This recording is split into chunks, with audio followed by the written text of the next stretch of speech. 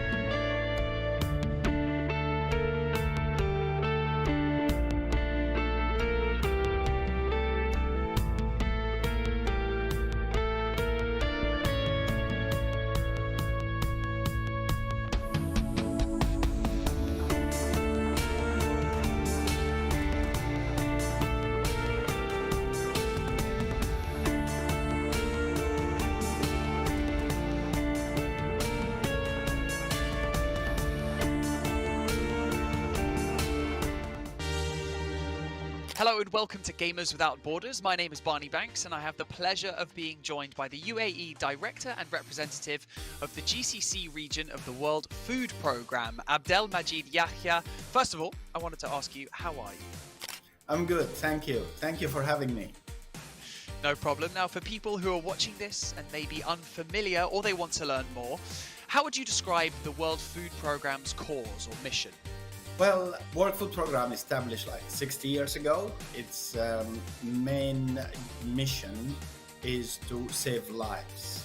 There are, of course, populations that are affected by natural disasters, by man-made conflicts, armed conflicts, or by any other reasons that they have to find it very difficult to put food on the table. People are forcefully migrate, leave their homes, get into different territories, countries, so they leave their livelihood behind. So you can imagine the situation. For them, life is just turned upside down. And here we come to save lives.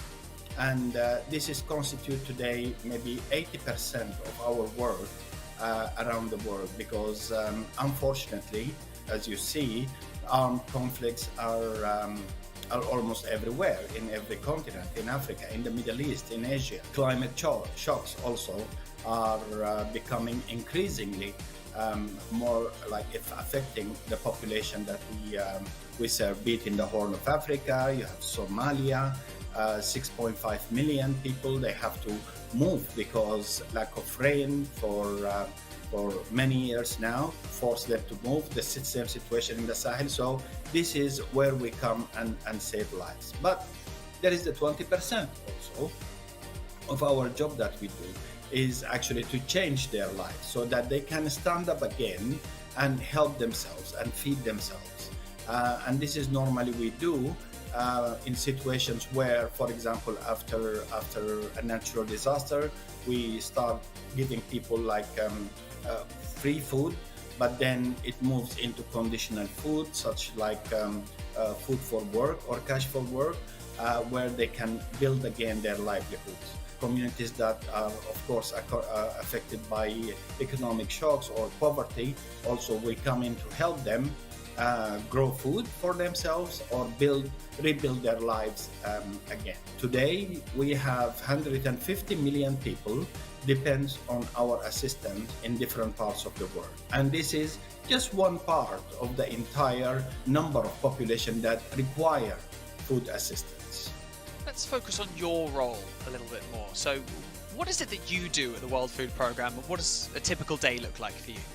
Our role here is mainly to support our operations. We have operations in over 80 countries around the world, in Africa, in the Middle East, in Latin America, and in Asia. So our role here is mainly to support them through fundraising, through advocacy, through raising awareness about the situations in these countries, and to try to help our operations there. Knowing that we entirely depends on voluntary contributions. So we don't have like an assessed budget that come to us every year. But we go every year knocking doors, making the case of this population and trying to get contribution from government, member states who are the main donors to us. Private sector also plays a big role in helping us. Individuals also, they do come and provide also the means for us to support these people. And of course, like what we're doing today with Gamers Without Borders and the Saudi Federation of e-games is also another window of opportunity for us to raise the awareness first about what's happening in the world, and then raise the fund for this population. Well, we are all here to take part in Gamers Without Borders in whatever shape or form. So why is Gamers Without Borders so important to the World Food Programme? Well, traditionally, we go to member states, we go to governments to raise the case for this population, that we need to save their lives. Because it's also not just about saving lives and then we turn our back and go, but also it's help them again to stand up, as I was saying. If we don't do this, then the consequences are really severe in terms of security, in terms of stability in these countries or in the region. So we go to government, we go to member states, we make the case for them, and they generously support us. The more we engage with players or the other type of sectors of the population, the more we are raising awareness about these people.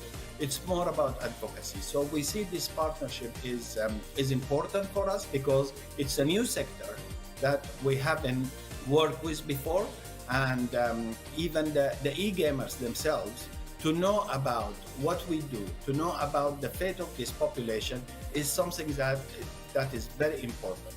And of course, raising funds is another important result that we look for to it.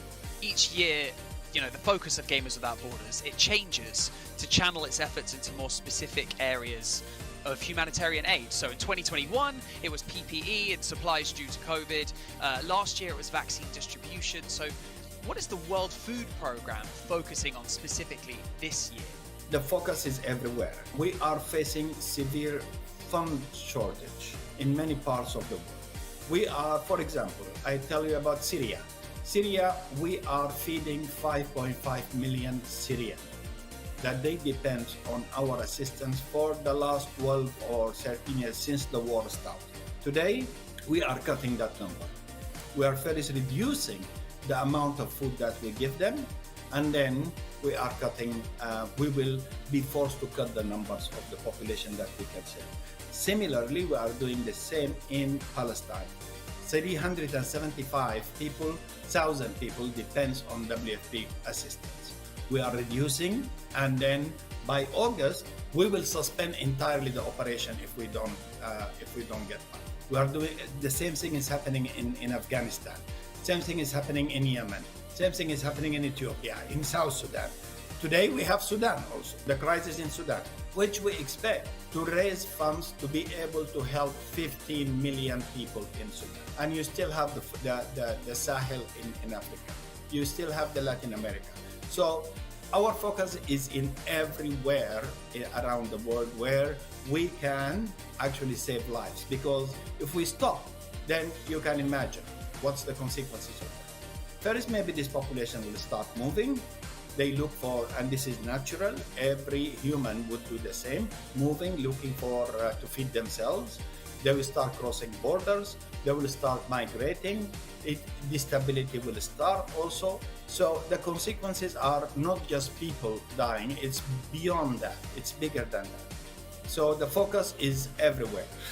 As gamers, over here, a lot of the things that we tend to focus on is competition. And the fact that we get to compete in games that we love for a greater cause than simply for competing and prize money is so much better. So I'd just like to ask you, before I let you go, what is your message to gamers this year? Well, first, we're very happy to be part of this year, even if at the end of the day there is no fundraise for the World Food Program. You decided to give it to somewhere else. It's still helping, because be it for World Food Program or be it for other actors there, we work together. So if an organization needs to provide shelter, okay, shelter for them is also important, is equally important. But the most important things I think we get out of this is, first, we thank you. We thank you for listening to us. We thank you for even raising the awareness of what's happening around the world. We thank you for your advocacy, and we can't do this job alone. Yes, we are 24,000 staff in the World Food Program, but that is not enough. We cannot do it alone. We need every voice with us. We need every hand with us. So my message to you is just to thank you and keep what you're doing, because end of the day, it's for good cause. And the world needs people like you. Well, I mean, I think I speak for everyone at Gamers Without Borders when I say thank you, and thank you for everything that you are doing and continue to do. Thank you for joining me in this interview even today, and best of luck with everything that the World Food Program is doing from now until the end of 2023. Thank you.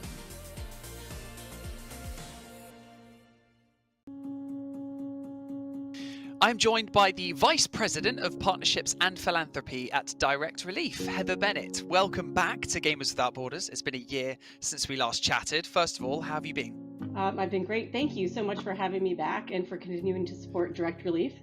This year, it's been busy. It's been kind of a whirlwind. Direct Relief is still providing medical aid into Ukraine during the war, and most recently, we've been responding to disasters, the earthquakes in Turkey and Syria. So it's been busy, but we've gotten a lot of great support. Well, you've touched on a few things already, but a short but essential question, of course: how is Direct Relief changing the world right now? I mean, that's a lofty question. But Direct Relief is working with millions of individuals and companies to mobilize private philanthropic resources to support the public good. We're changing the lives and improving the health of millions of people around the world. I mean, every company or individual focuses on humanitarian aid they have to have a mission or a cause, don't they, to focus on. So what is Direct Relief's mission? The core of what Direct Relief does is to improve the health and lives of people living in really vulnerable and challenging situations. So we're able to mobilize medicines and other medical resources to get those in the hands of people who otherwise wouldn't have access. Well, let's focus on yourself then for now. I mean, what's your role at Direct Relief? What's your day-to-day look like? I'm really lucky. My role is to talk to people who want to participate and want to help other people throughout the world. So over the past several years, I've overseen the external engagement and fundraising here at Direct Relief, and it's the best job in the world. Well, as you and everyone who's watching already knows, we're here because of Gamers Without Borders, of course. And why is this event in particular so important to Direct Relief? We look forward to Gamers Without Borders every single year. It's just such an exciting time. It's, millions of people around the world are watching, they're playing, and they're reaching communities that Direct Relief would never reach. So the visibility that is gained by Direct Relief from Gamers Without Borders is just tremendous. It's so inspiring to watch. Now, we've obviously, like you've already mentioned, been working alongside you for quite some time, Gamers Without Borders and Direct Relief for a number of years. The money that we've raised and that we've donated to Direct Relief via the competitions that we've held, how has it helped your organization? I mean, it's been tremendous. We've worked with Gamers Without Borders for 3 years now, and it's been, the financial support has been tremendous. It's really helped us get more medicines to more people in over 100 countries around the world, and that's because of the mobilization that your community is bringing. Now, Gamers Without Borders tends to focus on different elements of humanitarian aid. In 2021, we were trying to provide PPE and medical services, and then vaccines the following year. What What is Direct Relief focusing on in 2023? We're focusing on doing our work well. So the core of what we do is delivering medicine. So we're continuing to do that every day. Both, every day is a crisis for people living in poverty, but also during disaster situations. I think in 2023, we're looking a little bit beyond that of how can we bolster community health facilities on the ground, both in the United States and throughout the world, by providing them with, whether it's reliable energy, solar power, medical grade oxygen production. So really trying to bolster those groups on the ground. So when they do receive medicines from Direct Relief, they're able to store them and distribute them to their patients. Well, before I let you go, I'm actually asking each and every charity that we have the chance to speak to before and during Gamers Without Borders to give a message, if you can, to the gamers. Not only the gamers that are competing here, but also the gamers just all over the world. So what would your message be to them from Direct Relief? I mean, thank you. We talked about the large financial support that comes from Gamers Without Borders, but it's really what's more consequential for Direct Relief is the visibility. So I hope that every single gamer within this event and just in the world knows that every time that they hit the go live button and talk about Direct Relief and talk about the work, that they're part of it and that their communities are part of all the efforts that we do every single day. So I would just say to the gamers, thank you for using your skills and your expertise to change the world. Well, thank you, Heather. Thank you to Direct Relief for everything that you do. Thank you for joining me in this interview. And thank you so much. Best of luck to Direct Relief and everything that you're trying to accomplish in the rest of 2023. Thank you.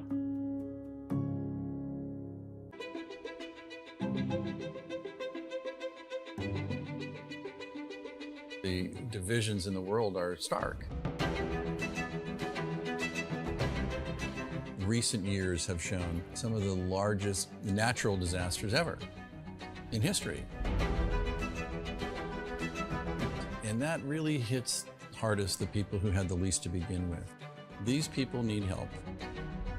It would be a real tragedy if all these advances in science and health and technology only benefit people in a position to pay for them.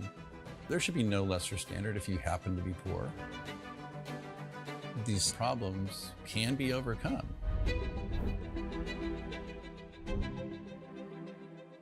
Direct Relief is a humanitarian, nonprofit health organization.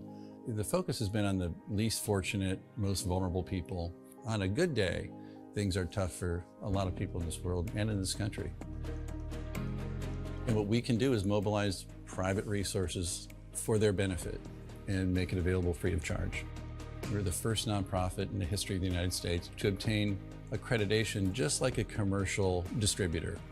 And it's been expanded geographically to every country in the world and every state and territory of the United States. What's now Direct Relief officially was started in 1948 as a private effort of a war immigrant businessman named William Zimden. The basic guiding principles of a war immigrant businessman really influence what Direct Relief has done ever since. And they begin with just serving the people who need help.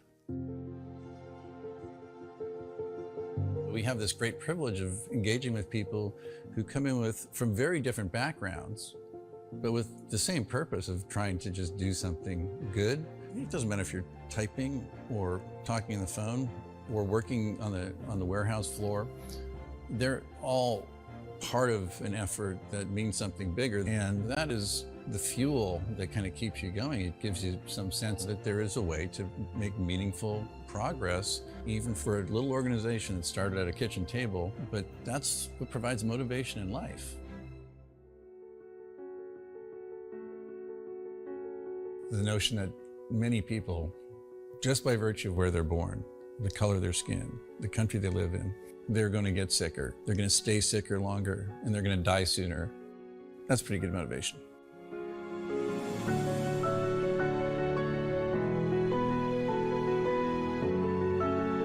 These issues are too big for any one organization to address. We really work hard to honor these guiding principles, invite people to participate, and we are sure thankful for the thousands of people across the country and world who have become part of Direct Relief by virtue of their participation.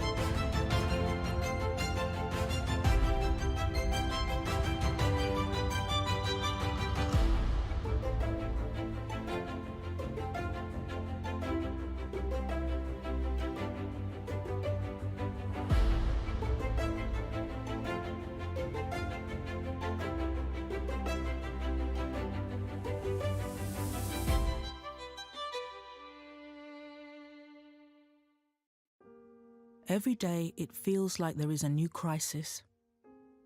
Families displaced by violent earthquakes and wars. Warm hearts sleeping under cold blankets of stars. Lives destroyed and washed away. Families fleeing into the unknown. But look closer. See the hope everywhere. See the ones running towards disasters to help. Compassion exists all around the world. Kindness is healing wounds, bringing hope for a brighter tomorrow. Look closer and see the many families like Layla's who've lived through unimaginable hardships and yet haven't given up. Please don't give up on those forced to flee. Donate now. Gamers, UNICEF and I need you by our side for a real-life mission. A mission to protect the rights of every child. After news cameras have left, UNICEF is here. Every day, everywhere, but particularly where it's needed most. Did you know that more than 170 million children need UNICEF's humanitarian aid this year? At Gamers Without Borders, many of you have already chosen UNICEF, and I thank you for that.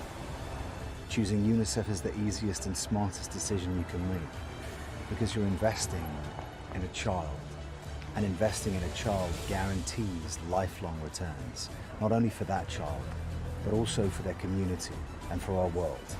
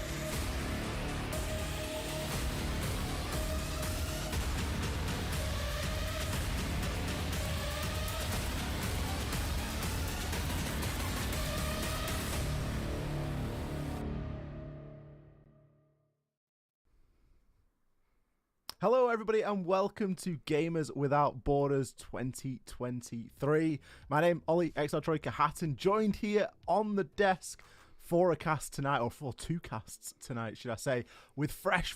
How are you feeling this afternoon, this evening? Yeah, I'm feeling pretty good, Ollie. I'm feeling pretty good. Obviously it's quite late our time in terms of the game starting, but that's not going to stop us. I'm very excited for tonight's action, to be fair.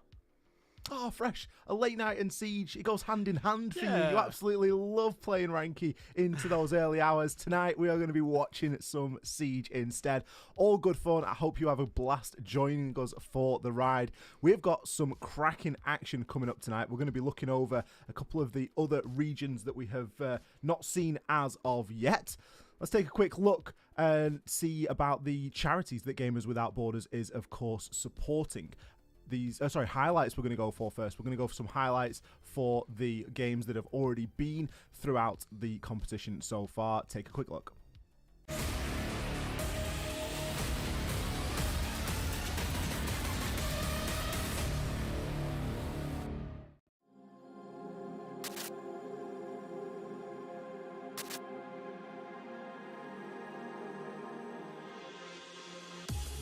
GWB being reduced to about 60% HP. A final nice catch being found. 1 versus 2. Fence. Stave off. Through it. It looks like they don't really have a choice. They'll both try to play from the side. Thor Demic already shut on Arukazi. Picks him before the plant, though, has gone down. 3 kills now being found, but he did not read at all. Waiting out the timer, waiting out that eventual play from Sandbox, and here he's not able to actually finish off Chibisu. Instead from Suzuki to get it done as CAD lock down the map.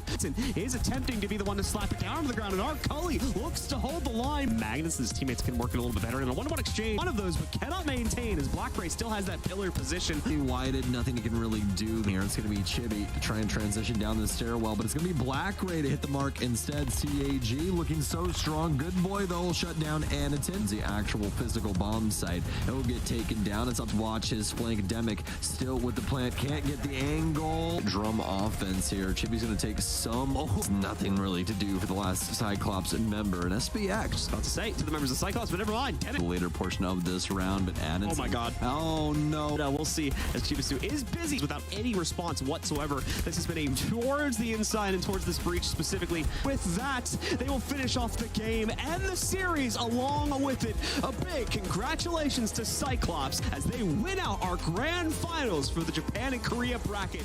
And we're back now to bring you another best of 5 grand final, this time in the region of Europe. He's going to be given his first opportunity. Picks one. Packball taken out in process as Wrench. Oh my goodness. He's going to pull as well, but the defuse is being stuck.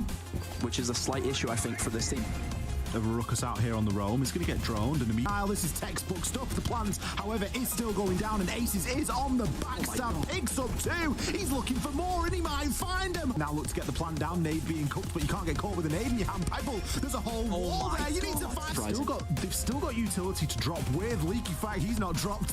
It's got a C4 in pocket. Packball going to shut down onto Shaiko, but a double C4. Aggressively. He's going to get punished for it. Shaiko picks up a very important kill there. Excuse me, sorry. Could we just have a look at that mirror window, please? Oh, the collapse comes in. Look at him go. Shaiko finds one. Alems has pressed the go button. Window's opened. And don't forget, that is going to work both ways. The plan starts. Tries to spray transfer onto both of them. Goes for the C4. Won't land. Picks one. Draws for the shot. Plan, but it looks like Breeday's actually going to stick it. Impact from below, and the Solace will pick up the kill on in and around the chassis now. How has he kept himself alive for so long? There's 3 seconds left. What is going on, Pipebull? Finally, the plan starts to go down under the cover of Hungry. Alems. He's unaware of Alem's being there right now, and he finds 1, finds 2, sees 1 in stock as well because he's got the mirror window, and he will find the first. He's at the bottom of Astro Stairs. The plan's being confirmed. He finds 1. There was 40 seconds now left. Renshi cooking the nade, going to send it on out there. It lands at Teb's feet. He's got the Rook armor so he can withstand. He's going to try and push his way up. It doesn't look like he's working off too much information here. He's got players on either side. A pre-fire onto Bruno. Can he find it onto Red Shiro? Yes, he can. Oh my goodness. Teb's going to be tucked in close, and I'm not sure if anyone knows that he's there at the moment. Leaky Fact finds 1. Teb is going to be shut down as well. Shaiko not making any mistakes this time. Hungry still on the hatch. Could have a part to play here as Aces is going to get involved as well. But no, Hungry drops and immediately is taken on out. Bride going to start to get the plant down. This is surely it here for BDS, and they do it. We avoid the overtime. BDS take it in regulation. What a series we have seen here to see who goes to Gamers 8, and it is going to be BDS.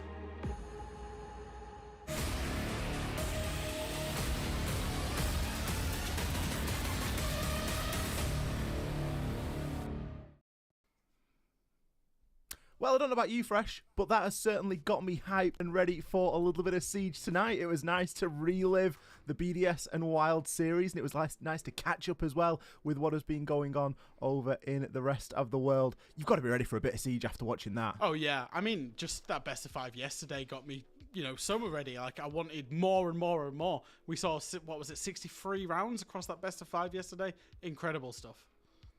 Let's have a look at the schedule that we're going to be rolling with this evening and get everybody familiar with the format that we're going to be rocking with. Of course, this is the whole event schedule.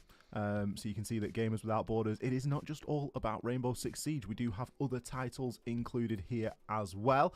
Of course, a couple of them have already happened, but the one after Rainbow Six will be CSGO. So if you're a CSGO fan, make sure you hit that follow button and stick around for those games that are going to go on the 16th to the 20th. But it's all about Siege here tonight. Let's have a quick look at the charities that Gamers Without Borders supports here. Of course, the prize pool does go to the the organization's charity of choice at the end of it, and the players in the organization get a spot at Gamers 8 later on in the year. Any charities here that stand out to you, Fresh? Yeah, of course. UNICEF, I think, is obviously going to be a great one, helping children around the world. And I think Barney did a really good interview with Direct Relief that was on in the pre-roll before we came live on tonight, and they're doing some awesome work as well. So.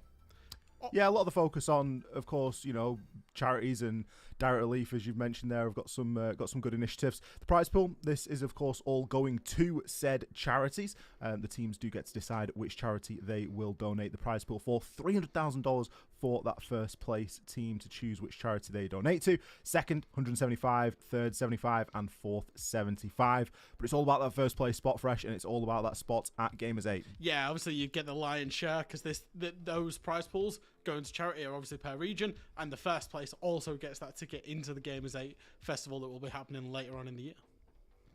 And Gamers 8, of course, won last year by BDS. BDS have already qualified. We both know that. We managed to see them get the job done, and it is now an opportunity for some of the other regions to get involved as well. We've got a quick video going to explain the format here that we're going to be rolling with. We're going to roll this, and then we'll be right back.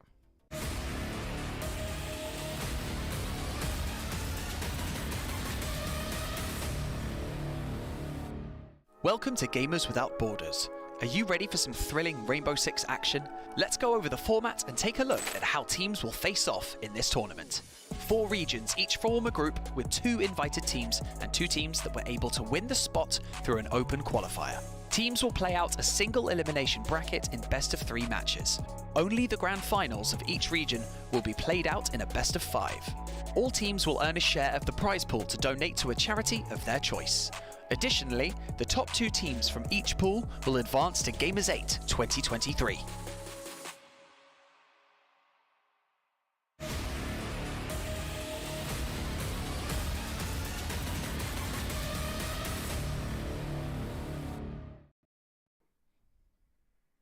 It wouldn't be a Gamers Without Borders broadcast if we didn't have a bit of Barney in there, would he? Just explaining the format there and just how the teams can make their way. He's been doing a fantastic job over on the A stream all week long.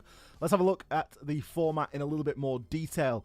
We can go through this with a bit more of a fine tooth comb, Fresh. Yeah, so you've got 4 regions. Each region has 4 teams that have played. Obviously, we've seen EU and Korea, Japan play out this today and tomorrow. We'll be focusing on LATAM and NA. But in each region, 2 invited teams, 2 teams that qualified from the open qualifier. They play out a single elimination bracket. The winner of that in the single elimination bracket obviously gets the lion's share of the charity prize pool to send to the charity of their choice. And the winner will also get to qualify for the Gamers 8 Festival that is happening again later on in the year. Brilliant stuff. And then, of course, it all goes on from there inside of that Gamers 8 Festival. But there's a lot to get through before we do that. Let's have a look at the attending teams here. Of course, 2 invited teams per region, 2 teams that qualified through the online qualifiers. We've, of course, already concluded Europe and Korea, Japan earlier on in the week. And the focus here at the weekend is all going to be about that Latin America spot, that South American spot, and that North American seat. 2 big Titan regions here, Fresh, when it comes to Siege. Yeah, I think so. Especially, I'm looking at some of those teams, Team Liquid, los+one, NIP, some of the juggernauts of Brazilian Siege. And then going over to North America, I'm seeing M80, DZ, both underperformed at the major. We'll be looking for that Gamers 8 spot to, try and save their stage a little bit. Absolutely, and it's almost fortunate for those NA teams that they've actually got that, really, isn't it, to give themselves a second chance at proving themselves. Let's have a take a look at the bracket that we're going to be working with for the first part of the evening. We are going to be covering 2 regions here tonight. But to recap what's gone on so far inside of Europe, of course, BDS faced off against M&M. Wolves faced off against Wild. A very tense rematch there for the Wolves versus Wild game, Fresh. We saw that game inside of LCQ. Yeah, it got a little bit spicy, didn't it? And then inside of LCQ, it was obviously Wolves who came out on top with a very close game. And then obviously Wild came out on top, but it was BDS who came through. As we move through to South Korea and Japan, though, I think it was a little bit more set in stone here. I think Sandbox were clearly the better team when they played up against Crest, and then Cyclops were clearly the better team against Talon. And then in that best of 3, the maps were close, but Cyclops came out on top 3-0, and it really wasn't close as a grand final best of 5 at all. No, not at all. Not needing... Not even Sandbox coming in with a chance there to grab a map. That means that they, of course, didn't win their own first map pick, which is never a great sign. Let's take a look at what we're going to be working with later on this evening. We're going to be looking at the North American bracket. We've got M80, West Garfield Park, Beast Coast, and Dark Zero. They're going to face off against one another. We're going to whittle those 2 down and see who's going to be going up against each other in the grand final. Fresh. I think that maybe the top half of the bracket looks a little bit set in stone. I think there's going to be a lot of people out there that are expecting M80 to come out on top there. It's that second game that I've got my eye on, really. Yeah, I think Beast Coast obviously very unfortunate not to go to the major, and Dark Zero was one of the teams that did go to the major from North America. But I think Beast Coast a little bit more time together, because remember, they were brand new team into stage 1, you know, with a few players thrown in here and there. So it's going to be very interesting to see whether Beast Coast can make it through, and if they did get through, how big their map pool is in best of 5 grand final tomorrow. All comes down to the map pool when you start dealing with a best of 5. Let's hit the Latin America bracket and have a look at what we're going to be working with here. We've got some favourites. Everybody knows that I've got a soft spot for this region. I'm going to get to watch a couple of those teams here tonight. Team Liquid versus Team TropiCaos. Sorry. It's going to take a little bit to get your mouth around that one. Ninjas in Pyjamas versus los+one. Now, again, Fresh, I'm looking at that second game. I'm looking at NIP versus los+one. That's going to be a heck of a match. Yeah, NIP obviously top 8 at the major, going out to the Sonics, and then los+one making a roster change as well. I'm sure they'll take you through that in terms of the pre-show of the A-stream. But Cameraman's back and he's in los+one. Yeah, that was it was almost an 11th hour announcement there last night. We saw the announcement on Twitter and we were frantically seeing just, you know, is he confirmed in the team? These are the games that we're going to be working with so far this evening. We're going to be kicking things off with Team Liquid versus Tropicos. That's, of course, at midnight CEST. Then later on in the evening, in the early hours if you're in Europe, but probably at a nice palatable time if you're in America, it's going to be M80 versus West Garfield Park. That is going to be starting at 3 a.m. CEST. This is a fixed schedule, so adjust your times accordingly, as the games will not start before those listed times. But coming up, it's going to be Team Liquid versus TropiCaos. Now, I'm having a lot of trouble with that name, Fresh. We kind of went through it a little bit at the start, but it's going to take a little bit to get used to it. This is the game that we're going to be working with at the moment. Let's have a look and a bit of a deeper dive here between these two rosters. Of course, Liquid, Fresh, they speak for themselves. Yeah, I think we've seen Liquid, you know, across every single tournament go into it as favourites. You know, that's what we say. Every single tournament is Team Liquid are the favourites, but they're never getting over the line. Of course, the last time we saw them was just last Sunday when they were in the grand final of the Copenhagen Major and they lost it 0-3 in a best of 5 and once again came second in a tournament. It is a reoccurring theme. If you are unfamiliar with Liquid, where have you been? But fortunate for you, we've got a quick video to recap. Paolo has done a great piece here.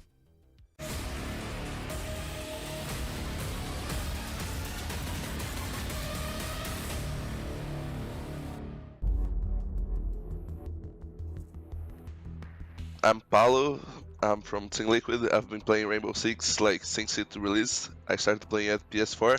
When I turned 18, I started playing on bootcamp, and 6 months later I joined Team Liquid. Right now I play as a flex, let's say, more as a vertical when needed, but it's hard to say today's on Siege. It's not fixed position, let's say. So yeah, our biggest strength right now is the way we adapt. know how to play different styles, and we have like escape for everything that we find out that kind of may surprise us in the middle of the match. And our biggest weakness, oh, it's hard to say, but like maybe our mental, everything was doing well, and then something happens and you kind of start to maybe doubting what we planned or something like that, and that's a bad thing, you know.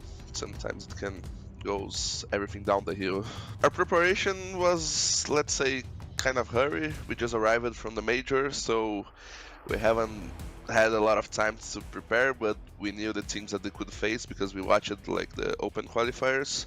So yeah, like we right now are just like screaming a little bit on the time that we have and study for the teams, right? Always playing against BDS is a great match. They are a really strong team, and it's always like really good matches. We want to win the game without borders to qualify for the Gamers 8.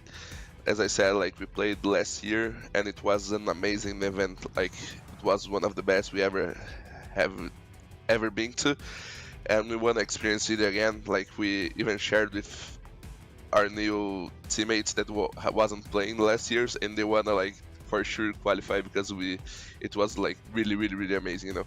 We are gonna win it all. Like we are coming from the major, we fall on the finals, and we wanna like get revenge. Especially we wanna play against W7M that are already on the Gamers 8. So yeah, that's basically it. Last year we got invited to direct to the event, so we weren't a part of the par, let's say. So yes, it's always a noble cause, and it's amazing. Like you can choose where the money will be sent to, and see like the people getting beneficial with it, you know. So we have showed a lot of our game, and I think you guys should be scared of us. I want to appreciate everyone that sent matches for us, that's our stream for us. We are doing the best we can. Unfortunately, we haven't lifted a trophy for a while, and we really want to give you guys that feeling, because yeah, we are giving it all, and for sure it's gonna be this event.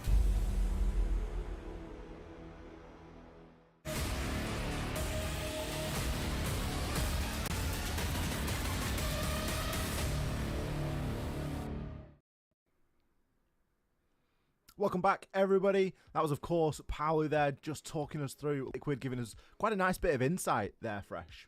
Yeah, I think it's always good to hear him speak. You know, obviously he is an absolute veteran, an absolute stalwart of this game. And, you know, just quickly touch on it before the VT went live, is we've not seen him lift a major, and we've not seen him, you know, do as successful as he can or could have been across the years. So I think, you know, for him and for Liquid, this is obviously a big chance to qualify into Gamers 8 and then potentially lift that trophy. Well, we've got the map veto coming in here at the bottom of our screens. Of course, best of 3 format here inside of the first part of the games. We're going to be going to a theme park, Oregon, so far with a Villa Decider. Now, Fresh, I know that you love a map veto. Yeah, I do. Prior to the desk, we discussed this veto a little bit, and we'd sort of scratching our heads a little bit, at least from a TropiCaos perspective. Yeah, so I mean, obviously, I do my map vetoes, and the way that I like to do it is I like to preference who's the first, like what's the first preference map, second, third, fourth preference. Now, Liquid's first preference map is Villa. That will be the decider. Liquid's second preference map is Oregon, and that will have been picked by Liquid on this. Yes, by Liquid on this veto.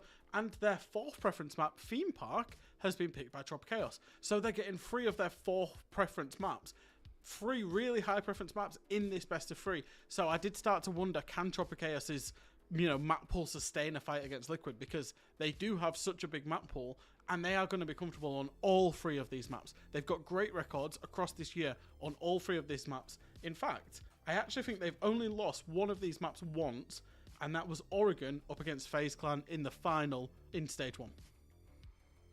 Yeah, there was always a saying when I was, back covering LATAM on a weekly basis, and it was that you never took Liquid to Oregon. Yeah. So no surprise to see them pick into that as soon as it becomes available. And I think this could be a situation where we just see Liquid have a slightly deeper map pool than TropiCaos. Now, it is a bit of a tough one. Obviously, you're going up against a Titan like Liquid. Liquid have given a lot away, though, in the recent Major Fresh, and that's always something to worth bear in mind, is that it isn't a situation where Liquid are coming into this having only played a stage. They've just played a major, not only, but they also went to the grand finals. So they've played a lot of maps to get there. Yeah, that's the thing, is that you have shown a lot of maps. So if you take Theme Park, for example, I don't have any recent Tier 1 history of TropiCaos having played Theme Park. So if they leave it open, and as in the best of 3, obviously you have enough opportunity to ban it, you know that you're going to go to it, and you've also seen Liquid on it. So you're expecting that these teams, or especially TropiCaos, will have something prepped. The same with Oregon, because we've seen Liquid play it absolutely loads throughout the major and through stage 1 as well. So they do have that element of having watched the VOD, having seen how Liquid play it, and, potentially maybe have some counters ready for that. Well, you better hope that they've got some counters, because, of course, this is a best of 3. Liquid, a team that is very, very well known inside of that circuit, and a best of 3 is, really bread and butter for them at this point. They're going to be looking for a little bit of redemption, I think, especially given what went down at the major, falling short yet again. I mean, second place, it's still fantastic, but when it's been second place so many times, it does start to get to a point where you think, if not now, then when? And you never know. I think that this could be a fantastic platform for them where they can just build that confidence, get that, and I'm talking way down the line, get a bigger win in them, and then they can start to move on, very similar to the way that we saw BDS do. Yeah, and I think it's fair to say that Liquid are probably going to be the favourites for this Gamers Without Borders bracket that we've got coming out of LATAM. I think, realistically, there'll be a lot of people that are expecting to see Liquid against NIP tomorrow in the best of 5 as we're heading to Theme Park. And then if Liquid should get to Gamers 8, I think that's when it's, going to be a question of, can they win it? Because this, it would be an S-tier tournament, and it would be a big one for them to try and get over the line on. Well, I think we are just teasing the map there. We are, of course, going to be flying into Theme Park very, very shortly. I believe we're just waiting for a couple of last checks to be performed before we send the lobby live. Just to give a little bit of context into this matchup, Fresh. Obviously, we've talked at great lengths about Liquid. Now, I've got a little bit of clarification on the pronunciation. I know that us Brits, we're not always the best when it comes to pronunciation. Yeah. I've spoken to my very good friend Bruno, who I used to talk a lot with back in the LATAM days. Now, we've got to the point where it's TropiCaos. TropiCaos. So it's CAOS. So it's Caos. Okay. So I said, as in TropiCaos, as in moo cow. Yeah. And he said, yeah, it's good enough. Caos. So that's what we're going to go with for the meantime. But I know I was really struggling with it. But just to talk about who this team's comprised of at the moment, because I know that this is a team that, for anyone who's unfamiliar, plays inside the Brazil League. They go up against Liquid on, albeit a weekly basis. And they've got some pretty big hitters in there, Fresh. This isn't a team of, players that haven't really achieved anything in their Siege careers. We've got some superstars in this team. Yeah, we absolutely have. In terms of the the lineup, there's obviously Levy, there's Neskin that came in from that Team 1 roster that won in Mexico. So as much as you might not have seen them at international events, let's say you're a very casual viewer of CG Sports and you only watch the international events and the big games, you might not have seen or heard of this team before.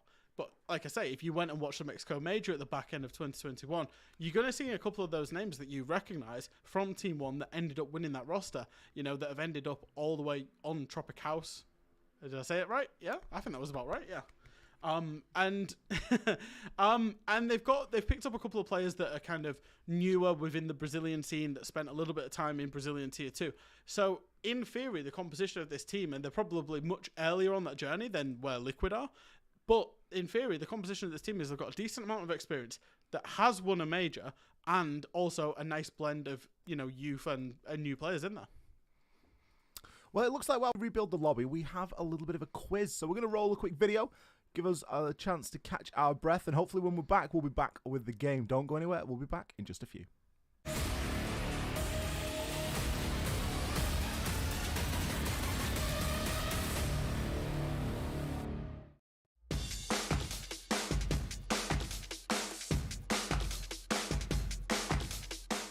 TSM.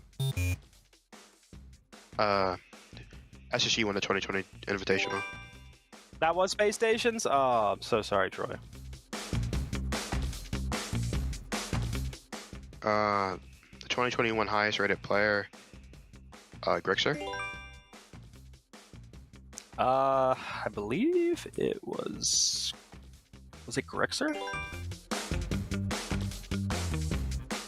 2022 was Finko. God, I hope I was not on. Well, I did actually play a good amount of Yana back then. Shoot. I still want to say my most played operator was Thatcher. 2022 it was Legion. Yeah, I wish I was a gunner, but I'm pretty sure I was playing Smoke at that time. It was SSG versus TSM. Oh. That was Dark Zero versus TSM.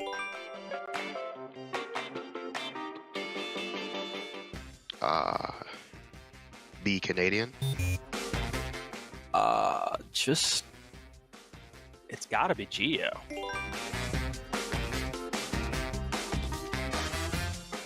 B J I know. Just go with the boy. Yeah. Oh man, you had to put 2 mailboxes in there. It's gotta be one of those 2 guys. Jack's extremely clutch, but Diaz is Diaz. But Jack got farther, so I want to say J90.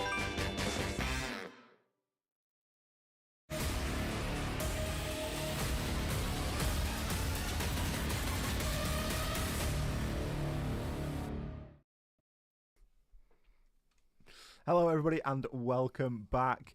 Let's hope that Iconic's a bit better in the server than he is answering questions fresh. There's a couple there that Mint got the better of him on.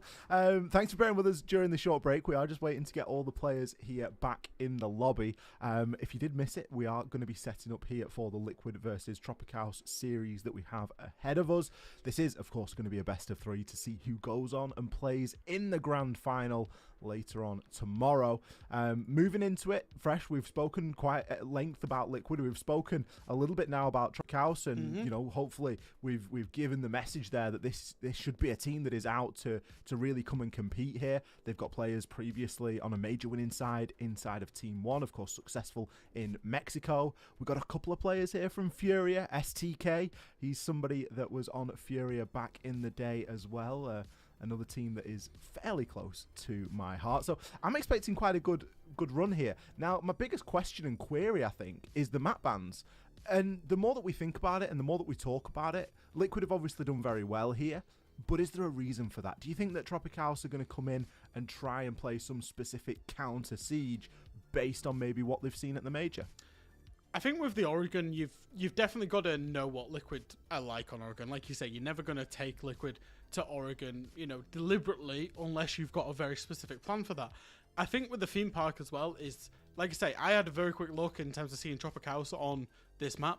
I couldn't find anything. So I don't know in terms of, you know, their preference, whether they really like it or not, because they've never shown it. They've never seen it in competitive play.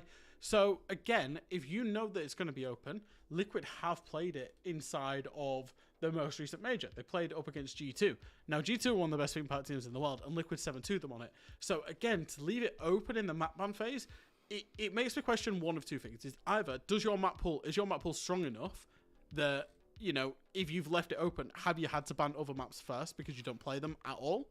And then 2, do you have a plan knowing that Liquid would pick into that map? And I think that's the key thing that, you know, we will need to answer, because obviously TropiCaos, you know, into the league this year, they've played a lot of best of ones, really, not that much best of 3 experience. So it's kind of like the map ban in best of 3s obviously is very different, because teams are getting they're either getting very high preference maps for themselves or very low preference maps for their opponent. So I do have a big question mark, you know, going into this, because it's not normal in a best of 3 that you'll see a team get 3 maps that are in their top 4 in terms of preference. Liquid should, in theory, be looking at this map ban phase thinking, we've done a great job here. Well, they should be. Obviously, as we've said, it is quite difficult given the sort of limited access to knowledge that we have for TropiCaos. We don't entirely, you know, we don't necessarily have access to all of their information. And of course, with Brazil League being split very similarly to the way that we've got EU League split. If anyone is still awake, I'm sure there's a few people awake from EU that are watching this, but it's split in a very similar way. So there's Group A, there's Group B. TropiCaos not in the same group as Liquid, so we've not even got necessarily a direct head-to-head like that to go up against. So we are almost dealing with a little bit of unknown on one side of the things, and then we've got the known on the other. You know, we've got that team of Team Liquid, and moving into Theme Park, you've got to fancy them for this first map.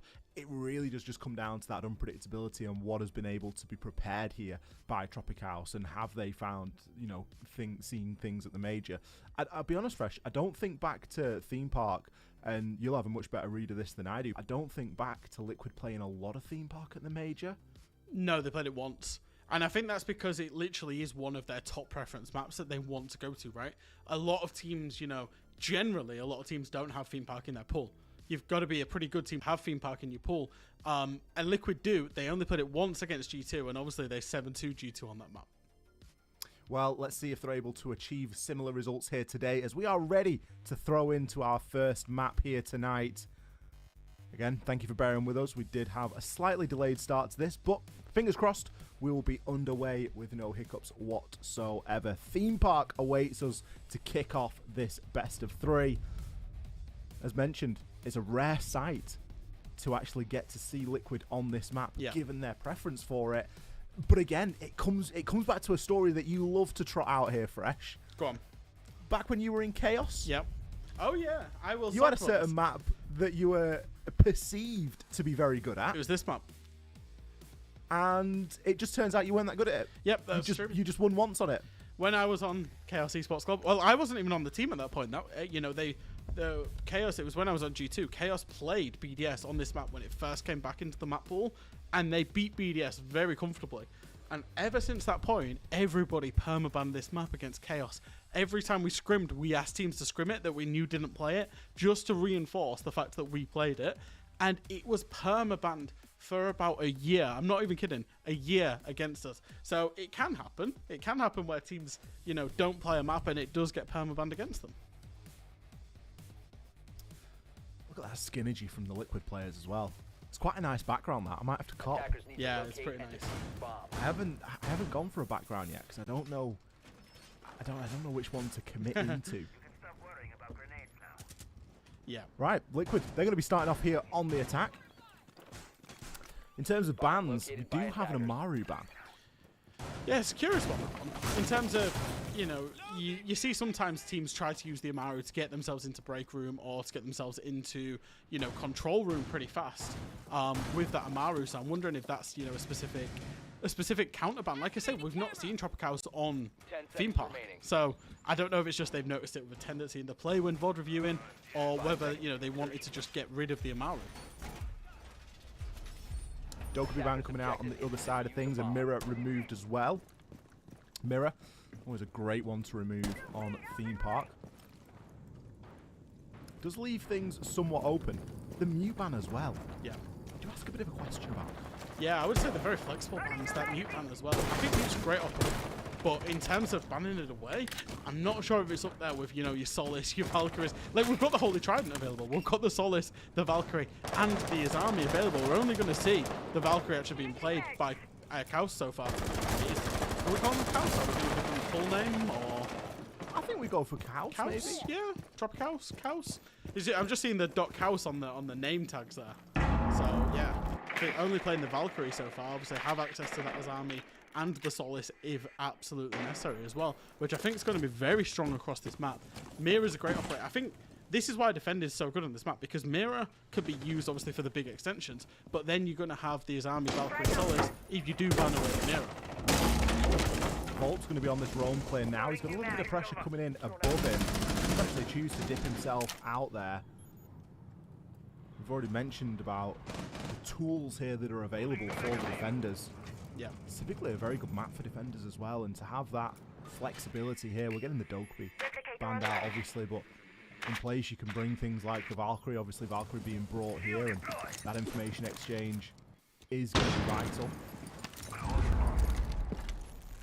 very slow round from Liquid so far. In terms of 90 seconds, we've not really seen too much action happen. We will see one player traded out from each, and Volps eventually gets the refrag. So Liquid 4v3. Resets loses his life. That is the Hibana, but they've still got the hard breach on the side of Lagonis, and the Thatcher still up. So they're not going to worry too much in terms of, you know, losing that Hibana. Obviously, you can see the rotate is open inside the site as well. But, albeit, it's still quite slow from Liquid. Slow progress, but progress nonetheless. I guess you look at this on the side of Chaos and you think, well, you know, we've lost a Frost, we've lost a Jaeger. That's a lot of fit and forget utility. They do still have a C4 and they do still have a couple of toxic base canisters, so you have an ability to wear out the time, the time being worn out. An attempt to cage throw, but a couple of Thatchers, Taves, a little bit of vertical coming in through here on the CEST. Goes for the C4, doesn't manage to connect.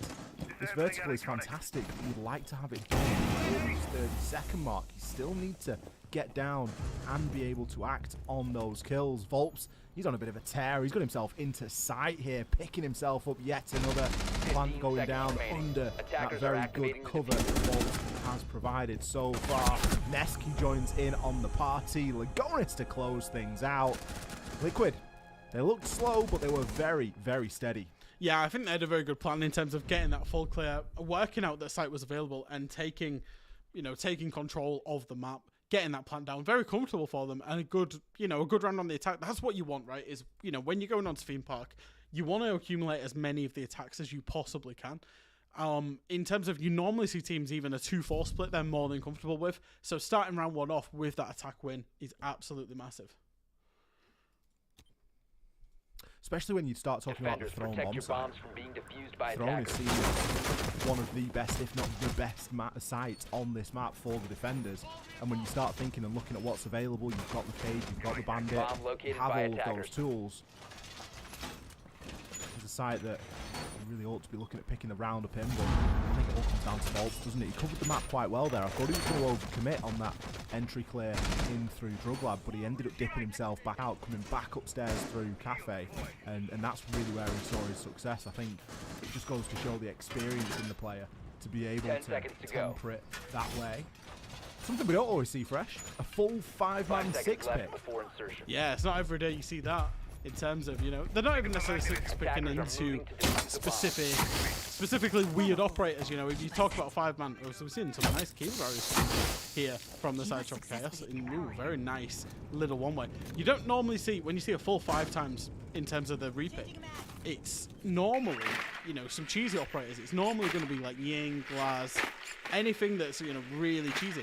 We've actually gone for fairly standard operators, but I think it's just, you know, they maybe pick base operators for their attack, and then, you know, drop themselves in based on what they found out in prep phase, see it's a different site, and just change to the operator for that site. If anyone was wondering why Azami is usually banned, this is a great example. Create some horrible one-way angles and maps that players know inside and out become unrecognizable at a glance as soon as a keeper barricade is there, and the whole dynamic of a room can change because different angles are now available. One of the reasons why architect operators like that are very often removed. SDK, great opening pick there. Resets, not having a fantastic time of things. First time he's been opening death here so far. Slightly slower start to things. You're going to lose out on a couple of nades, but Nesk is there to trade back. Yeah, I think we saw him in the major. Nesk is back, and I think he's shooting probably some of the hardest shots that he's been hitting in terms of his career. In terms of the Copenhagen major, hit a really nice shot through both of those Kiba barriers there. And I think realistically 4v4, not a lot of map control from Liquid. As we see in Volps, he's still entering into Cash. There's one player on the roof, one player outside Cafe. It's going to rely on a big explosion and a 3-2-1 count, especially to clear this person inside a Cafe. But Nesk is on the perfect operator for that because he does have the Ying in hand. He can just flash this player out, as we're going to see the Ying Candela start rolling in. Needs to be careful for the C4. Needs to be careful from any player from the box angle. He's going to throw another Candela. Doesn't find the player. No. The player, whilst blinded, finds that kill onto him, but does get refragged out. I thought Nesk played that really well. He dodged the C4. He did everything correctly. He was even trying to, you know, keep the mind on the guy that was potentially playing on box. Fortunate that Lagonis was there in position to directly refrag. Palu, he's going to aggress onto this. He knows he needs to try and grab a kill back here, and he's going to do just exactly that. Peeks on through, gets his eyes on the second out there on the balcony. Lagonis, meanwhile, he's taken out. The call should be there. This should be fairly straightforward. There should be a good idea as to where these last two players are here for Palu. He can try and break these down. The default camera is going to call him out. Pre-fires as he must, but isn't able to get it done. Neskin throwing everything he's got into that engagement, impact and all. And I think that's what you see is when, you know, whenever you've not got enough map control and it was just relying on Nesk walking in on the Ying solo, that's kind of what happens is the defenders can just front that up, even though they were blinded. And I don't know if the bandit was blinded there because maybe they were just tucked behind the Kiba barrier, maybe didn't get blinded, managed to pull out and get the kill onto him. And I think it's kind of what we saw yesterday sometimes with the split takes that happen is if you've got a couple of people coming in from one side and two people from another, if the defense are aware of that and they rotate their players well enough to just outnumber you, they can obviously just trade it back out and maintain the ground. And I think that's what we saw there coming out of TropiCaos. A good defensive round from them. You know, obviously might have been a little bit shaken after losing their primary bomb site. They've gone to their secondary bomb site and won that. And now we're seeing them on their tertiary bomb site of Initiation Office. Certainly not all doom and gloom here for TropiCaos. Good to see them get around it nice and early. Attackers have discovered the location Liquid of a coming up bomb. against a couple of obstacles there, and I seconds to guess, go. you know, some of the reasons why we know that Greenpot can be a very tricky map to attack into. 5 seconds to go. Especially with what's available. Oh, look at it now. We're seeing a Nazami, we're seeing a Attackers are Solace, moving we've to got the defuse the bomb. Valkyrie.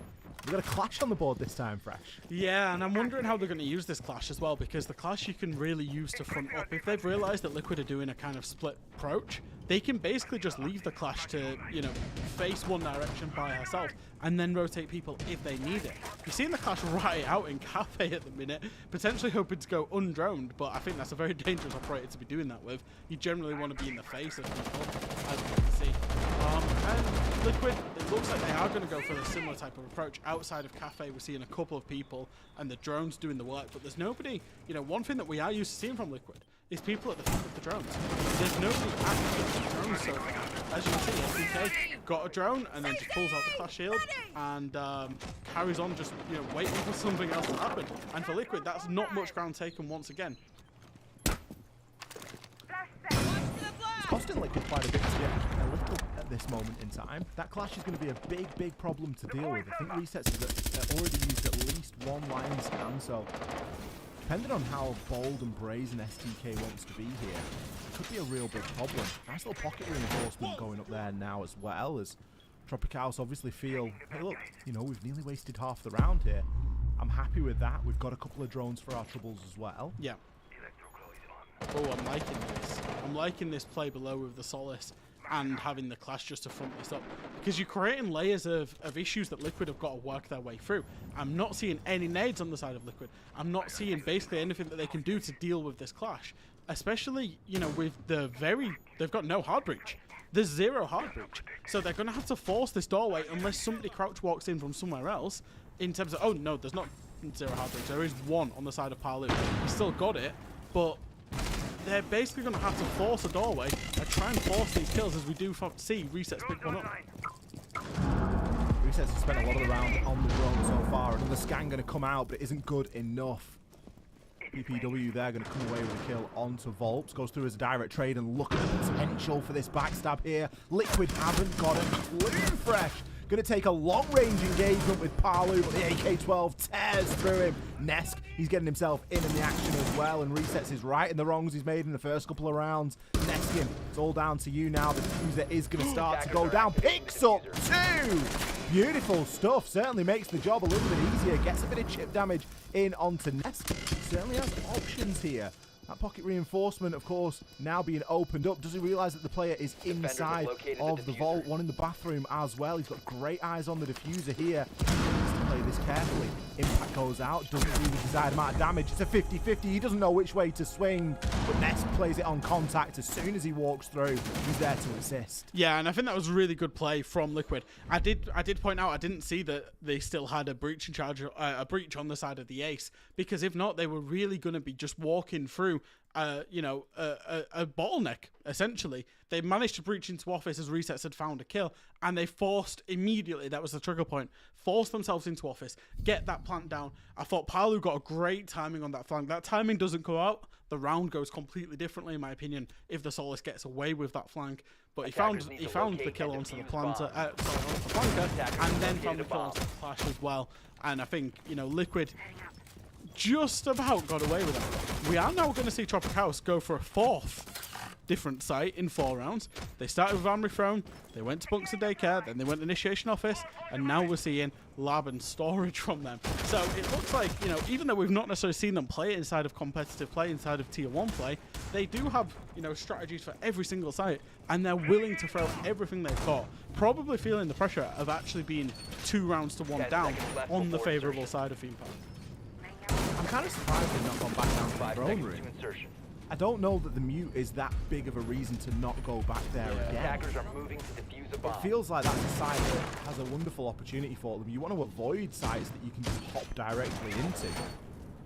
This, of course, being one of those sites, you can hop directly into storage. You can hop into bathroom, which is the adjacent room. Can make getting in there as an attacker very easily. Obviously, there's a lot more that goes on before that. Going to be destroyed there. Lagonis sending in the Tero drone, seeing exactly what information and what utility they're going to have to deal with on the site. There was a Brava teased at the start of this round, but Resets has since kicked off it. Site lacking any significant utility there, really, for And that's what I was kind of wondering, because we've seen Nesk play Ying a couple of times now. I was wondering if they were going to play the Ying and go for something fast, especially because the Flores can get rid of those frost mats. One thing they've not noticed in terms of Team Liquid, and especially Lagonis on that Flores, was the bulletproof camera that was inside the site. Had they got rid of that, they would have got a lot of value out of that. Unfortunately, they've not drawn it out and not seen it. Nesk, however, makes up for the fact he's not on Ying, finds that opening pick there onto the Azami as well. So no more value out of the Azami, no more utility from that. And obviously, the big thing with opening picks, that's the numbers advantage. Looks like there might be a jump out. Palu's absolutely ready for it. He saw the impact grenade go out. He saw it was a C4 go out to try and get rid of the Claymore. Managed to punish that, and that's a significant numbers advantage for Liquid. C4 for a Claymore and a jump out never really feels like a good option. Flawless round here for Liquid. We couldn't switch fast enough to find the kills there. They were coming in that quickly fresh. Yeah. That seems like a frustration round from TropiCaos. They've gone to that site and the site was irrelevant. It was a classic round of Siege where Liquid, the defenders were so spread out. They were jumping out of everywhere. They were roaming that top floor. It didn't even matter where the site was. Yeah, I think so. Especially, I think there was big overreactions to going down in terms of Nest getting that opening kill. And we're seeing panic jump outs from Arcade, by the way. And then we're just seeing them try to reclaim that numbers advantage. It felt very weirdly like a consulate or a coastline round that. And I know I'm talking about Theme Park, but where the attackers were kind of just either outside the building or they just entered the first room of the building and were basically holding the angles, and the defenders, were feeling so much pressure and running into those. And that's what that round felt like, because it was just over as, before it seemingly started. I think, sometimes you get this with defenders or teams where they have big overreactions to certain events that happen, and I think that opening kill, TropiCaos had a huge overreaction to that. Again, we're seeing them change bomb sites. They're not one to go back and try and correct their mistakes. They've gone back down to Armory Throne. And typically teams will be very happy to retry bomb sites. They're heading out as though the reason for them losing the site is something that can be very easily corrected. Yeah. Whether that be an opening pick where someone gets caught entirely out of position, late on setup, all the line. So it isn't always the reason that, we've lost here, we can't go back. You've got to figure out the reason why they've lost there and then understand if it's worthwhile of going back or not. I certainly feel like there was an opportunity to go back down to this site. We did see a plank go down. I think a bit of information, really. Volps was very successful on the roam clear. If Volps doesn't get 2 kills on the roam, this first round probably plays out quite differently. So it's good to see them come back here now. STK, he's going to be playing quite aggressive here. It's always a little bit of no man's land. You've got to be careful at the top of these dragon stairs. You can get cut off from getting back down very quickly. Very strange that it's playing the smoke on this side as well. If you think about how this game's been played out, TropiCaos haven't got to the point of denying plants. The rounds have been over generally very quickly. And there's no rotates you really need to make on this site. And if you do, you can make it with either impacts or, you know, secondary utility on the frost, for example. So the fact that he's jumped on the smoke for me is kind of a curious one, because I think I would bring something that would enable, you know, the early round a little bit better from the side of TropiCaos. As it is, they've roamed, they've wasted, what, 90 seconds now, as we see a late rotate getting made by STK. Maybe that's why he's on the smoke, and they've still ended up 5v4. So I was going to credit them for getting back to site, getting safe back on site, because the first 90 seconds of this round are so... Oh my days, what a shot! The first 90 seconds of this round are so key in terms of wasting time. Then if you're back on site, you can play a 3v5, a 4v5. But again, they've lost 2 lives, and now they're going to have to overreact and peek out. It's easy for Liquid, isn't it? They're making this look like child's play. Volp's pick 2. Nesk, he's found 1 there. Great little bit of drone work on the bait as well. Neskin back in sight. We saw him in this same position previously. He's going to have a lot of work to do here. It's going to have to be an ace, but back-to-back flawless rounds for Liquid. Fresh, we're getting a view in here. We're getting a spectacle of just why you do not take Liquid to this map. Yeah, I think this is, you know, G2 got this treatment. A lot of teams have got this treatment from Liquid on this map. You know, if you go back to early 2022, it looked like Liquid's permaban. They brought it out at the Charlotte Major, and everyone was like, holy hell, they actually play this map. And since then, it's been a favourite of theirs in terms of trying to get onto it, and teams haven't been allowing it, and I think we're seeing why. I think also, for Liquid's point of view, I was very keen personally to see how they reacted, because, you know, 6 days ago, what are we on, Saturday? 6 days ago, these guys were in Copenhagen in a major final. Since then, they have had to fly back to Brazil after losing the final in the way that they lost it, which was magnificent. It was a magnificent loss for them. 0-3 in a best of 5. They didn't put in a good performance at all. And I wanted to see, what is their reaction going to be like? How are they going to come out? And I think, you know, winning so comprehensively their first, you know, and they're only 4-1 up, right? But next game, straight after that disappointing final, 4-1 up on the attacks of theme park. That is a big statement coming out of Liquid already. Would have been really easy to just sort of limp into this. Have a bit of a break after the major. You've been in Copenhagen for a couple of weeks. You're maybe not in the mood, and you know, just you know, whatever. But they've obviously put in a lot of work. They've still kept up with that scrim routine, the training routine, whatever it might be. And you know, they're back like they never left. It's just they've just had to wait a couple more days until the next match, really. In reality, it just feels like another extension to what was already quite a long major. If they go 5-1 up on the attack here, that would be impressive indeed, and it'd certainly give them an easy time when they switch sides onto that defense. This opening pick so far has been very good for Liquid. Reset struggled in the first couple of rounds. He's directly traded in one of them, so it didn't have a huge bearing. Nest, they've all been lethal. Yeah, and I think especially it's even more impressive when you consider the defensive bans as well. The fact that now, I keep saying this, that as Army, Solis, and Valkyrie are all open should aid and abet the defenders in terms of, you know, enhancing their strategy and enhancing their power. But Liquid, it doesn't seem to matter for them. As you can see, they're still droning out, they're still trying to find out this information. Of course, we are going back to that one site that TropiCaos actually won. STK is going to look for potentially a cheeky little jump out here onto any repel players. He knows Claymore's there, he's going to shoot it, get himself out, and he will lose the gunfight. Palu, again, he's so aware. That's the second kill he's got on Ace, on that repel, upside down, waiting for players to jump out. And I want to give a shout out to his positioning there, because he was positioned directly above the window, was ready for it, and of course when you jump out, he's ready for another one, he gets another one. He's got 3 kills now out of his 5 have been from this repel, looking for jump outs onto this window.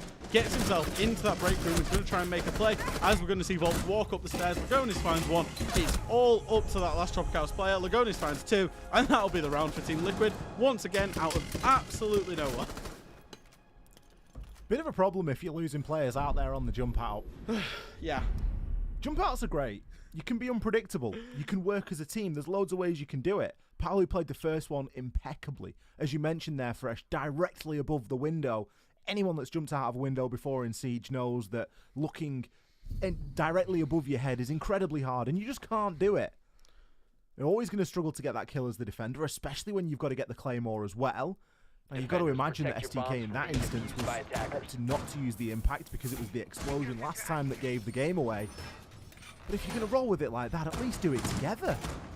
You know, if two players are going to send out of the window, do it like you do on banks. That's the Send them big both problem. out at the same time. Somebody's got to go out to achieve the refrag there. And whoever that is, he can only physically shoot one of them and be looking at one of them. And that's the idea of both going out there together to try and get that refrag. And I think, you know, that's the thing that we've seen from TropiCaos. You know, just a quick word, obviously they will get onto the attack, they will have an opportunity to win their own attacks.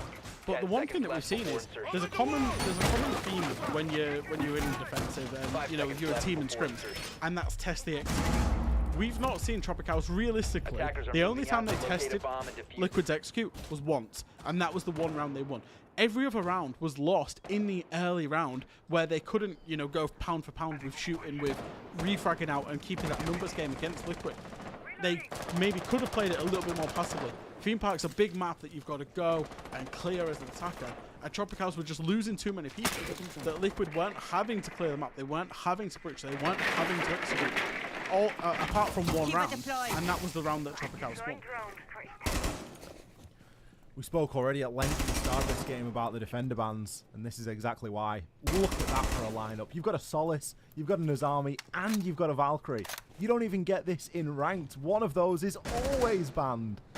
Here, Liquid, they have got the run of their teeth, and they're going to make this as difficult as possible for TropiCaos to get any ground, gain any significant control. Already, look at the pressure and look at the utility that this is occupying. We're seeing nades used, we're seeing players have to really brute force their way in. You've burned a minute. STK is going to find the opener there onto Lagonis, looking for a second. He's on the backstab on the Nook, but it's not good enough. The team play from Liquid is there, and you can see they know that they've dealt with that now. They can now turn their attention elsewhere. And there's the difference, right?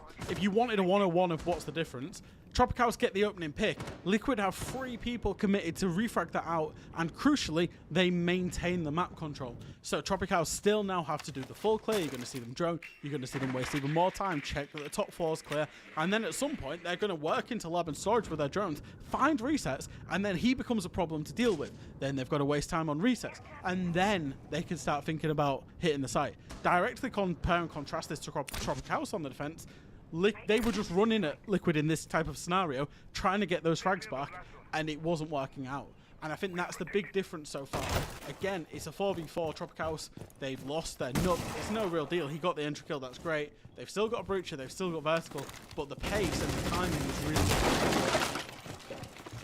Also, look at what we've got available to them. They've got the Hibana, which is fantastic.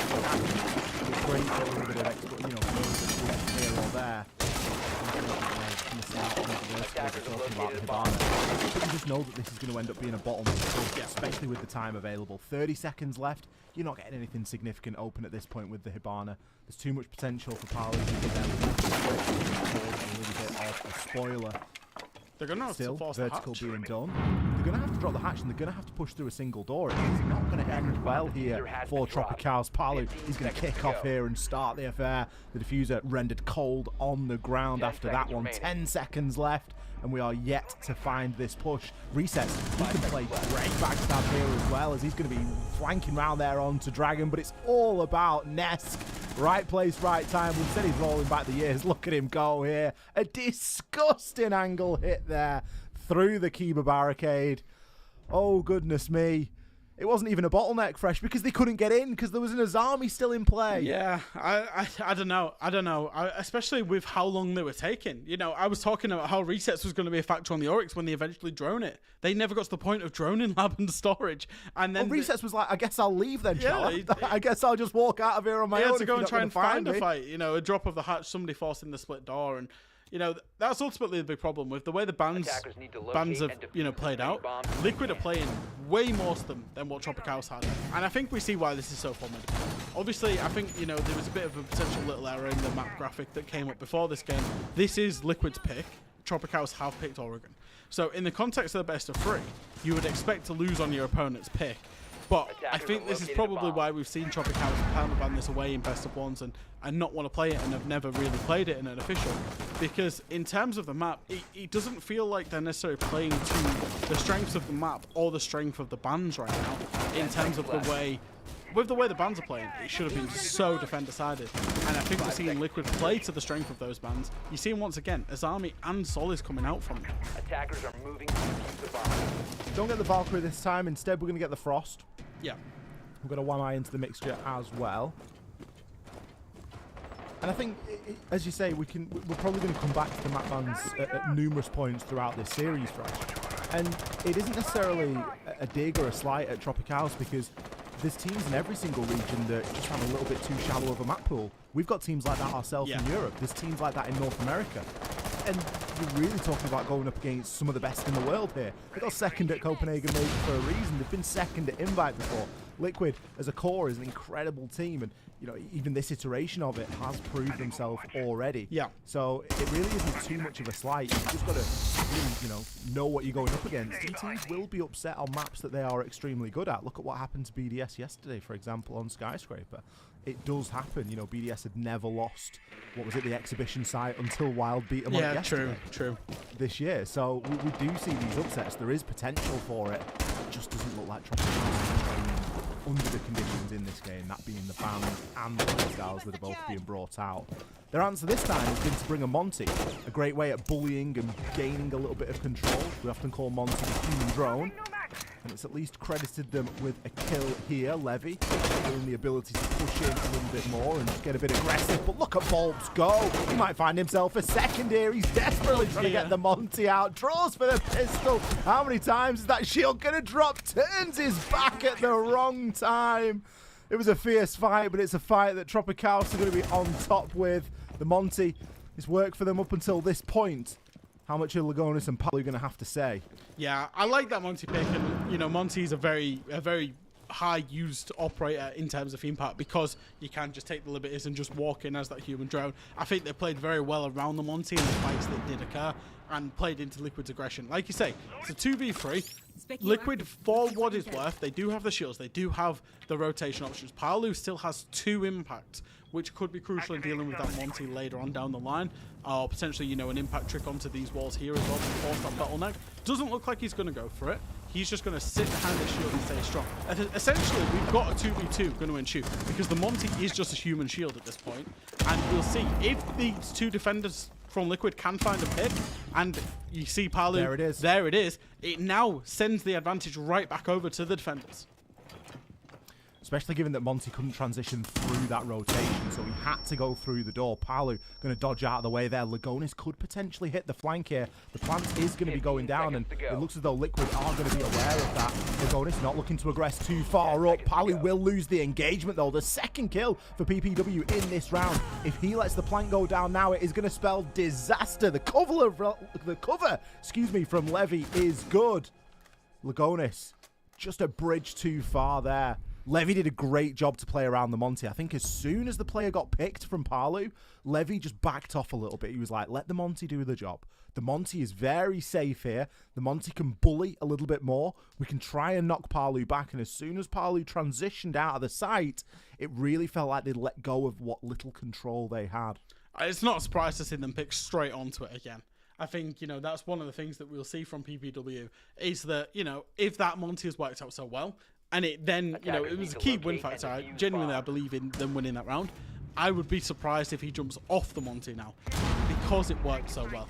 We're going to see Liquid, they're going to go for essentially the same site. They're going to go for Bunks of Daycare, which is obviously a different site, but it gets played out a lot of the same way. It's just one layer removed. If you think how long TropiCaos took to actually get to that point of planting, obviously if they do that again, they've then got to get through another set of potential walls or rotates or utility or whatever it is to hit the site itself. It's further over to the west of the building.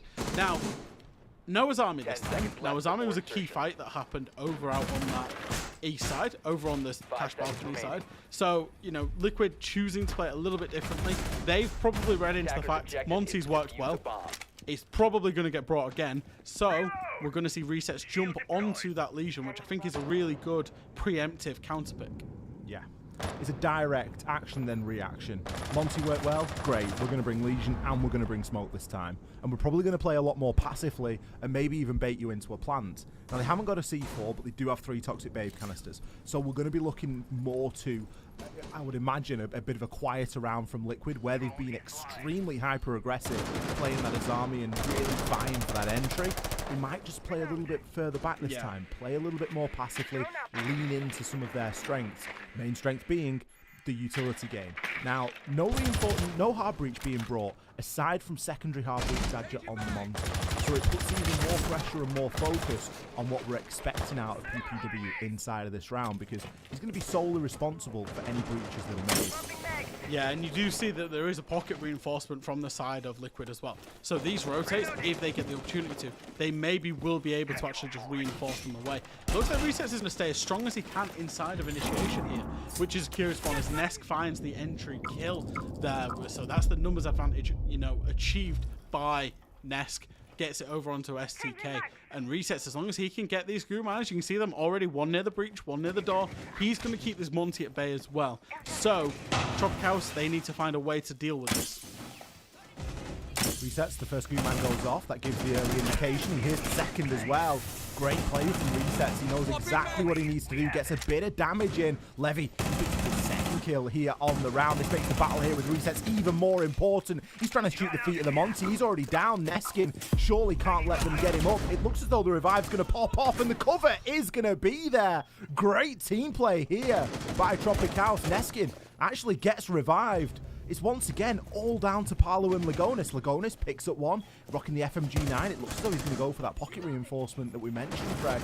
Palu trying to hold at bay. He's doing his best to ignore the Monty and look at the threat that could be coming from behind it. But he's got a couple of different angles to watch here, and there's still quite a lot of time available for TropiCaos. Both Liquid players, a little bit split up at the moment. We do have a TropiCaos player out there on the rappel as well. The diffuser is going to be in the hands of the Monty. Toxic Babe canisters now come through. Beautiful timing here by Lagonis to deny cover to that breach. But Palu, he's going to fall, and it's going to leave a lot here for Lagonis to do. He's shooting up against the Monty, but it's no good. The shield fully extended. He's not going to be able to get that down. We want to start looking really for a plant to lock this round in.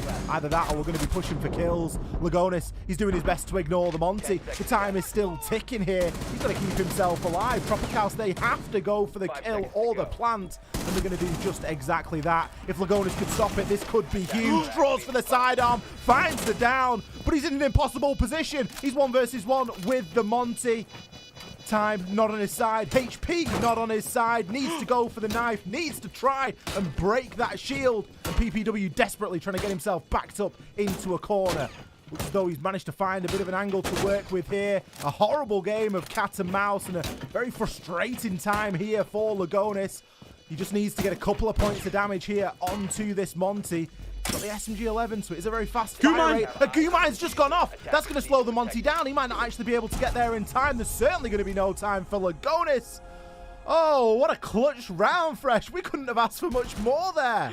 Oh, my days. That was nearly one for the highlight reel for Lagonis. Played it really well. It was just unfortunate that he was up against the Monty, as you say. And I think, you know, I spoke earlier about TropiCaos not playing to the win conditions and how Liquid were. I think Liquid maybe needed to play to that win conditions a little bit more, which was probably going to be time and breaching. They looked like they wanted fights. Particularly, we saw the...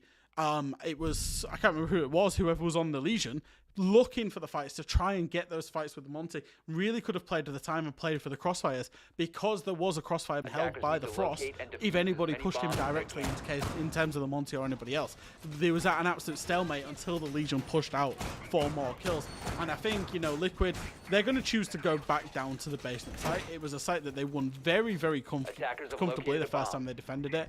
The one benefit they've had of being 5-1 up on the attack is you only need to win your one primary site twice, and you will win it out. So I think a couple of things to think about in terms of those top floor sites, particularly their play against the Monty, and maybe one for, you know, when we get onto Oregon, because we might see TropiCaos try and use that to their advantage on their attacks.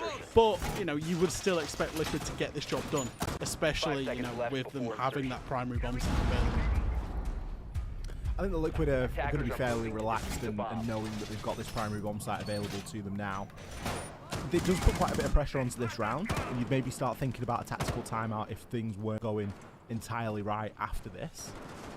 Confidence is certainly with TropiCaos at the minute. They haven't brought the Monty this time, and it has been a key win condition in the previous 2 rounds. going back to slightly more roam-centric Liquid here with Volts out there on the Oryx. Resets. Going to be on the Alibi this time. No Azami, but still we got the Solace. Kind of surprised to not see the Valkyrie be played. I know that Nest loves a bit of Valk, but instead he's opting for the Jaeger. Another big change is going to be Lagonis. He's been flexing on a couple of trap operators here and there, and this time he's going to be on the Capcan. Volts doing what he does best. He's been devastating in this entry, and he's going to continue to be so. Looks as though he's not finished either. He could be going for a second here. Got a little bit of cover from Parlo. It is a little bit deep, but the potential is there. Look at the time that he's wasting here as well. Fresh already picked up one. Got to fancy him for a second, surely. He's just going to get himself into the line of fire there and just take a couple of shots from DPW. Potential here for a hop in, especially under the cover of the drone, but the Wub will give him away. Go for the challenge onto this. Nobody expects him to be prone. Look at him go. Finds himself 3. Oh, it's all said and done from here on out. Surely Volts. He's going after the player out on the rappel as well. Oh, this is going to be... Oh, I thought it was going to be an ace. Honestly, Parlo, if you hadn't nicked that one, look at Volts go. What a performance from him. You can almost credit him with the ace there, Fresh. He did a fantastic job. 4 kills and barely moved his feet.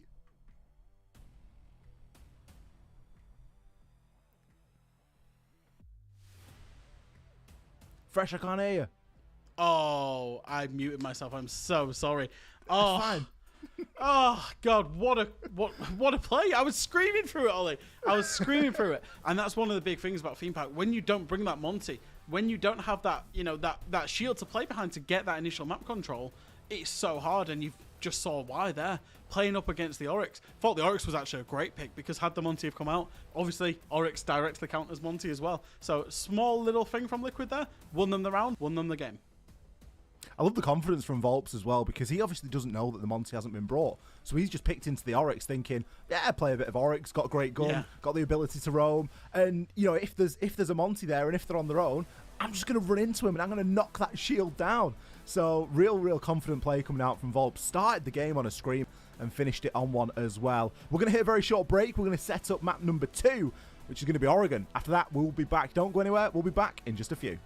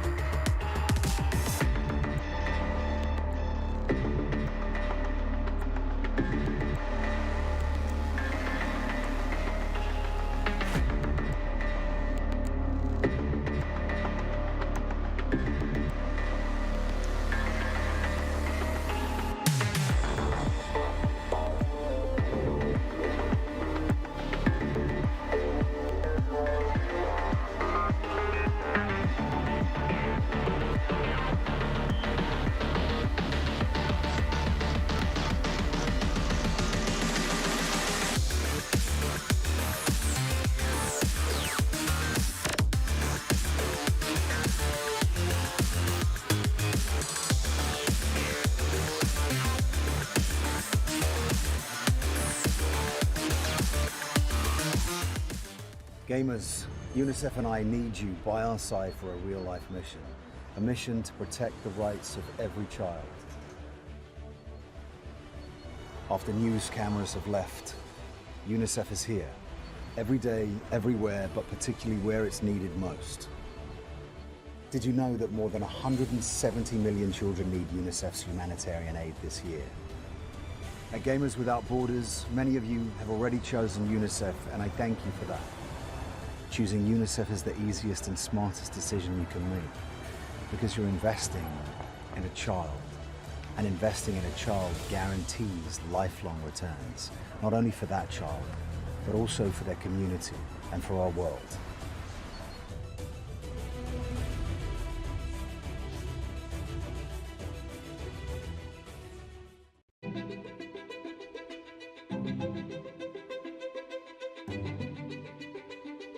The divisions in the world are stark.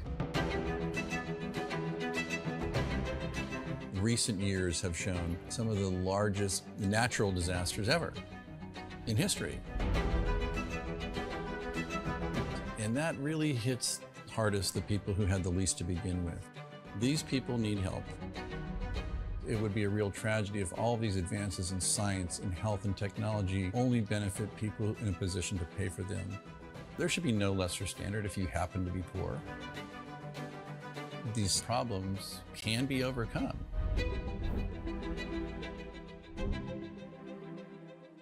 Direct Relief is a humanitarian, nonprofit health organization. The focus has been on the least fortunate, most vulnerable people.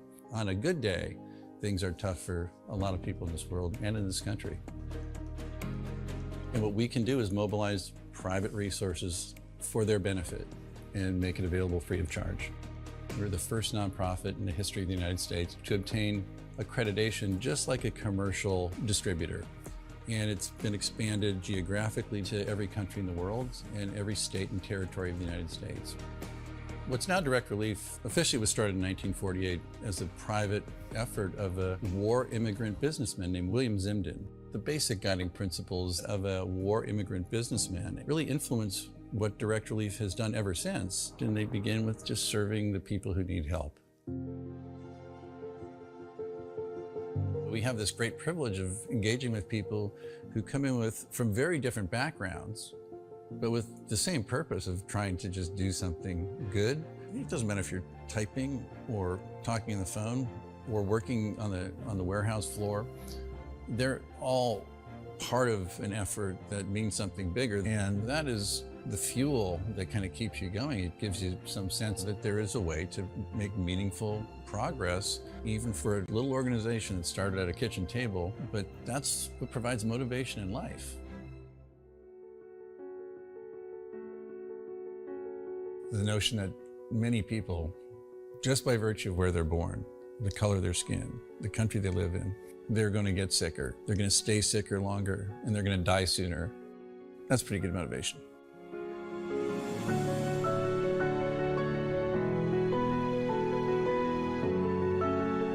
These issues are too big for any one organization to address.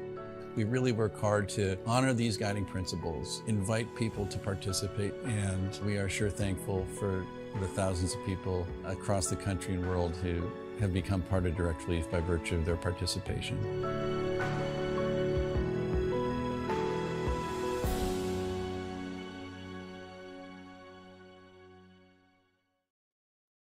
Progress is a race that has no end.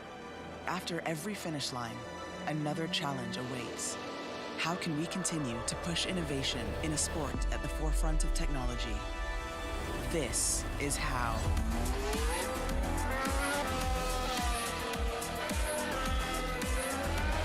Discover how Aramco and the Aston Martin Formula One team aim to meet Formula One's sustainable fuel targets.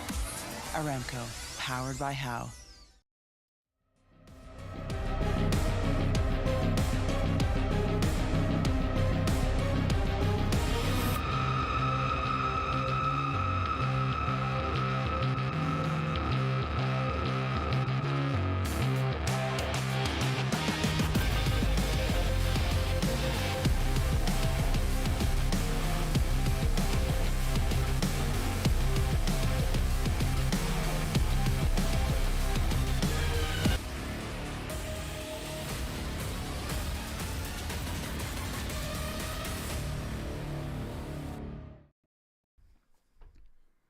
Hello, everybody, and welcome back. Thank you so much for joining us here. We are in the midst of a best-of-3 series between Team Liquid and TropiCaos. Currently, the scoreline is 1-0 to Team Liquid. We've just seen Theme Park, and Fresh, we're getting ready to head on into Oregon. Yeah, and I think, you know, the story of Theme Park was realistically that Liquid had very, very good attacks, all things considered with the bans. I think TropiCaos looked like a little bit hit or miss on their defenses of how to really play it, especially with the plethora of operators that they did have at their disposal. You know, we talk about those bans, the Solace, the Valken, the Izami, all being available, but very rarely played from the side of TropiCaos. And then they had a little bit of success with the Monty, but it wasn't enough to, you know, sustain a comeback from being 5-1 down. Absolutely. Liquid now going to move into their map choice of Oregon. Sorry, it's not their map choice, is it, Fresh? It is TropiCaos' map choice. Is that correct? Yes. Still, it is a very, very tricky map because Liquid are known to be fantastic here on Oregon. You never wanted to play these guys in Oregon back in the Brasileiro, back when I was there, certainly, in and around 2021, 2022. And they've not really slowed down anytime soon. Oregon always is thrown into that category of maps that we say teams must know how to play fresh. It isn't, you know, a map that you can really afford to not be very good at. It is a map that we often see in best of ones because of that. It's usually a meeting ground for two teams. However, here and now, a lot of pressure is going to be on that TropiCaos side. Yeah, and I think, you know, seeing these bans come in, a very curious ban straight away from TropiCaos to get rid of the Monty. I speculated on Theme Park that they might well actually play it on the side of Oregon just to help out their attacks, because they did look good when they were using it for their attacks. They've got rid of it. Liquid have got rid of Flores. That means all breaching options are available. That means your factory is open, which obviously weakens your basement site. And then the Solace and a Castle ban from Liquid coming out. Now, TropiCaos, we said they hadn't played Theme Park. They have played a little bit of Oregon throughout the qualifiers to this tournament and through stage 1. They've played a decent enough amount, so Team Liquid will have footage on them on this map, and therefore potentially have gone for a little bit of a target ban. I wonder if it's to do with the basement bomb site, whether TropiCaos like the castle to enable themselves on the roam on the basement, and Liquid have seen that and thought, well, hey, whenever we get into attacks, that's clearly the strongest site, and therefore they want to get rid of the castle, and because we don't use it, they use it a lot potentially. I really like the banning strategy so far from Liquid, because we've seen them go for some very specific bans. Yeah. Castle. When was the last time we saw a castle ban? It doesn't happen. Teams don't usually see the value in removing a castle unless there is a very specific reason to do so. So Liquid clearly doing their homework here. Very much the same could be said about what the bans that we saw over on Theme Park. 10 seconds And coming to the left before TropiCaos insertion. bans, well, Monty was fantastic for them. Yeah. I'm almost kind of glad 5 they seconds banned to the go. Solace, because for as well as Liquid played it, it kind of got TropiCaos in some Attackers trouble, protect Fred, to because locate they a were bomb jumping out of windows off the back of Yeah. it, and it was never going well for them. So maybe they'll keep themselves a little bit safer when they get onto the defense. And that is one thing, just to quickly touch on it before this round starts, in terms of Liquid's banning strategy. They did this in terms of the Copenhagen Major as well. They don't ban away the current meta ops. They ban away something that is very important to their opponent, but not as important to themselves. And then they play a load of those meta ops right back into their opponent. So again, we're going to see Azami and Valkyrie be open for the defense of Oregon, because Liquid have chosen to ban away the castle. They utilize that ban advantage that they get for the starting side excellently, in my opinion, to set themselves up really well. Certainly gives them a heck of a lot of options. TropiCaos going for that full roam clear. It looks as though they've got a lot of map control for pretty free here. There's no real significant need for Liquid to do too much out there on the roam. There's a terrifying stack up there on freezer stairs. that Palu and That is Nesk? not a freezer stairs Oh, that dear. I ever want to go into. That sounds like the start of a bad dream. Palu and Nesk holding the pixel on Bomb located by freezer attackers. stairs.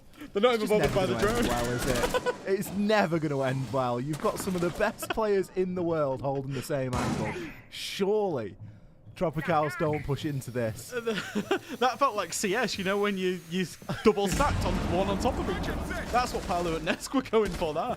I was wondering if there's going to be a little bit of parkour that we could have seen. As it is, they've got a couple of drones, they've got themselves back to site. Now, this is the way Laundry Basement plays out. You open the hatches, and then it's all about the collapse, because there's 5 ways you can come into site. If it's a 5v5, the defenders will be holding those 5 ways, 1 on each, and it's about whether you can either double up on one side, or win your gunfights in those one-on-ones. Execute commit out here now. It's not something we've seen too often. The kills start to flood in though. Look at the value. Palu's getting out of that warden there. It's all down to Neskin. Liquid, they've got a solution for every single problem at the moment. Resets is going to be able to find the last kill. Neskin got an impactless frag there, but just look at the mess that TropiCaos are forced to go into there. You've got the warden, you've got the toxic babe canisters, you've got Vulcan shields or Vulcan canisters that have been placed down. Liquid had answers for it all. And a quick push like that is not going to cut the mustard, I'm afraid, TropiCaos. No, and I think that's the thing. I keep alluding to it, and I kept alluding to it through the Copenhagen Major, was that Liquid do play the ops that make so much sense for the site. If you could have picked 5 ops for that site, the Azami, the Smoke, the Goyo, the Warden, absolutely everything you need, Liquid had it, and then the 1i obviously with the 1.5, and to protect those key bits of utility as well. And I think it's just, you know, really good smarts and, you know, understanding of the sites and the key win conditions of the sites. in terms of Liquid. And I think for TropiCaos, you can already see maybe they need to do something a little bit different. Maybe get a little bit fruity. Just try and find a lurk or an entry play that can be a little bit disruptive. So I'm looking particularly at STK. Oh, he's just changed off it. He's just 6 picked away. I was just about to say, I'm looking at STK to try and get on the Nook to maybe try and find something and make something happen. We saw him do it on Theme Park when he was on the Nook, but he's gone and changed it away to the Nomad as well for TropiCaos. Now, you know, the first round wasn't a case of them getting flanked. I don't think Liquid through Theme Park hit any big flanks, so the Nomad is certainly a curious one for me. Yeah, I'm not really sold on the Nomad, honestly. I think I'd like to see someone stand up from TropiCaos and make a big play. Yeah. But I'd also like to see them wear the utility away from afar. Look at Volps here. He's been vying and hungry for an engagement at the start of every single round in this series. And that's no different. He chunks Levy down by around half. And immediately he's got himself out of dodge. Can just fall back and jump onto his cameras. See if there's anybody else approaching that he can maybe look for an engagement with, depending on where those cameras are. But I would like to see TropiCaos, I'd like to see them just try and systematically dismantle the utility that is set up there by Liquid. You know, there are things in the site that you can look to try and remove. I think it comes back to the Flores ban. Very good ban from Liquid, especially if they know they're going to be playing a lot of Azami and they're going to be doing a lot of those strategies. So, opening pick this time, though, is going to go in favour. PPW, he's able to find out onto Nesk. Yeah, and the one worry about this approach for me is that he's looking a little bit one-sided. I know they've got the numbers advantage from the side of TropiCaos, and that's absolutely great. It looks like they'll be able to get themselves into Master and get the breach off. Unless Palu can impact trick these away, the fact they've got that second kill there is great, because I think genuinely, if not, it was looking a little bit one-dimensional, and I was wondering where's that backstab, where's that lurk going to come from. But Neskin managed to find one as well. Puts Liquid into a 3v5, puts them under a lot of pressure. I wouldn't be surprised to see one of these Liquid players peek out and try and even this up in the next 10-15 seconds. Especially if you look at the positioning on Parler and Nesk, they're both very, Resets I think it is, both very heavily stacked up. Something happen here. Resets is going to go for a swing. Liquid, it looks as though they're just going to full out go for this. Lagonis is getting involved as well. What a shot from Palu. He's able to shut down and turns his attention over now to the white stairs. There is going to be a Kiba barricade there, so he's got himself a nice little angle just to peek onto. Double window, something to contend with as well. But Liquid has done a great job here in eliminating one half of this push, and now they only have to worry about one direction. Yeah, they triple stacked to try and get that map control back. They've got it, and it now gives them a nice bit of triangulation in terms of they got the big window and white stairs covered. The power of that as army especially. Resets has got the backstab covered. Liquid have brought this round back. A fantastic push, a bold play though to make it work, and it's not something that's guaranteed by any stretch. Resets, he's got a chance at a second here, but it looks as though we're going to see the Axe just come away with that one. The kills now start to flood in. Something that Liquid had salvaged is now all on Palu's shoulders to clutch. He's picked one. There's 12 seconds left, and the diffuser is in hand, but it's not going to be required. Palu, for all Liquid's efforts, there were still just too many angles to watch. He wasn't safe there inside of bunks. Great round from TropiCaos. I think the rotation came at a fantastic time, Fresh. Yeah, I thought it did as well. I think, you know, they got those entry picks, they got the breach, they had everything. Liquid, obviously, and I do want to give testament to it, Liquid made a really good play to three-person push into where they assumed was the weakest area, try and take back the map control. They did that perfectly, but TropiCaos regrouped, and they managed to make it multi-dimensional, because that's the one thing I was worried about. In the end, the pressure was coming from big window, it was coming from white, and then it came from the breach and armory stairs at the same time, and that's exactly what you want, despite the fact it did look, like I say, a little bit one-dimensional at the start. In terms of their attack, it was that good. It's actually forced Liquid onto the tertiary bomb site. They're going to go for the kitchen and meeting bomb site with what looks to be a dining room extension. As you see, it's Resets out there on the Oryx setting up the dining site, and they've closed the hatch up on the vertical as well. So it looks like if they are going to concede the vertical, they're going to keep players up there and keep basically play with their lives to try and hold on to that top floor as well. Not every day you see that hatch reinforced. No, exactly. There's a book and a sledge as well. Very tricky to hold on to. The hard breach is going to be there, but as an attacker, I don't really have much of an intention of opening that up, because that's typically an angle that defenders can use fantastically to deny coming through the breach. You've got your wish as well, Fresh. You've spoken it into existence, SDK. He's tempted last round. He stuck it this time. Let's see if it has any significant impact with it. It looks like the main push is potentially going to look for this top floor initially. The Ayana especially is going to look for the top floor, and you're going to see PPW looking for the top floor, and then STK potentially just to knock in around and try and find an opening in time with the accurate site. And I think this top floor fight is the big important one, because if you look at the new, if you look at Bolt, he's just died. But even if he didn't die, even if he soaked up pressure, he had no escape route. He was absolutely on his own, and he was going to die at some point. It was just how much pressure the attackers put on. As it is, he's jumped the gun a little bit, and here comes STK with a little lurk. He's got himself into Zulu. Volps was expecting to lose his life on that top floor, but he was maybe expecting to get a little bit more from it before he did. He did die with a C4 in pocket though, and of course got peeked out quite early from that double window. And now with this top floor being surrendered, there's a heck of a lot of work that really needs to be done. Ace, unsure what to do with an electrified hatch there. He's thinking, we maybe need a little bit of assistance here to get this job done. As of course Palu is playing the Cade below. He's actually got a great bit of utility kicking around there. Cade's electrification extending from that reinforced wall all the way up through onto the hatch. Where's the sledge in the book? Get placed on next to it, but it isn't even going to matter. Might have even been a pre-place from Palu. That's the diffuser cold on the ground. Sledge and Book, they're taking their sweet old time here, Fresh, and they might have significantly cost TropiCaos. Yeah, I mean, this is the thing. If you're going to take the top floor, you do it so that you can play vertically, so you can clear people out, and you have this sweeping push in from the small tower side to pinch the players out. As it was, they didn't get that. They can't open the hatch. They don't have the vertical pressure, which means the defenders can stay inside of the site and then fight their way to people coming from the outside. I think that's a little bit of a blunder there by TropiCaos, to have both the buff and the sledge available, but not do verts. Palu's going to pick himself up a kill. Levy has been downed by Lagonis.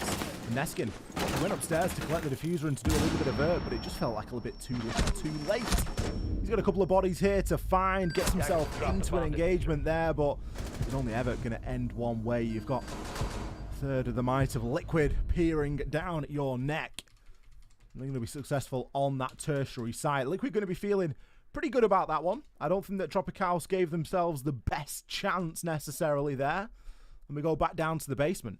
Now, I've got the benefit of having a YouTube feed next to me to just have a little instant replay and have a little look back.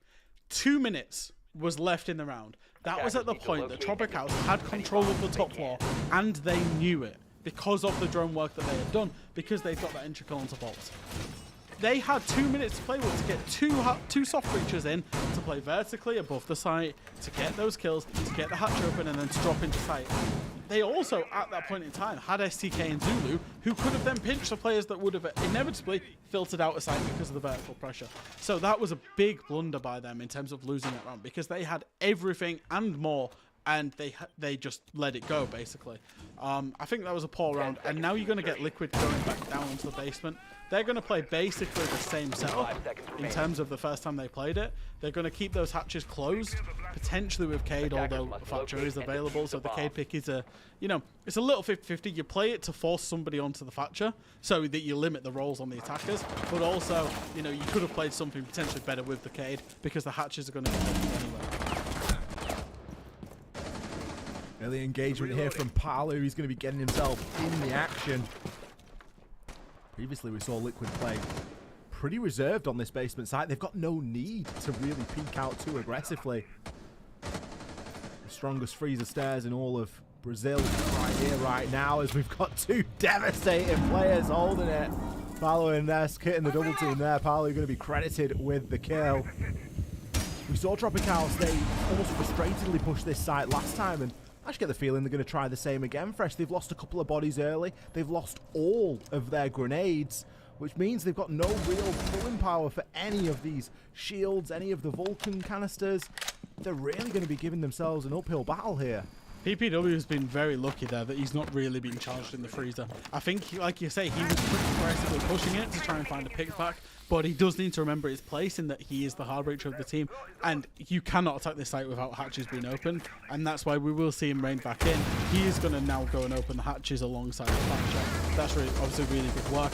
But the problem is, there's only 3 people that can push into the 5 avenues, and as you can see from Liquid, they're all back on site, and they're all taking responsibility for 1 avenue each, basically. And it's going to rely on, if TropiCaos is going to win this site, it's going to rely on them double stacking somewhere and winning those engagements. I'll tell you what would be really nice, Fresh. It'd be really nice to see those hatches get opened, maybe before we saw people pushing down Freezer. That'd be true. That'd be something that I think I'd quite like to see how that plays out, because at the minute, Parlo's picked up 3. Eventually will go down as a 1-for-1 trade, but these Toxic Babe canisters, they're being used to keep STK at bay outside of blue. BBW, he's going to push himself down backstairs and finds one onto Nesk. STK, he's got an important engagement to win here, but the utility is still streaming in. He's eaten up a couple of Toxic Babes, and now there is going to be a Vulcan canister for him to wait out as well. Lagonis still with a C4 in hand. And this push is only coming in from 2 sides. Liquid, they can retire. They can get themselves a little bit further back, a bit deeper into the site. Vulps has no Toxic Babe canisters left. It isn't too much of a problem. There's 30 seconds left, and it's a 3 versus 2 with the C4 in hand. You've really got a fancy Liquid here. Lagonis finds the first. Can he grab the second? It goes down as another direct trade. That's the second 1-for-1 we've had in the round, with resets being credited with that last kill. Yeah, unfortunately, that tends to be what happens when you're playing a round out 3v5. Like I said, it could have actually been worse. They did a very good job to nearly recover it in the mid-round, but Liquid had enough numbers. And as you saw in the end there, they had 3 players just looking straight up at the pillar, at the E-box hatch drop, and at the blue entrance. They weren't worried about laundry. They weren't worried about freezer whatsoever. And that's one thing that happens on that site. When you've got the numbers advantage, you just don't need to worry. You can front it up. Now we're going to see them. They've won the tertiary site. They won the primary site. They're going all the way over to the secondary site. They're going to kids' dorms and bedroom. And this is the one that they did end up losing. They gave away a couple of picks unnecessarily early the last time on their defense, so they'll be looking to right their wrongs, because TropiCaos did, it was probably their best attack so far in terms of the 4 attacks they've had when they won this site last time. 10 seconds left. 3-1 the lead currently for Liquid. We haven't seen much T3 action this game. Mario was, of course, banned in the previous match. Attackers are moving out to locate It a feels bomb as and though defuse it. TropiCaos have maybe not forgotten about the existence of the op, but it certainly hasn't been a focus. Resets, he fancies himself up there at the top of Tower. Levy, he's taking a huge amount of damage there. Was that another? I think it was Nesk. Yeah. Is it a Nesk-Lagonis duo this time, maybe? Or maybe Lagonis was just running past, but... A lot of 1.5s on this side, by the way. Yeah, Nesk is certainly loving the 1.5, isn't he? He's absolutely all over it. Nesk, Lagonis, and Resets all rocking the 1.5, and this time Nesk isn't the entry pick. He does get the first kill out onto PPW, but there is one found back onto Nesk. So that's a good refrag from the side of TropiCaos. Yeah, they've done something to keep the numbers fairly level there, as the kills are going to continue to rain in for Liquid. Maybe being popped out there, it isn't going to find its mark, unfortunately, just not cooked for long enough. Neskin, he's also taken a huge amount of damage here. Everyone on the side of TropiCaos is softened up a little bit. Resets, just thinking there about a little pocket reinforcement, but the bullet trace is causing him to think better of it. He might be able to bait out a little bit of time here, Fresh. He's not in a bad spot, really. There's going to be a bit of coordination required here from TropiCaos to push him out. Of course, can activate these glasses now, but doesn't manage to get his hand down in time. He will, in fact, suffer. TropiCaos, great job to just slowly whittle down these players from Liquid, just getting caught out of position there. And once again, we've only got 3 players alive for this site. This didn't go too well for Liquid last time. Yeah, I think, Resets maybe stayed too long a bit there. I felt TropiCaos did very well to pinch him out. Obviously, he was being held all the way from Master Balcony, through those soft walls in Trophy, all the way down attic when he was trying to reinforce. And I think that's why he filtered back into T2.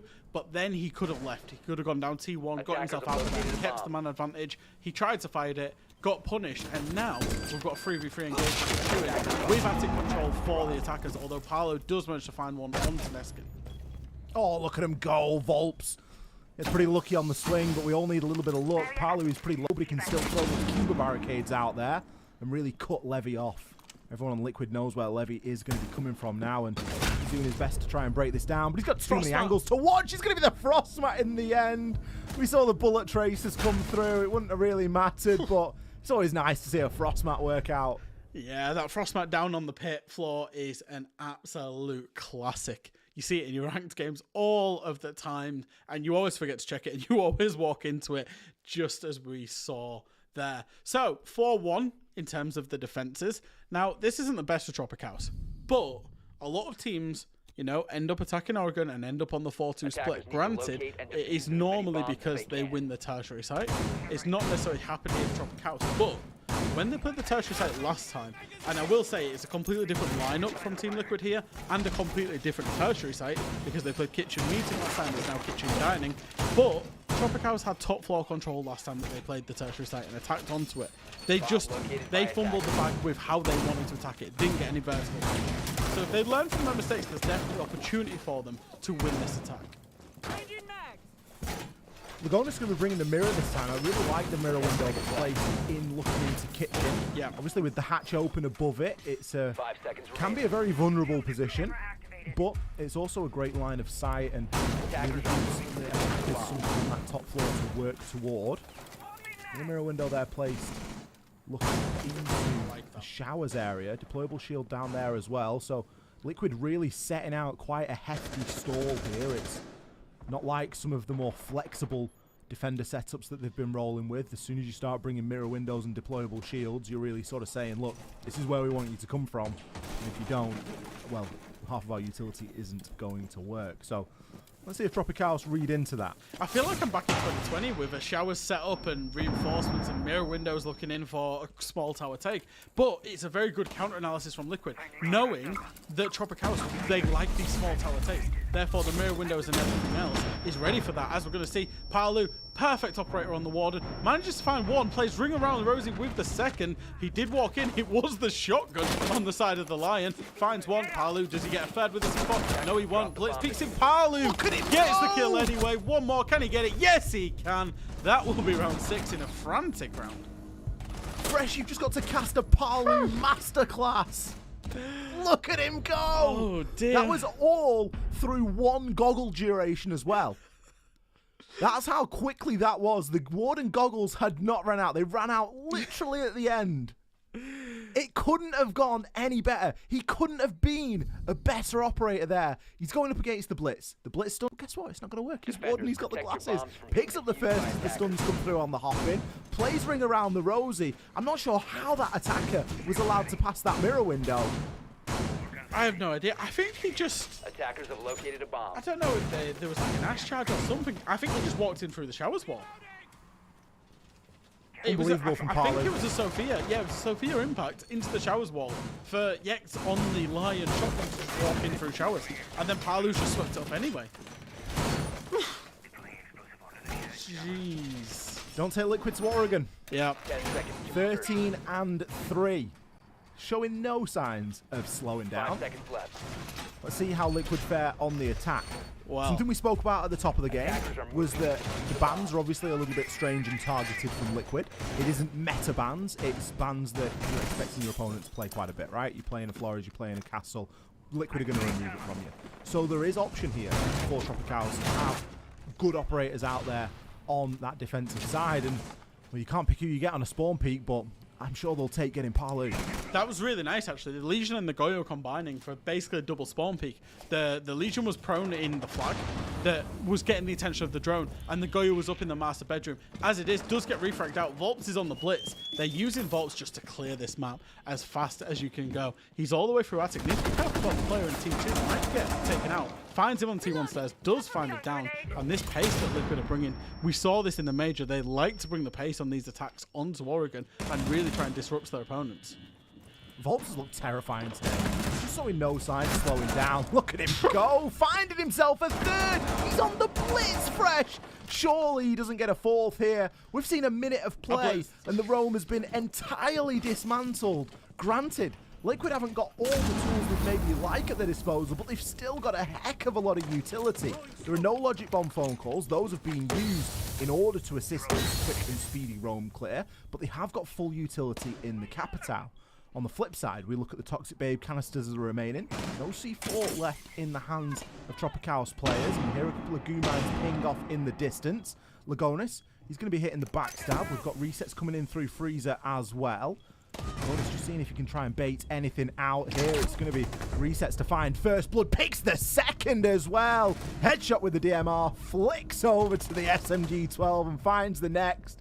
Beautiful pre-fire there. What a roam clear from Vulps. That was reminiscent of Pengu back in the day. Yeah, honestly, I was looking at Prime Pengu and Prime Mint on the blitz there into one with Vulps.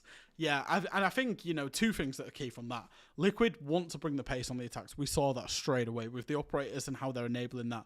They wanted the Dokkaebi, they wanted the blitz. And the second thing, TropiCaos, despite the fact that their castle bomb was very clearly targeted towards that roam, still did the roam. If you looked at the operators on the side of Liquid, it would have been so much better for TropiCaos there to turtle up. They had the smoke available, the Goyo, the Izami, you know, absolutely everything that you're seeing them play right now. This lineup, and liking this adaptation from them to go back to the same site, but bring a better lineup for that site. Smoke, Mew, Warden, Kaid, Jaeger. The only thing it's really missing is probably a Goyo in terms of, you know, the actual denial. Because the roam was very clearly understood by Liquid. You can see that in the ban phase 7 rounds ago. So to then still do it was potentially a little bit naive. 5 seconds left. I wouldn't mind seeing a mirror as well, you know. I think I would preference a Goyo, but I would also like to see a mirror. I think there's a heck of a lot of value you can get out of a mirror. It's something often removed on Oregon for a very good reason. And if it's available, it should be played. Levy. Not on the smoke, man. Take the drone out. Surely doesn't go for this peak. Resets. He's seen that move before. He's not willing to push into that on his own with no ability to be refragged. Something that can be said for Liquid and the way that they've played today is they're very often putting themselves in position to be refragged. And Resets is not going to be taking any of those chances. And Resets and Liquid doing a great job in controlling the pace. Nesk, he's going to pick up the opener there. Player there inside of meeting. Nesk, he's maybe looking for a second. I think he's got some drone information on him as well. I love the pacing that Liquid are bringing. They've got the ability to just storm through the map as Blitz. Yep. And then entirely change the pace up for Volps. He's on the Ying this time, so you're not expecting him to be the first one through the door. But Liquid still, they've not gained as much map control as they had at this point in the previous round. They've still been able to get a kill, and you just know that they're further setting up all the time. And if you look at what they're bringing the Maverick. So the Kaid at this point is really good because the time that Maverick's going to take to open the hatch is going to be so long. Now, this is where I'm disappointed that I'm seeing Yex be out on the roam, get killed as well. It's why I'm disappointed that we're seeing Neskin in basically, you know, a position where he probably will die in this position, whether he gets a refrag or not. There it is. Again, we're getting to that same point where they're not testing the execute. They've brought all the ops to test the execute, and then the position of the players isn't testing that, and Liquid are just punishing them every single time. It's all these one-for-ones that really just start to mount up, and then you get players in positions like Levy who feels like he's got to try and do something now because his team has fallen around him. It's 5 versus 1 fresh. This is Oregon basement. It's supposed to be closer than this, but no. A flawless round for Liquid. They dominated on Theme Park, and they're going to dominate here on Oregon as well. What a fantastic performance. 7-1 here on Oregon.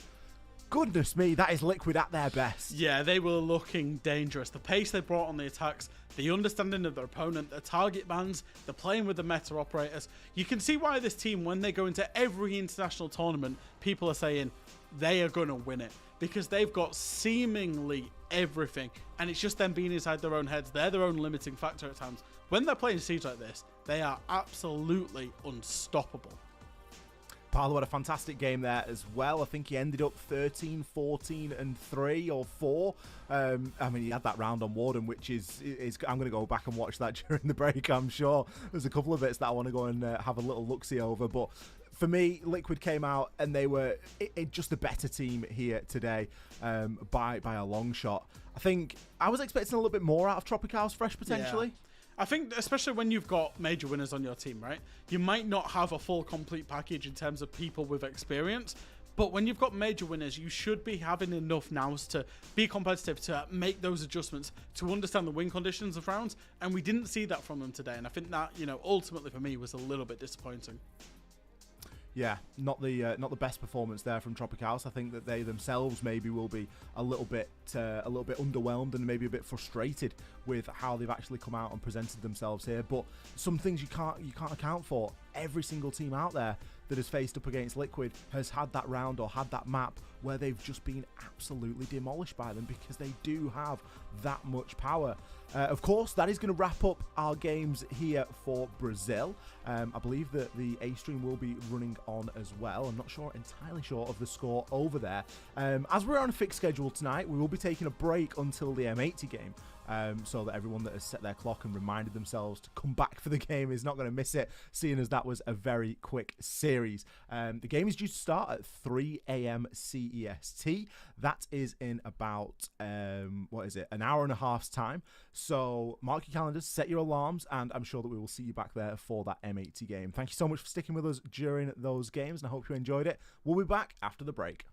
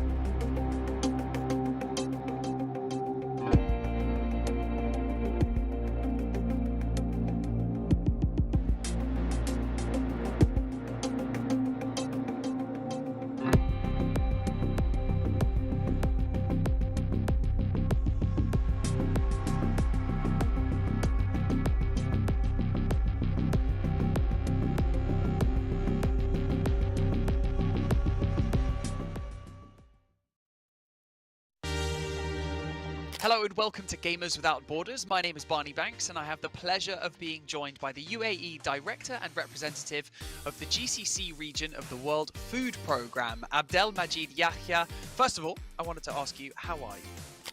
I'm good, thank you. Thank you for having me.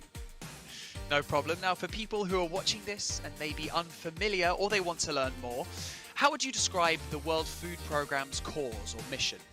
Well, World Food Programme established like 60 years ago. Its main mission is to save lives. There are, of course, populations that are affected by natural disasters, by man-made conflicts, armed conflicts, or by any other reasons that they have to find it very difficult to put food on the table. People are forcefully migrate, leave their homes, get into different territories, countries, so they leave their livelihood behind. So you can imagine the situation. For them, life is just turned upside down. And here we come to save lives.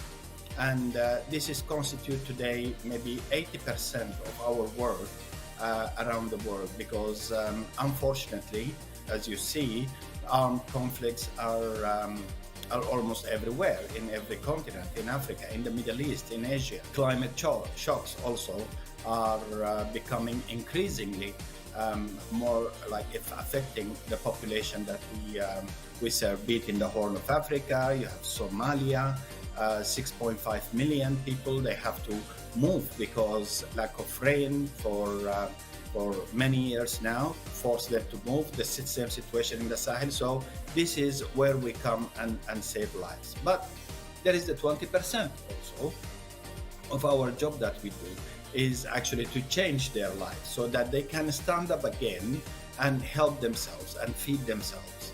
And this is normally we do in situations where, for example, after a natural disaster, we start giving people like free food, but then it moves into conditional food, such like food for work or cash for work, where they can build again their livelihoods. Communities that are, of course, affected by economic shocks or poverty, also we come in to help them grow food for themselves or rebuild their lives again. Today, we have 150 million people depends on our assistance in different parts of the world. And this is just one part of the entire number of population that require food assistance.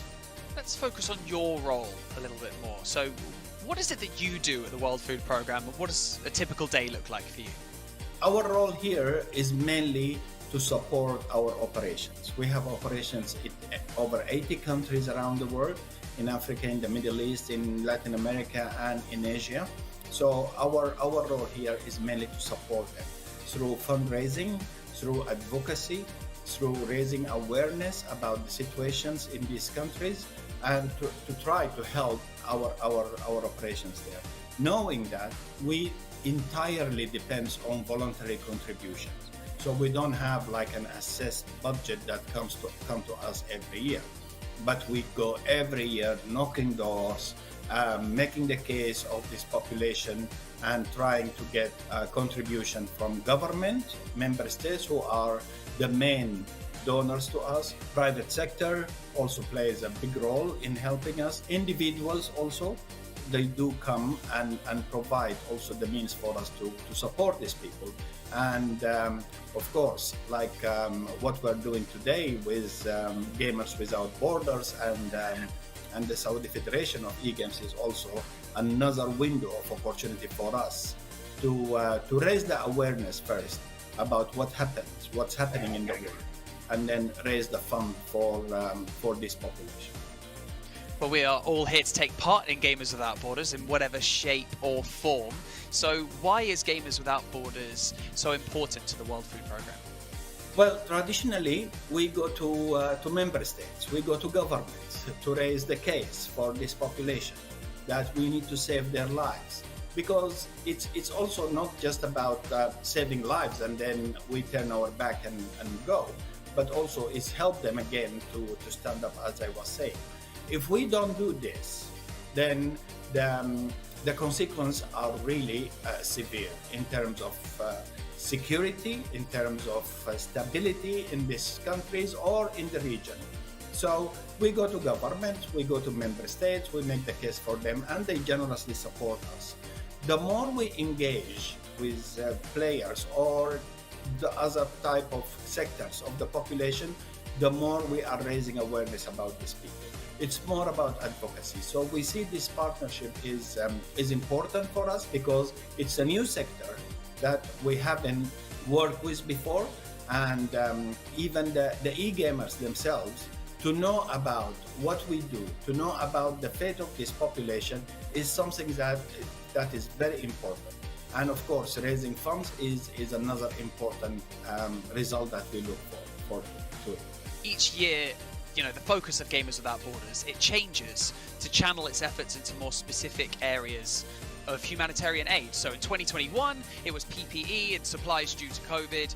Last year, it was vaccine distribution. So what is the World Food Programme focusing on specifically this year? The focus is everywhere. We are facing severe fund shortage in many parts of the world. We are, for example, I tell you about Syria.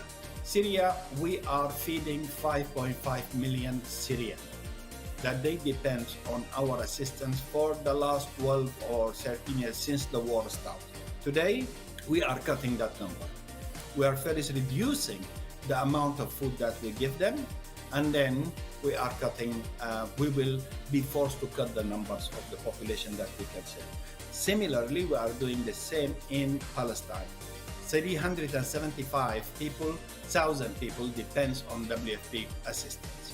We are reducing, and then by August, we will suspend entirely the operation if we don't get money. We are doing the same thing is happening in Afghanistan. Same thing is happening in Yemen. Same thing is happening in Ethiopia, in South Sudan. Today we have Sudan also, the crisis in Sudan, which we expect to raise funds to be able to help 15 million people in Sudan. And you still have the Sahel in Africa. You still have the Latin America. So our focus is in everywhere around the world where we can actually save lives. Because if we stop, then you can imagine what's the consequences of that. First, maybe this population will start moving. They look for, and this is natural, every human would do the same, moving, looking for to feed themselves. They will start crossing borders. They will start migrating. Instability will start also. So the consequences are not just people dying, it's beyond that, it's bigger than that. So the focus is everywhere. As gamers, you know, over here, a lot of the things that we tend to focus on is competition.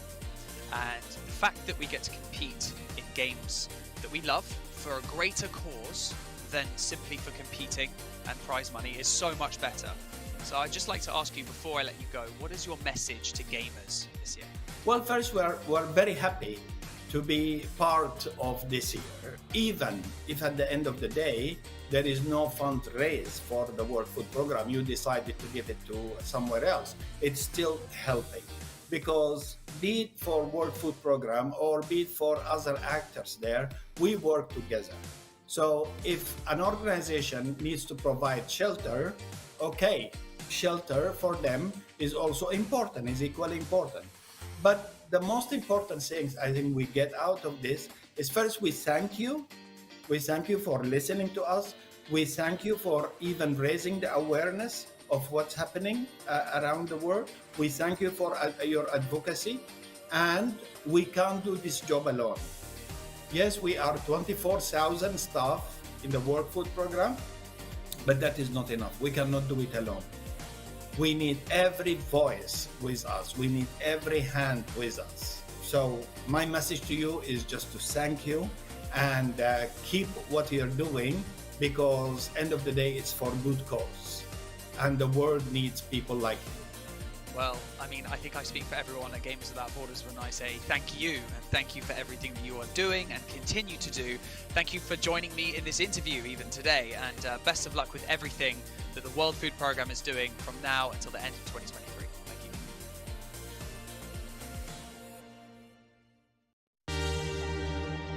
Welcome to Gamers Without Borders. I am now joined by the head of campaigns for UNHCR MENA, Raifa Maki. First things first, I want to ask you, how are you?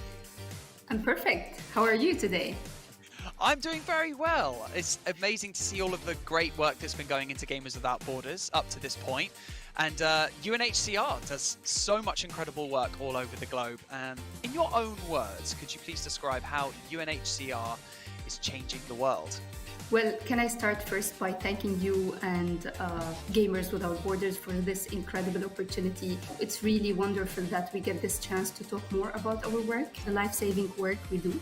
Well, of course, we say that each organization does its own work and mandate to protect the rights and human rights of people around the world. UNHCR mainly leads the international action to protect people who are forced to flee. Whether they are forced to flee outside their country or inside their country because of wars, conflicts, natural disasters.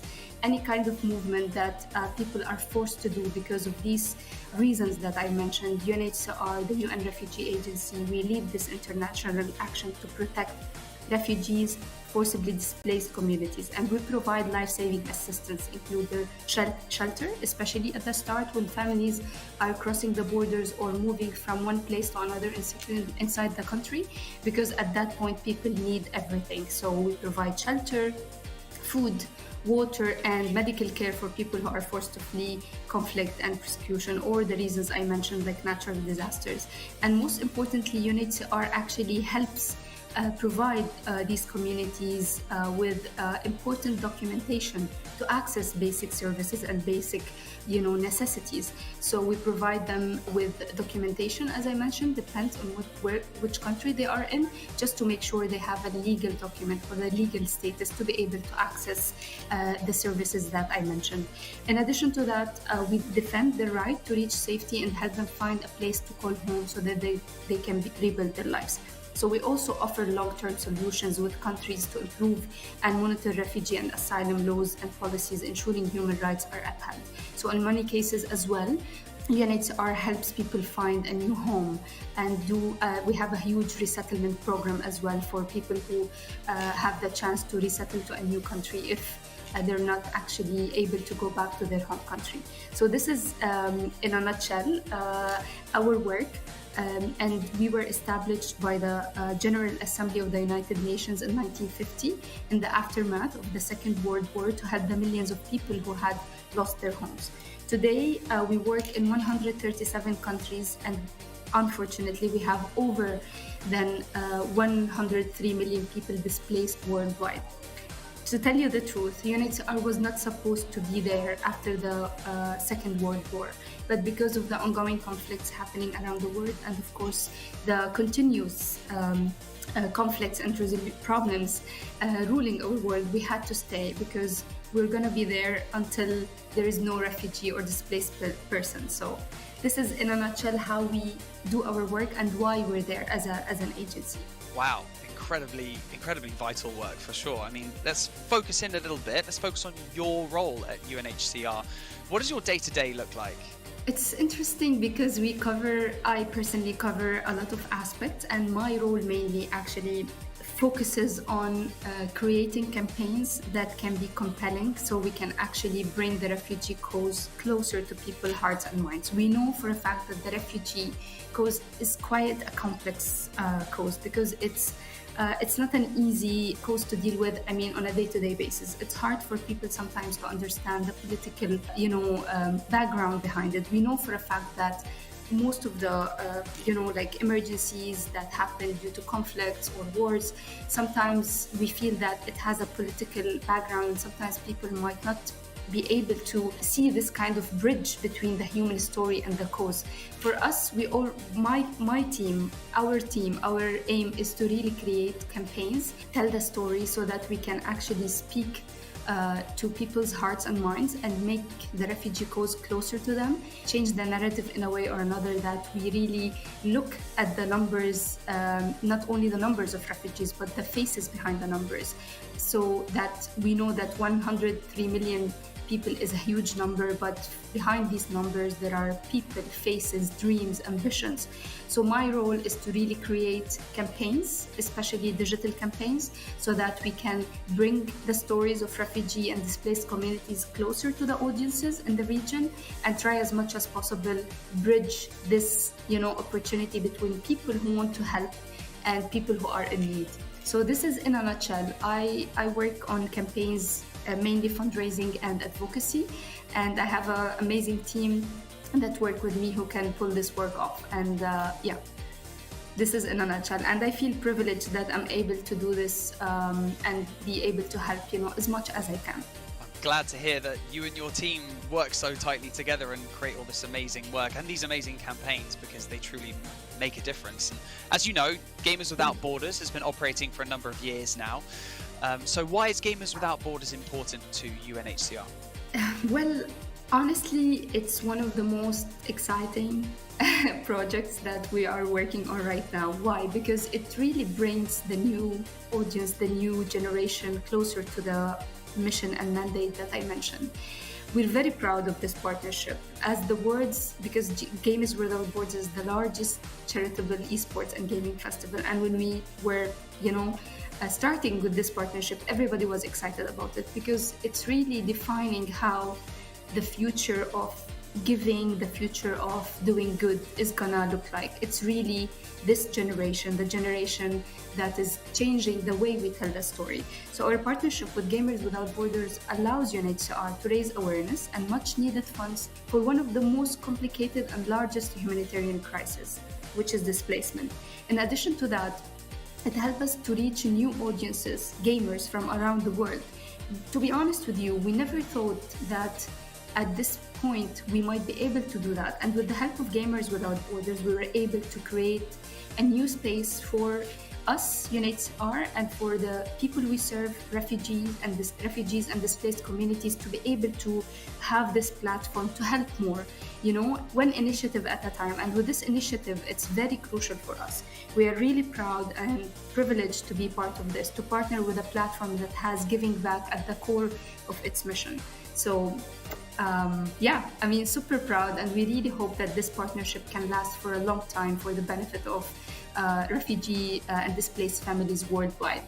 Yeah, we hope so too, for sure. I think that every year Gamers Without Borders focuses its efforts towards different global issues, but this year it's simply a donation to keep progressing, to achieve more as an organization. So what can you tell me that UNHCR is focusing on this year in particular? So if I want to start telling you how the scope of the work we do is wide, because I mentioned the number of displaced people around the world is over 103 million people. So what we focus on, of course, emergencies on top of emergencies, they are driving new displacement, and now we're just witnessed what happened recently in Sudan. So usually what we do is that our core mandate is ongoing protection and aid efforts around the globe, such as the Syria situation, Yemen, Rohingya, Venezuela, and Afghanistan. We're also there on the ground when emergencies hit and take place, such as natural disasters, as I mentioned, and climate-caused displacement occur, such as the earthquakes that happened in Turkey and Syria. And the floods in Pakistan and drought in the Horn of Africa. This year, we will continue supporting those displaced due to ongoing crises around the world, in addition to raising the alarm and supporting who are being forcibly displaced through new conflicts and emergencies such as Sudan. In addition, of course, with a big focus on climate change and fragility, which has already displaced millions of people. So our job is around the clock to be able to maintain the needs on the ground with the ongoing emergencies that are taking place. We usually respond within 24 hours when an emergency takes place, a displacement emergencies or a situation resulting from a displacement. So what we do is we respond immediately. So this year, our focus, of course, is to continue responding to all these emergencies that are taking place, whether new emergencies like Sudan or the protracted emergencies that have been there, unfortunately, for a long time. In addition, of course, to a huge focus on climate change and displacement caused by climate change. It's truly staggering the amount of amazing work that UNHCR is doing. But before Before you go, I would like to ask, we're kind of asking all the charities this year to give a message to not only all of the gamers who are competing in our tournament, but also gamers all around the world. So what would your message be to them? First, start by thanking them for, first, the gamers who are participating in Gamers Without Borders for really driving change in our community and using their talent to do something that is beneficial to communities in need. So first of all, thank you. And for the gamers around the world, I want to tell them that you really have the power to change, even if it was a small change, even if you changed an opinion about refugees, even if you change an opinion about a certain topic that our world is dealing with, you're doing a huge change, because if every initiative, every action counts, and you have a huge talent and a huge power to reach so many people, young generations who are actually following you and following your lead. So I would tell them, please continue to use this powerful tool to be able to create more change in our communities, because this shared responsibility will definitely be a crucial way to create more change in our societies. And I want to tell them that when it comes to refugees, in games, that our message this year, that in games you often have the chance to restart and try again, right? But for us, we always say that for millions of refugees and displaced people around the world, starting over can be an incredibly difficult and uncertain process because of the situations they go through. But you really have the power to help, and we count on your support to help us raise awareness and much needed funds to help those forced to flee their homes, because no one really chooses to become a refugee. And refugees, as I said, the statistics are huge, but behind these statistics are people like you and me with dreams, ambitions, talents, and everything you can think of. So please consider refugees and displaced communities in your communication, in your day-to-day work, and let's together help make change happen. Thank you so much. Well, thank you so much for joining me here at Gamers Without Borders, and best of luck with everything that UNHCR is doing for the remainder of 2023. Thank you so much. It was a pleasure being with you today, and thank you again for this opportunity.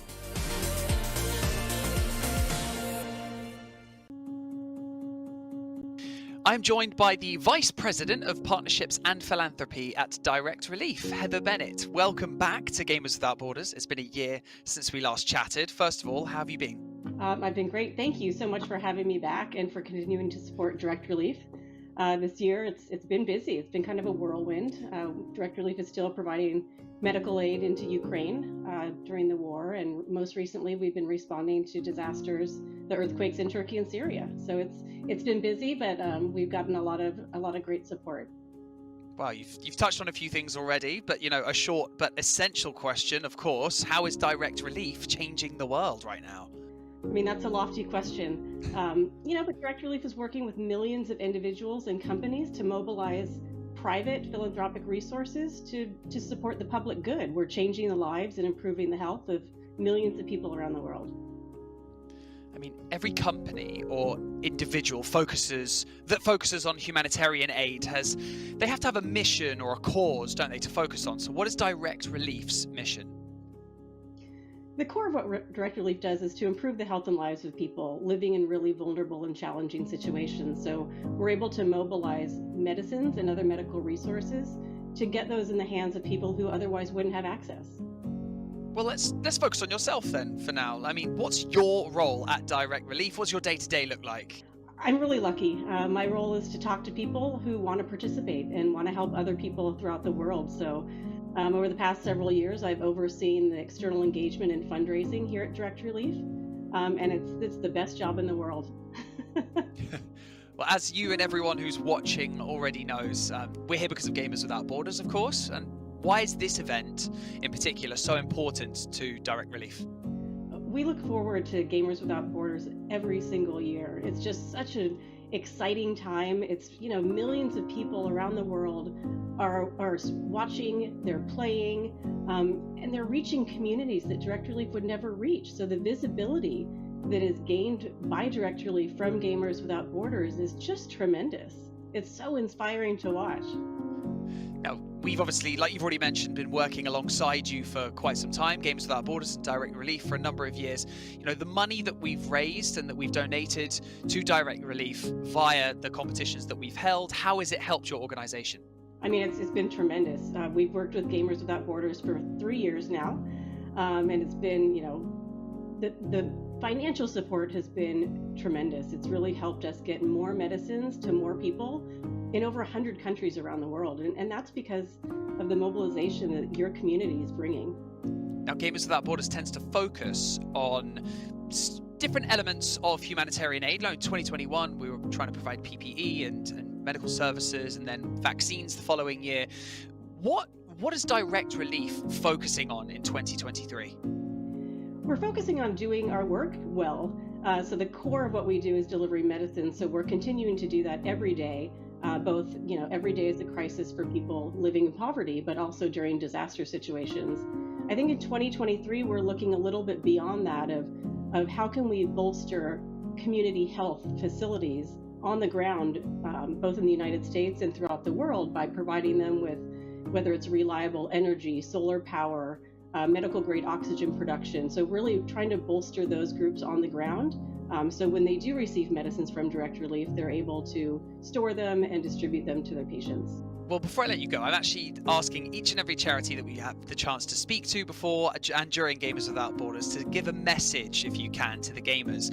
Not only the gamers that are competing here, but also the gamers just all over the world. So what would your message be to them from Direct Relief? I mean, thank you. You know, we talked about the large financial support that comes from Gamers Without Borders, but it's really what's more consequential for Direct Relief is the visibility. So I hope that every single gamer within this event and just in the world knows that every time that they hit the go live button and talk about Direct Relief and talk about the work, that they're part of it and that their communities are part of all the efforts that we do every single day. So I would just say to the gamers, thank you for using your skills and your expertise to change the world. Well, thank you, Heather, and thank you to Direct Relief for everything that you do. Thank you for joining me in this interview, and thank you so much. Well, best of luck to Direct Relief and everything that you're trying to accomplish in the rest of 2023. Thank you.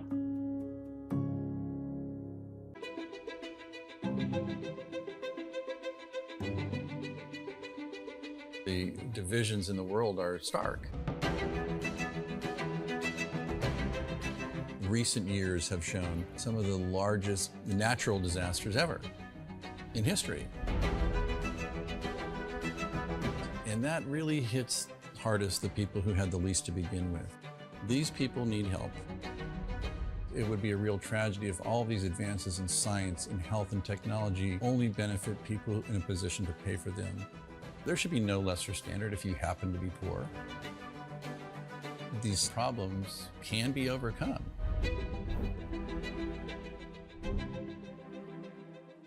Direct Relief is a humanitarian, nonprofit health organization. The focus has been on the least fortunate, most vulnerable people. On a good day, things are tough for a lot of people in this world and in this country. And what we can do is mobilize private resources for their benefit and make it available free of charge. We're the first nonprofit in the history of the United States to obtain accreditation just like a commercial distributor. And it's been expanded geographically to every country in the world and every state and territory of the United States. What's now Direct Relief officially was started in 1948 as a private effort of a war immigrant businessman named William Zimden. The basic guiding principles of a war immigrant businessman really influence what Direct Relief has done ever since. And they begin with just serving the people who need help. We have this great privilege of engaging with people who come in from very different backgrounds, but with the same purpose of trying to just do something good. It doesn't matter if you're typing or talking on the phone or working on the warehouse floor. They're all part of an effort that means something bigger, and that is the fuel that kind of keeps you going. It gives you some sense that there is a way to make meaningful progress, even for a little organization that started at a kitchen table, but that's what provides motivation in life.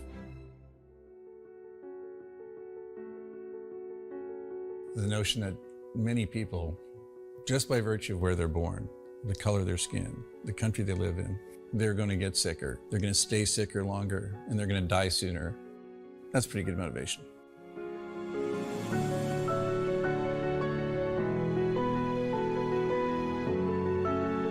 These issues are too big for any one organization to address.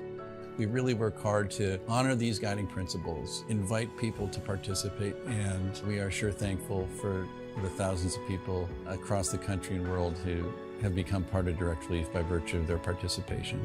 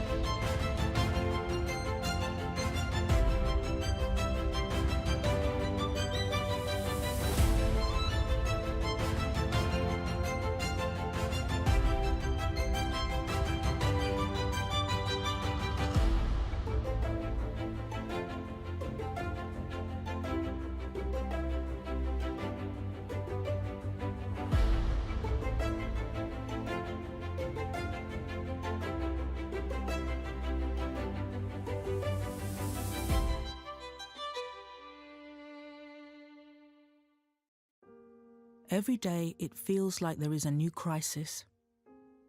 Families displaced by violent earthquakes and wars. Warm hearts sleeping under cold blankets of stars. Lives destroyed and washed away. Families fleeing into the unknown. But look closer. See the hope everywhere. See the ones running towards disasters to help. Compassion exists all around the world. Kindness is healing wounds, bringing hope for a brighter tomorrow. Look closer and see the many families like Layla's, who've lived through unimaginable hardships and yet haven't given up. Please don't give up on those forced to flee. Donate now. Gamers, UNICEF and I need you by our side for a real-life mission. A mission to protect the rights of every child. After news cameras have left, UNICEF is here. Every day, everywhere, but particularly where it's needed most. Did you know that more than 170 million children need UNICEF's humanitarian aid this year? At Gamers Without Borders, many of you have already chosen UNICEF, and I thank you for that. Choosing UNICEF is the easiest and smartest decision you can make, because you're investing in a child. And investing in a child guarantees lifelong returns, not only for that child, but also for their community and for our world.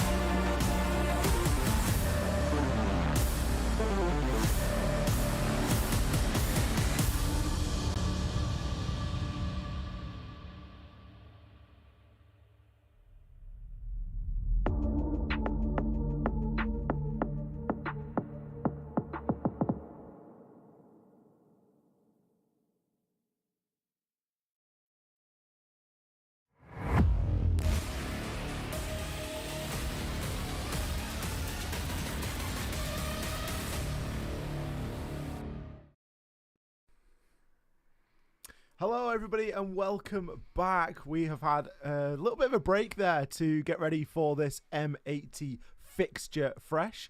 Liquid, they got it done a lot quicker than we were expecting a little bit earlier on. I think we were all expecting it to be a little longer, particularly on that theme part, but we are back once again for the North American part of our show.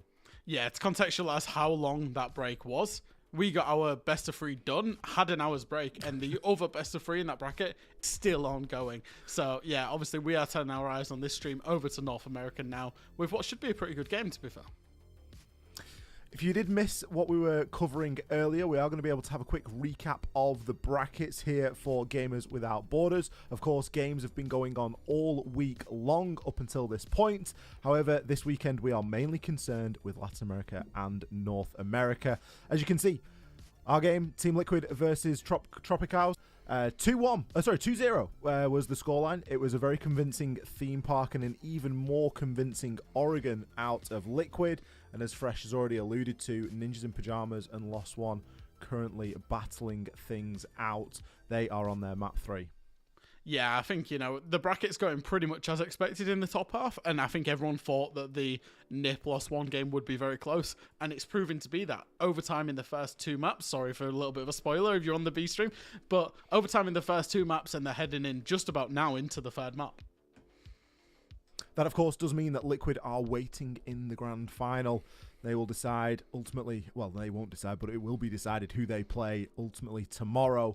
Now we turn our attention to North America, Fresh. And the game that we're going to be covering, M80 versus West Garfield Park, is going to be starting here very shortly. We do, of course, have Beast Coast and Dark Zero.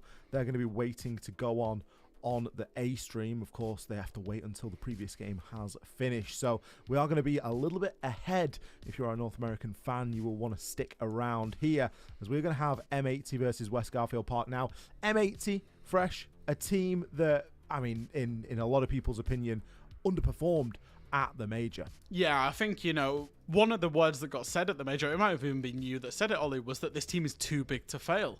And fail they did. There was people before this tournament talking about M80 as tournament favourites. It would be, a failure if they weren't in the grand final or whatever it was. And M80 crashed and burned before main stage occurred. And I think, for the levels of players that they brought in, obviously they imported Spoit over from Europe, a player that's very dear to our hearts. They got Iconic from Exastralis, they had a great core of players. And unfortunately, it did fail for them in the Copenhagen Major. But again, it's a very similar storyline, is they've just got to lick their wounds and then get straight back on it, because these quals have just come up, it was only a week ago they were playing in the Copenhagen Major. It's a similar story to the story of Liquid. Obviously, it differs in the key main difference in that Liquid went to the grand finals and got second, but there was that level of expectation on both of these teams. Liquid, they hit that expectation. They didn't quite meet everybody's in terms of coming second and not first. M80 on the flip side, they are, for my money, maybe the team that's come out of the Copenhagen Major with the biggest point to prove afterwards. Absolutely. And that's something that you might be sat here as West Garfield and thinking that's a little bit scary to be going up against, because we know what this team is capable of. We know the quality and the talent that they have, and to know that they're in that position where they probably feel like they need to go out there and pick a few fights, Fresh. Yeah, I think so. I think, it's one of them, is you're looking for that rebound. That's what you're looking for. You're looking for M80 to hit that rebound. So we have had a chance to sit down with them, and we are actually going to show you a very quick video with Iconic.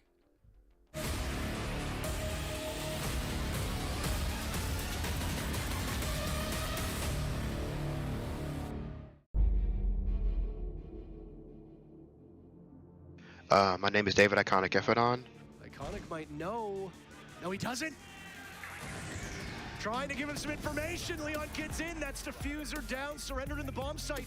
But they will gang up on Iconic, who far enough away is good enough. No! Many! Past the point now where the diffuser needs to be picked up from Cryan. They'll go for the plant. All he needs to do is wait out time, and here comes the run for Iconic. Cryan almost finished. What the hell was that from Iconic? My journey throughout esports has been extraordinary, if you say. I got picked up right when I turned 18, got into the league, had some struggles then, had to find footing, and kind of grow as a player, as a leader.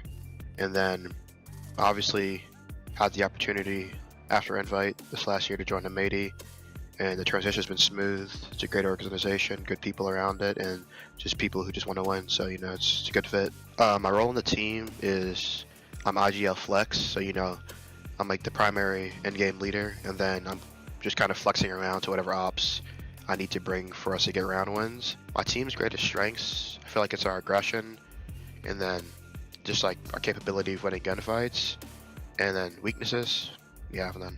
The recent move from Astralis and Matey was pretty clean, you know, because Astralis had just letting us go, like completely, so they had released our contracts, so we were exploring some full team options, we were exploring some package options, the other teams together, but in the end I decided to go with the Matey. The hardest part of that transition was just, you know, saying goodbye to, you know, my past teammates. You know, we built something great last year with, you know, obviously like we were a very deep-rooted team, so it was kind of hard like going from seeing those people every day to like not seeing them at all. But you know, it's life, you know, just got to keep moving. I think we're completely ready for this year's tournament. You know, we're training hard, and, you know, everything we do is learning, so we're gonna go out there, we're gonna play our hardest, and we're just gonna learn from our lessons. I mean, my goal for every tournament is to obviously win it, but you know, life doesn't go the way you want it to, so you know, all I can do is show up, try my hardest in the moment, and you know, whatever happens, happens. We prepared, you know, it was more of internal stuff, you know, just adjusting the stuff that we did wrong at the Copenhagen Major, since we didn't have too much time scrimming, because we had to move, you know, back to Austin, get Willie here. So, you know, it's been kind of sped up timetable, but you know, we've been just doing a lot of internal adjustments and then just getting ready on our side mainly, and just going out there ready to play. Message to the other teams competing, you know, I don't like to say too much anymore. I feel like the talk is cheap, so we're just gonna see you guys in the lobby, so it's gonna be fun. Message to the fans, you know, thank you guys so much for the support. You know, we're working hard to just get back to winning again, so you know, just stick with us, keep supporting. We're gonna work hard. And then to the haters, I don't really care what you guys say, so.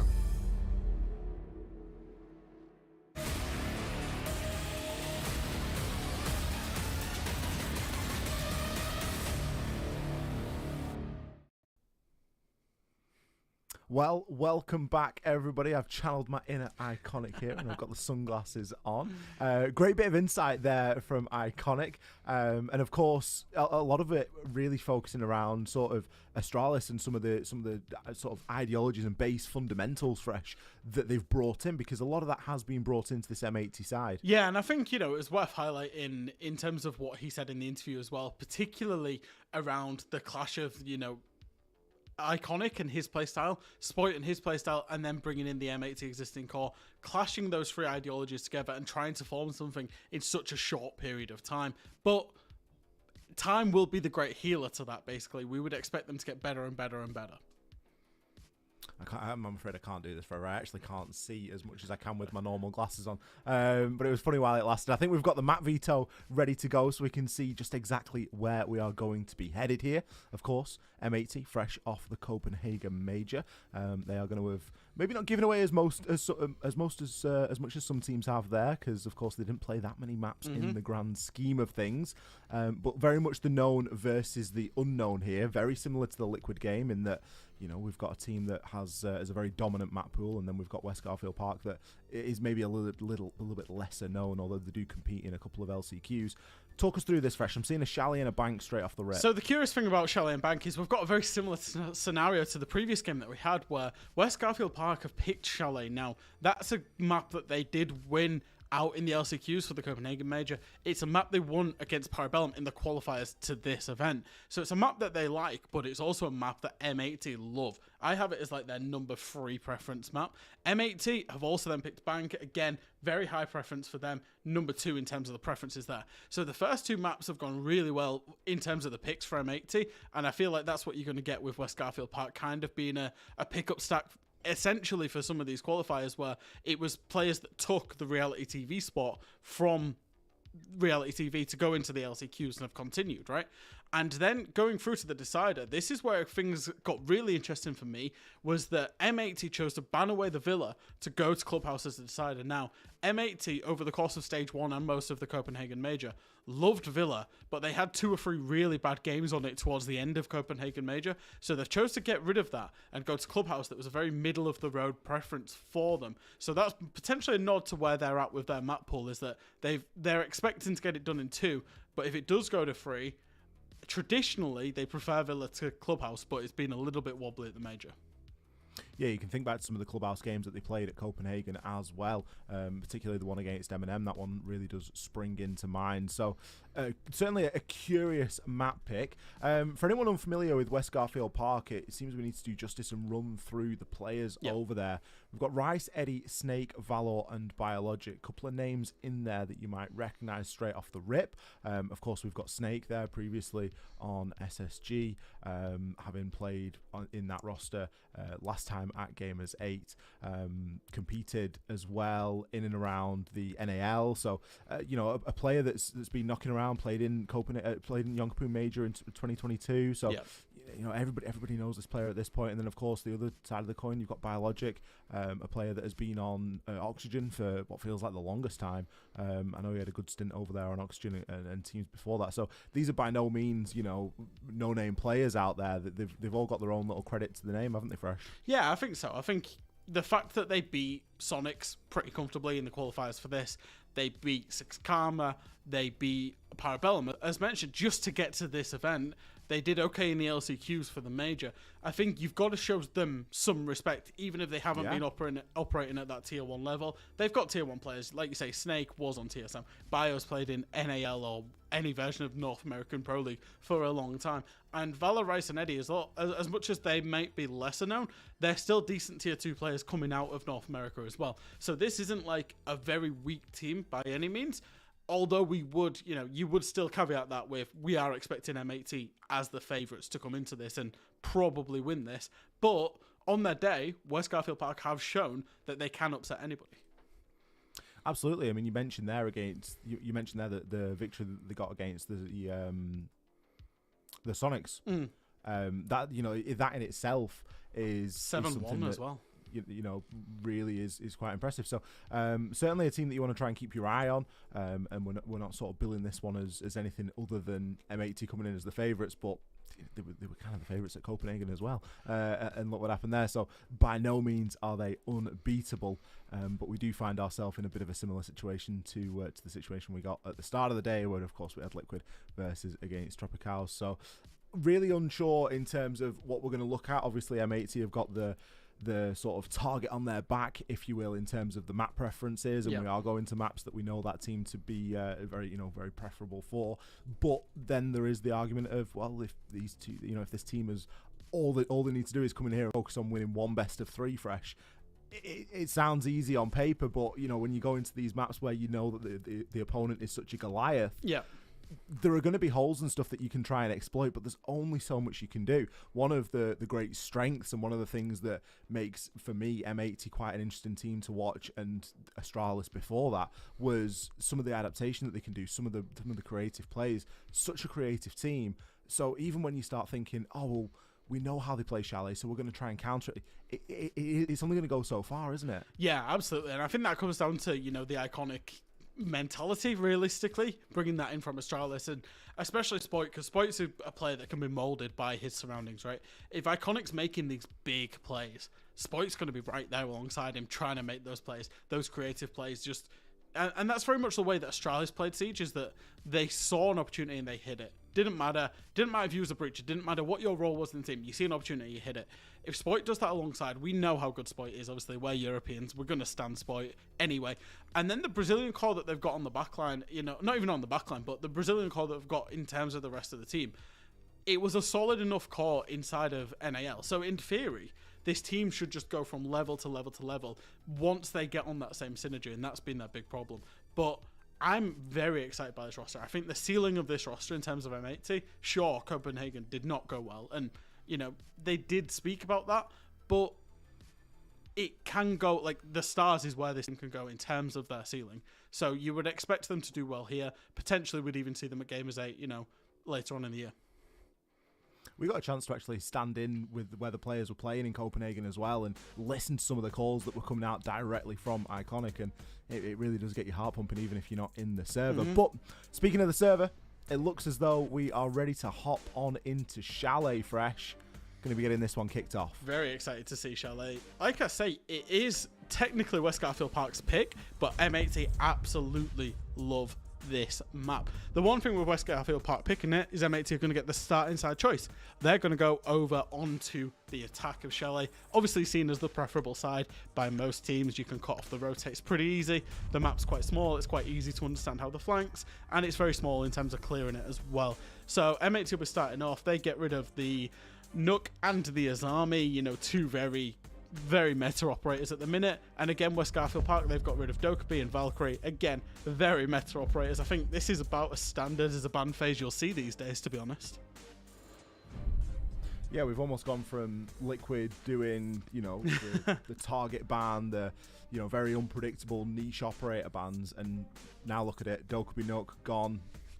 Arguably two of the best attackers at the minute, and an Azami and a Valk gone. Yeah, sure, you've got the Solace, but the Azami is really what you keep your eye out for. There are so many opportunities on this map to really take full advantage of that. And to deal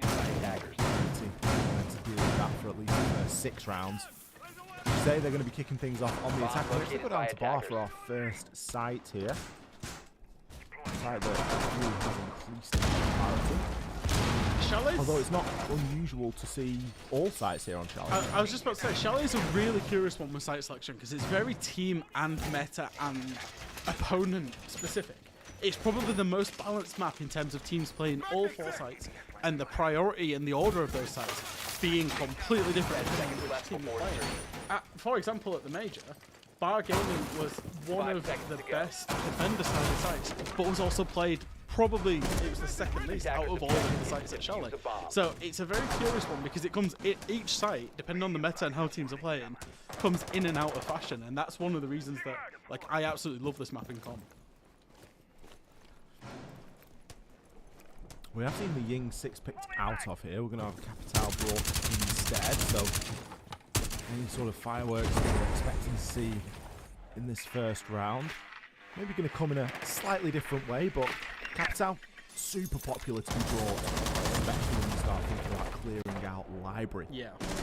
So many power positions inside of Library, although nobody really playing. We do have the player on Fireplace, so that is going to be something to keep your eye on, but not a great deal stopping the hop in here. We do need to deal with that player on the Fireplace. The Wamai is going to be in that power position, but they're not really being supported here.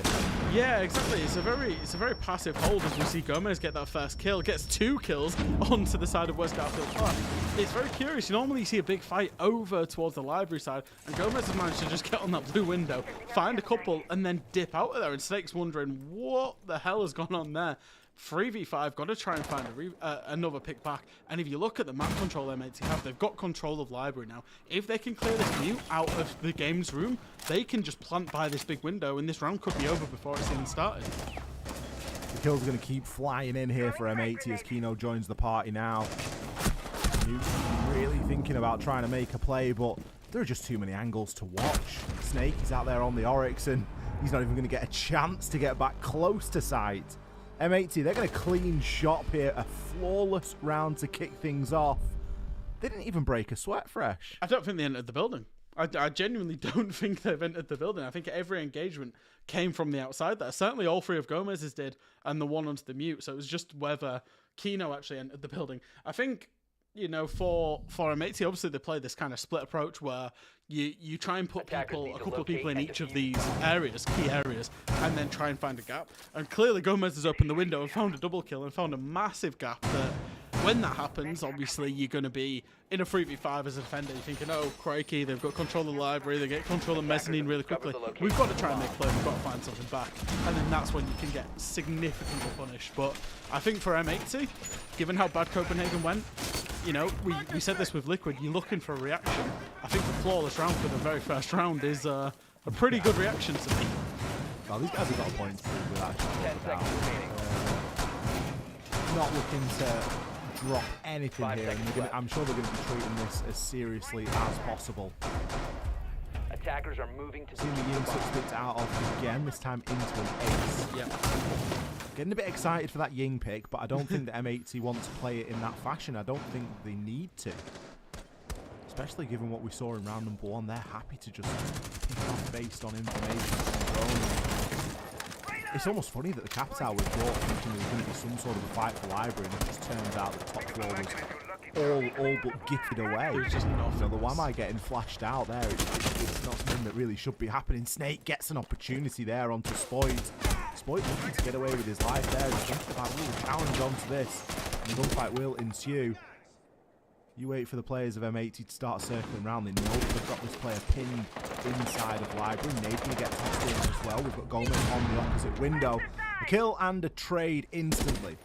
M80 very quick to react there, and Snake, I mean, that's all he was ever going to get away with there was 1 kill max. I actually think the West Garfield Park or WGP have come out on top there in terms of the trade of the utility, because they've got rid of Spoit, one of the best gunners in the world, and they've got rid of 2 nades. Obviously, what Spoit had used one, got rid of 1 nade and managed to get a trade. I think that could have gone so much worse for Snake and WGP. So now M80 just need to work on clearing the top floor. You see the Sophia has opened up the double window and stunned in. And it's about whether these players can take control of the top floor and work their way through, because the defender positioning is actually most of them are on the top floor. There's only Mute inside of sight. And the breach will now come in for the office, and it's whether they want to push through and clear top floor, or whether they just want to hold the defenders out of the office and then try and breach the lobby into dining and then go for the plant from there. You speak of breaches, there are plenty of them knocking around, 9 in total. So you might be looking at this lineup and thinking, oh, there's no sledge, there's no book. We've got 9 breaching charges to get through. Big problem. There's only a minute on the clock, so there's not a lot of time to be getting in there and placing and activating those charges. A sledge or a book would get that job done a little bit quicker, and especially with some of the positioning here from the mates. Attackers recovered the bomb diffuser. Hiding out in the trees, out in the grassy knoll here, looking to try and find someone on a rotation. Kino. He's going to get himself into the action as well. Gomez, he's peeking on into sight. It looks as though top floor control has been entirely foregone. Plant's going to start going down under that safe cover. The C4 out, baited beautifully. Iconic, he's picked himself up one, and Kino finishes it off. You don't need to get the plant down if you're going to pick up all the kills. Really nice approach there from M80, and it's textbook Siege. And you know, this team can get crazy and then get amongst it, but they can also play textbook Siege. All they need to do is breach office, and take control of it. And by take control of it, what I mean by that is just keep the defenders out of it. Allow the defenders to play in master and bathroom and the closet and the top solar stairs. And then you breach the dining wall and you walk in and plant. And the only thing that can really stop you is a C4 from the Mute on site. Or the defenders retaking top floor. As both of those occurs, the defenders try to retake control of office to play vertically above the plant, shut down. And then the Mute played the C4, come off the plant, kill the Mute, and it was as simple as that. We talk about checklist Siege quite a lot when we talk about, for example, Clubhouse or Bank or the processes that you go through on many of these other more technical maps. We don't talk about it on Chalet, but that was a really good example there of M80 playing that checklist Siege and not needing to do anything more to beat the opposition that's in front of them. 10 seconds remaining. 5 seconds to insertion. It takes a very well-measured team to pull that off as well. Yeah. It isn't the easiest thing to do to just entirely ignore the top floor when that is the done thing, right? You know, you expect to take that top floor control, but knowing that they were a little bit short on numbers, they knew that they didn't really have the benefit of time or the ability to do that because there was no one downstairs for the catch. So instead it does just become a, well, we just need to push site then, and that's where we know them to be. Going to be going back to the bar for round number 3. I'm a little bit concerned about this drone that's coming out here. The fight was all in and around the library side last time, which was very much surrendered, very much for free. Frost has been brought in an attempt to at least distract anyone from an immediate hop-in.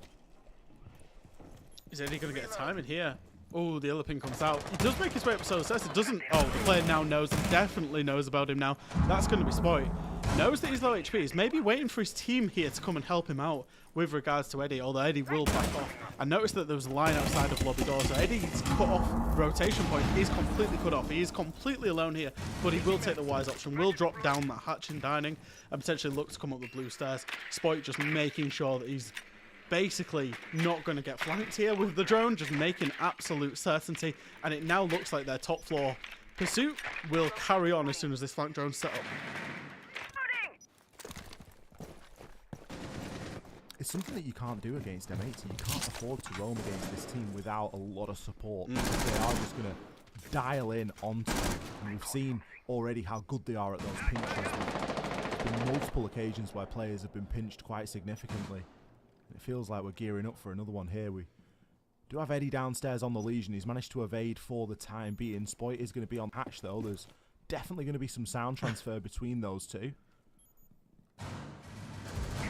Spoit does need to be cautious here. M80 don't have anybody dead at the moment, so there is nobody going to be actively watching that camera. Spoit eventually will be taken down and just get one in the meantime, but that's just a green light for Eddie to hit this rotation, Fresh. Yeah, absolutely, and I think he's got really good timing in terms of the cams as well, because he went past the flank cam as Spoit died, so Spoit would then jump on them. So Eddie's got a potential really good timing unless there's another flank cam in and around Piano.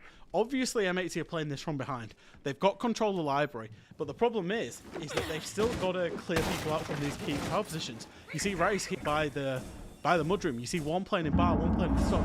Those are very hard positions to clear with very limited verticality and only 20 seconds on the clock. That's the big problem here, is the time left on the clock. Eddie could come in and play huge spoiler here. The kills are going to start to come in here. WGP, one found onto Kino. A little bit of a one-for-one trade, but it isn't even going to come down to the flank from Eddie. The pressure was sufficient on the site. M80 not as successful in that opening engagement, and well, I'll hold my hands up. I was concerned for Eddie, but I think he's played that fantastically. Yeah. A very slippy play there to get himself away and navigate that situation with Spoit in the early round. Yeah, absolutely. You know, he managed to get himself out, and that's what I was concerned about, is if he tried to get out from, you know, passing by the main door, he was going to get cut off. If he tried to fight Spoit, he was probably going to get traded out. He managed to persevere and save his life, then get the flank, and I think from M80, their issues there, realistically, was Spoit was the one making progress through dining side, and then realistically, they'd not done too much else in the rest of the round apart from remove the top blue shield, and that was basically it for the rest of the team. And obviously they succumbed late round in terms of the time. Now, moving through for West Garfield Park, they will go down to the basement. They are running a mirror setup, a closet, sorry, not a closet, a boiler rotate, as you can see there. A double mirror setup, one facing one on the breach wall and one facing the breach wall. It's not a setup that you see every day, particularly that long angle wall. Attackers must locate and defuse a bomb. We have seen some pretty fruity mirrors so far in Gamers Without Borders. That clubhouse one still gets to me. Oh, the clubhouse. I love that clubhouse one. Absolute classic. That's what you get when you fly on the wall in a really low elo game. What a great shot there from Diaz. Yeah. Not an easy one to win, especially given that he's not actually rocking the DMR. Nice refrag there in terms of getting Iconic off the board, keeping that numbers advantage. Also, crucially, that is the hard breach you've got as well. And we did say about how Iconic's mentality is, if you see an opportunity, it doesn't matter the role you're on. He's on a hard breacher, he's died there. Doesn't matter too much because there's a Thermite and Diffuse with hard breach charge still on the side of M80, but it makes it much less comfortable in terms of playing out the round. Yeah, the hard breach is always coveted here when you're attacking into the basement. The idea is to at least get both sides open and have a little bit of a contingency plan for when things like bandit tricks come into play, or you do lose that hard breacher early. So Kino does need to be careful as to where he deploys these exothermics. And again, a very slow approach really coming out from M80. We see Gomez this time on the fuse. He's placing those charges down and getting goes through the snowmobile reinforcement, and he's actually going to use his secondary hard breach, but that he shot it out. Removed. Yeah. I think he shot it out in phase, coming in and making what we like to call a big something hole. Yeah, absolutely. The problem now is that mirror window. Because your range hard breach has died on the ace, how do you deal with a mirror window? Snake seems to be aware, however, of Spoit's potential presence inside of Mud, and it looks like Spoit is playing completely for sound here. We've got an engagement about to happen where I'm not sure if Spoit's ready for it. Snake seems absolutely certain. He's just got to wait and wait, and Spoit peeks it. Snake does pick up the kill. That's a big kill. So now M80, 3v4. They don't have a lot of map control. They know one's on blue stairs. Very little ranged hard breach. They can't deal with the mirror windows. They're going to have to really pull something out if they're going to win this round. Gomez is likely going to try and get this hatchet open. He should give him a bit of a line of sight and can start to try and work, but with Trench being reinforced as well, sorry, being reinforced but having that shield on it and one of the panels left soft, he doesn't have that back into the side, playing it very similar to the elbow you would on Oregon. So M80, we've not really got very many options here at the 20-second mark, and we're going to have to go for a very big push and, more importantly, win these gunfights because they do sit at a deficit. Snake is just going to be racking out, and he's likely going to pick up another freebie here, and he will do just exactly that. But the job isn't done yet. Kino's made his way in from behind the bins. Gomez, you've got to try and hold this plant from going down. Kino, you're the last alive. You might find one, but it's not going to be good enough. Yeah, Garfield, they're going to pick up yet another round. Once again, you know, I will say it, is losing that hard breacher on Ace in Library. He's just not optimum, especially when you're against the mirror. Iconic, I love him, I love the plays that he makes, but you've got to respect that you need the utility at times. Siege is an FPS, sure, but you need the strategic element, you need the utility. If they had an Ace available, they can breach that mirror window on long wall, they can breach the mirror window on the garage wall, and this round is so much less of a problem than what it was. Obviously losing Spoit didn't help. Obviously playing late for time didn't help. But the fact is they couldn't get all the way down the Westminster stairs because of a mirror window that they then found out about late in the round. And for M80, they've put in a couple of very clinical rounds, but they've now put in a couple of very sloppy rounds as well. So, you know, West Garfield Park have played it very well in terms of their resilience to come back after a couple, but, you know, I was expecting a little bit better out of M80 for some of these rounds. I haven't heard that before. Yeah. Yeah. I think the credit's got to go to West Garfield Park because they came up with a very good couple of problems in a few 19 games there to resolve. It's not always easy to choose who you get on the spawn peak or the early engagement, and they didn't know that they were going to get the ace, but it just so happened that they did, and that was really the undoing of the round.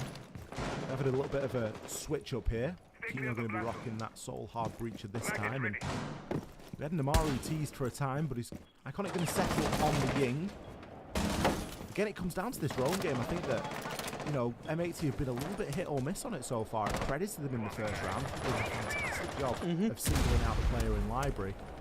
And then since then, it's sloppy, but it's just not been there exactly the same. There's so many options for kills outside to in on this map as an attacker. They showed us that in the first round by barely getting into the building. Yeah. We need to see a bit more of that. And I think, you know, the last time that M80 attacked this, they did a really good job in terms of breaching the library and then just breaching the dining and containing the roamers from West Garfield Park. I nearly said TSM there because Snakes.TSM does get taken down by Kino. And again, it's really good. One thing for West Garfield Park I want to see them do on this top floor is fight for the office a little bit more. Keep the pressure high on M80 so that they don't feel safe enough to just waltz in a plant like they. You can see the walls getting opened already. Now, if Gomez can just control office, then West Garfield Park are really going to have some difficulties in terms of stopping the same thing that happened in the last time. They're going to have difficulty stopping Kino just dropping down to lobby, breaching the wall and just walking into dining. So it looks like it's exactly the same strategy, but where's their adaptation now? Castle barricades getting removed now as well, as each layer is peeled back of this top floor defense and giving a few more options here to the players on M80 and what they can try and do with it. There are still a couple of lurkers remaining upstairs. Still some bodies to be dealt with. M80 not looking directly to take a gunfight yet, but still firmly in that information gathering stage. Good opportunity for the main stairs, for the window there for a bit of a cross. And you can see that Ying Candela's coming now from Iconic. Great opportunity for a wallbang. Put some shots in, but it's not going to be enough. First blood goes on to Kino. He's going to fall there as the cross mat is taken down. Iconic's going to pick himself up a couple as he storms his way on through. M80 takes the time to settle fresh, but when they've decided that they are going to go, boy, do they go. Yeah, I think they had a good read on it, and I was getting ready to say mid-round. I'm not sure if they need to clear the top floor, but it looked like WGP were going to play more to retake that top floor together, and I think they realized that and just made a commitment in the IGL and in the calling in that round. Let's take top floor, let's do it together, let's use the Ying. And you've got to say, for what it's worth, it was a great execute onto that top floor that set them up into that 4v1, and then boom, you go from there. Yeah, really good. I think West Garfield Park, maybe need to think about how they can play a little bit more frontline up, especially around the master side, and getting the faces of M80 a little bit earlier. Fortunately, this is potentially their last defense unless we hit overtime. So they're going to go back to barring games. And if you remember last time that this was played, it's been played twice already, but the second time it was played, M80 were really slow, especially with clearing that top floor, clearing that library side, and it came down, there was a big flank that came out of Eddie. He's back on the Legion again, back in that same type of place. So it looks like very limited adaptation, but for West Garfield Park, they weren't the ones that needed to adapt because they got the round last time. Attacker's objective is they can play very similarly to what they did last time. We're actually going to see Snake on the Solace this time, so even more potential for that flank himself right into the corner of Garage there. There's endless potential for this play here for Solace on the impact. He's going to get a bit of info here, knows that there's at least one out there on the camera. Starting to think about it, he's going to go for it. Fresh picks up one, grabs the second. What a big play there from Snake. Gomez, you can pre-fire through the wall all you like. You're only giving away your own position at this point because Snake's going to get away scot-free. Say again, Diaz. He manages to salvage, but look at what's been lost. Yeah. He's taken away the Ayana, he's taken away the nades, he's taken away Spoit, he's taken away the Ying of Kino. That is an excellent trade, and Snake will take that all day long. You just want a, even worst case scenario, a 1-for-1 there was excellent. He's got a 1-for-2, and I think that's great. It means Eddie can now just back off from this engagement. He's heard a Gumine go out, and he's thought, nope, I don't need to back. I can just let M80 carry on droning the map, carry on taking the ground, and we can save this fight for another day. Really smart, really good play, really intuitive play by Snake though. Just goes to show the confidence that's on this WGP side is, they're not afraid to go for these runouts and to go for these flashy plays, and it definitely caught M80 off guard a little bit there. Still a little bit of work yet to do, but what a swing, Fresh! Yeah. What are we witnessing here? Iconic's been absolutely binned there on the angle. Gomez, again coming in with a trade, but it's immediately refragged, and that's just going to continue to happen. WGP, they have the numbers for this, and now they've got the last piece of info. They know that Diaz is at this main door, and they're not going to let him in easily. Default comes up, it's definitely seen him work his way into lobby. Does manage to take that one out. Don't know if he knows that there's a player bottom blue. Seems to be aware of the fact that the presence could be there.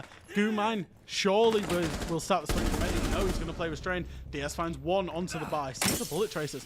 Knows that there's definitely one bottom blue now. Does take that chip damage. Has to pull the Gumine out. And now he's got to isolate these gunfights. The bottom blue player is rotated into bar. And there is a player top blue. That's great movement from the side of Eddie. He is sat on the diffuser. He will find the final kill, and West Garfield Park, they will find another round. Great first phase there from West Garfield Park. I think they've done a fantastic job to claw back a couple of those rounds. Yeah. Certainly after the way the first two went, there was no way I was sat here expecting a 3-3 split.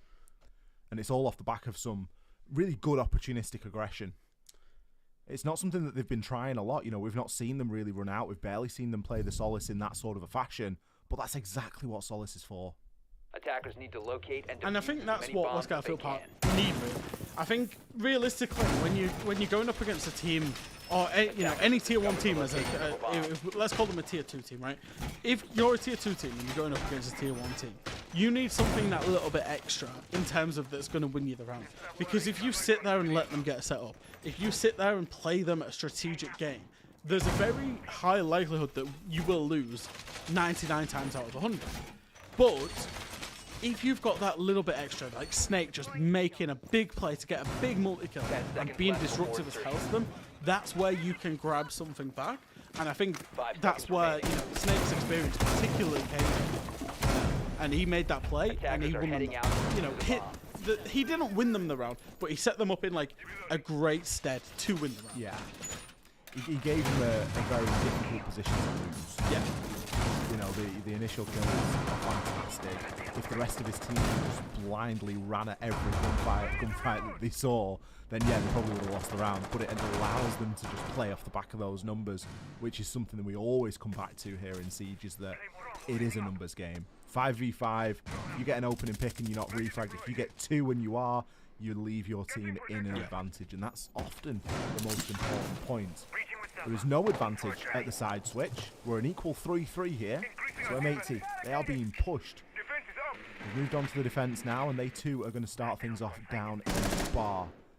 Now, this is where I'm expecting West Garfield Park to maybe struggle a little bit more fresh on the attack, especially with some of the options that are available here to M80, and some of the little mini games that they are going to be able to set up. Diaz, he's on fire so far. Valor, what are you doing inside of the site? Diaz says, thank you very much. I'll pick myself up a second. Kino, he's been down as he drops out through the hatch. Diaz, maybe thinking about using that information that Kino's given him. He's just ready to react here as Kino crawls himself to a little pocket of safety. But there will be a player just low on blue stairs. Yeah, Snake's going to walk up. He's going to find the kill. And I'm liking this pace for West Garfield Park so far. Like I said, you've got to do a little bit extra and you've got to have the guts to make those plays. I think Diaz, you know, he is one of the most underrated players in the world, in my opinion. He just held down that site like a fortress there. Gets a kill on the games window, gets a kill on the lobby side for the player walking in onto bar, and realistically, as long as they keep hold of these power positions for M80, they should win the round, but they can't play inside the stop, and Snake might be able to get I was about to say he might be able to get a little bit slippy. He slipped his way into a frostmat. This round's pretty much over, just Eddie outside on the sledge. Well, Diaz has picked himself 3 so far. Eddie, what can you show us here? Puts a good bit of damage in on the Spoy. But he's just got so many angles to check. 45 seconds left on the clock, and M80, they're starting to circle like sharks. It could be a bit too soon, though. Spoit finishes the deal. Little swing with the super shorty. Something we see every day, but if you believe in it, it will give you the kill. M80 breathe a sigh of relief. The last couple of rounds really not going their way, but they do manage to grab one back. Yeah, I think it was... You know, it was definitely worth it for West Garfield Park. I think you've got to try and change the pace. You've got to try and be variable. As I say, if you just go toe-to-2 on just defaults, you're probably going to lose. So trying to find an opportunity, find a play. Bearing in mind, that, you know, the ace got deep into the bar there. If he gets that kill on DS, that round is potentially very different. So kudos to them for trying it, but also kudos to DS for just shutting that the hell down. We're going to see M80 move all the way over to bar. We're going to see a very similar lineup coming out from M80 to how West Garfield Park ran it. With the castle, with the Jaeger, presumably to go upstairs and protect the double window, and then the window into the piano hallway as well. I wouldn't be surprised to see if that's where DS ends up. Obviously, Spoit's on the frost. It's going to be a complete top 4 hold, and I guess my curiosity is whether M80 play this a lot more aggressively than West Garfield Park did. 10 seconds to go. Yeah, West Garfield Park were very passive in that top 4 hold. They would sell there, they had the rotations, the reinforcements, the counter barricades. They had a bit of stuff knocking around with ADS and stuff. There wasn't that much presence. There was nobody playing, for example, inside of office. So I imagine that M80 are going to try and vie for that control a little bit more fiercely, and then have positions that they can then further back to a little bit as is required. In terms of the clear, WGP setting up here on the library side. Going in, they'll be able to look at the core library as clear, and then start to make their way through and look to maybe getting that office wall breach open. The curious one for me here is Valor's on the Monty, and I'm wondering if they're just going to try a play just to walk him in somewhere. Because it's not normal that you see a Monty on this lineup, especially with such limited hard breach. If you look at the way that there's only Thermite on the side, especially if Iconic Impact tricks the Thermite off, they might have to do something that relies on something crazy with the Monty just walking in without a breach or something like that. So I'm keeping quite a keen eye on that, as well as this top floor fight, you know, as it goes on basically. Spoit more willing to play inside of office, but as predicted, he's got positions to retreat back to. Shieldception. He's immediately taken care with, though, as the shield has been removed along with one of the ADSs. There's still an ADS on the other side. It's likely to catch for him if required, but he's got another shield to get himself dug back behind, but you just know that those ones are going to keep on coming, and you can't always be ready to get them, as you do need to be ready for the fight as well. Gomez maybe prepping himself a little bit of a jump out there of bathroom window. You do start to hear the breach getting opened. Valor on the Monty.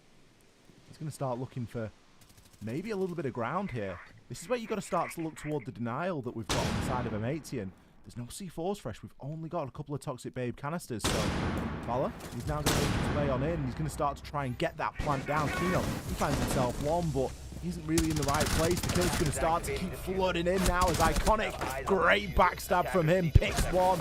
Diffuser has been planted in the melee, but M80, they have that preferable position. You almost feel like they let the flank go down there a little bit fresh. Yeah, and I feel like this is where, realistically, that when I said when you go toe-to-toe with M80 in terms of... oh dear, DS. Oh dear. I think we can maybe give Diaz a pass for that one. Yeah. Look at him go. He's 8-3. True. Defenders have disabled the He's bomb. having a bit of a blast at the moment. Defenders win. Oh, like I say, when you go toe-to-toe a little bit with M80, and they executed that same strategy that West Garfield Park tried perfectly against West Garfield Park, they're going to know also how to beat it. And I think the coordination of M80 in terms of the retake was just so much better. You know, you saw Kino open it up. You saw Iconic hit the flank at the same time as the top floor's getting retaken, at the same time as the guys in sight are retaking. And it was almost like a 3-2-1 on defense to just hit the collapse. And that's exactly what happened. You know, it's not often that you see a flawless retake, right? And that's pretty much what M80 got there. And I think that's the difference. And that's why potentially West Garfield Park should be trying something a little bit more funky, like we saw them in their first attack round. Yeah, it isn't always... If it looks too good to be true, sometimes it's too good to be true. Most of the time, it is in fact too good to be true. So, being given that opportunity to get the plant down, you can just kind of wonder, well, still no players alive. That means that they are somewhere else, likely ready to establish in the back.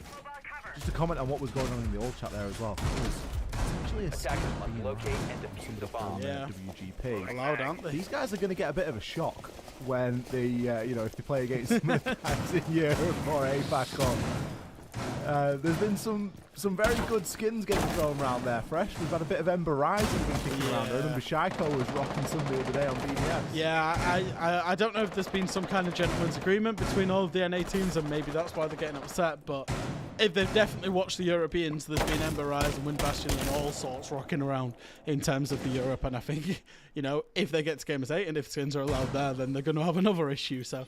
But yeah, you wait until we're on the desk and we're talking about skins and why Villa's constantly getting banned. Oh dear, yeah. About every skin blends in perfectly with Villa. Gomez. Oh my goodness, coming through.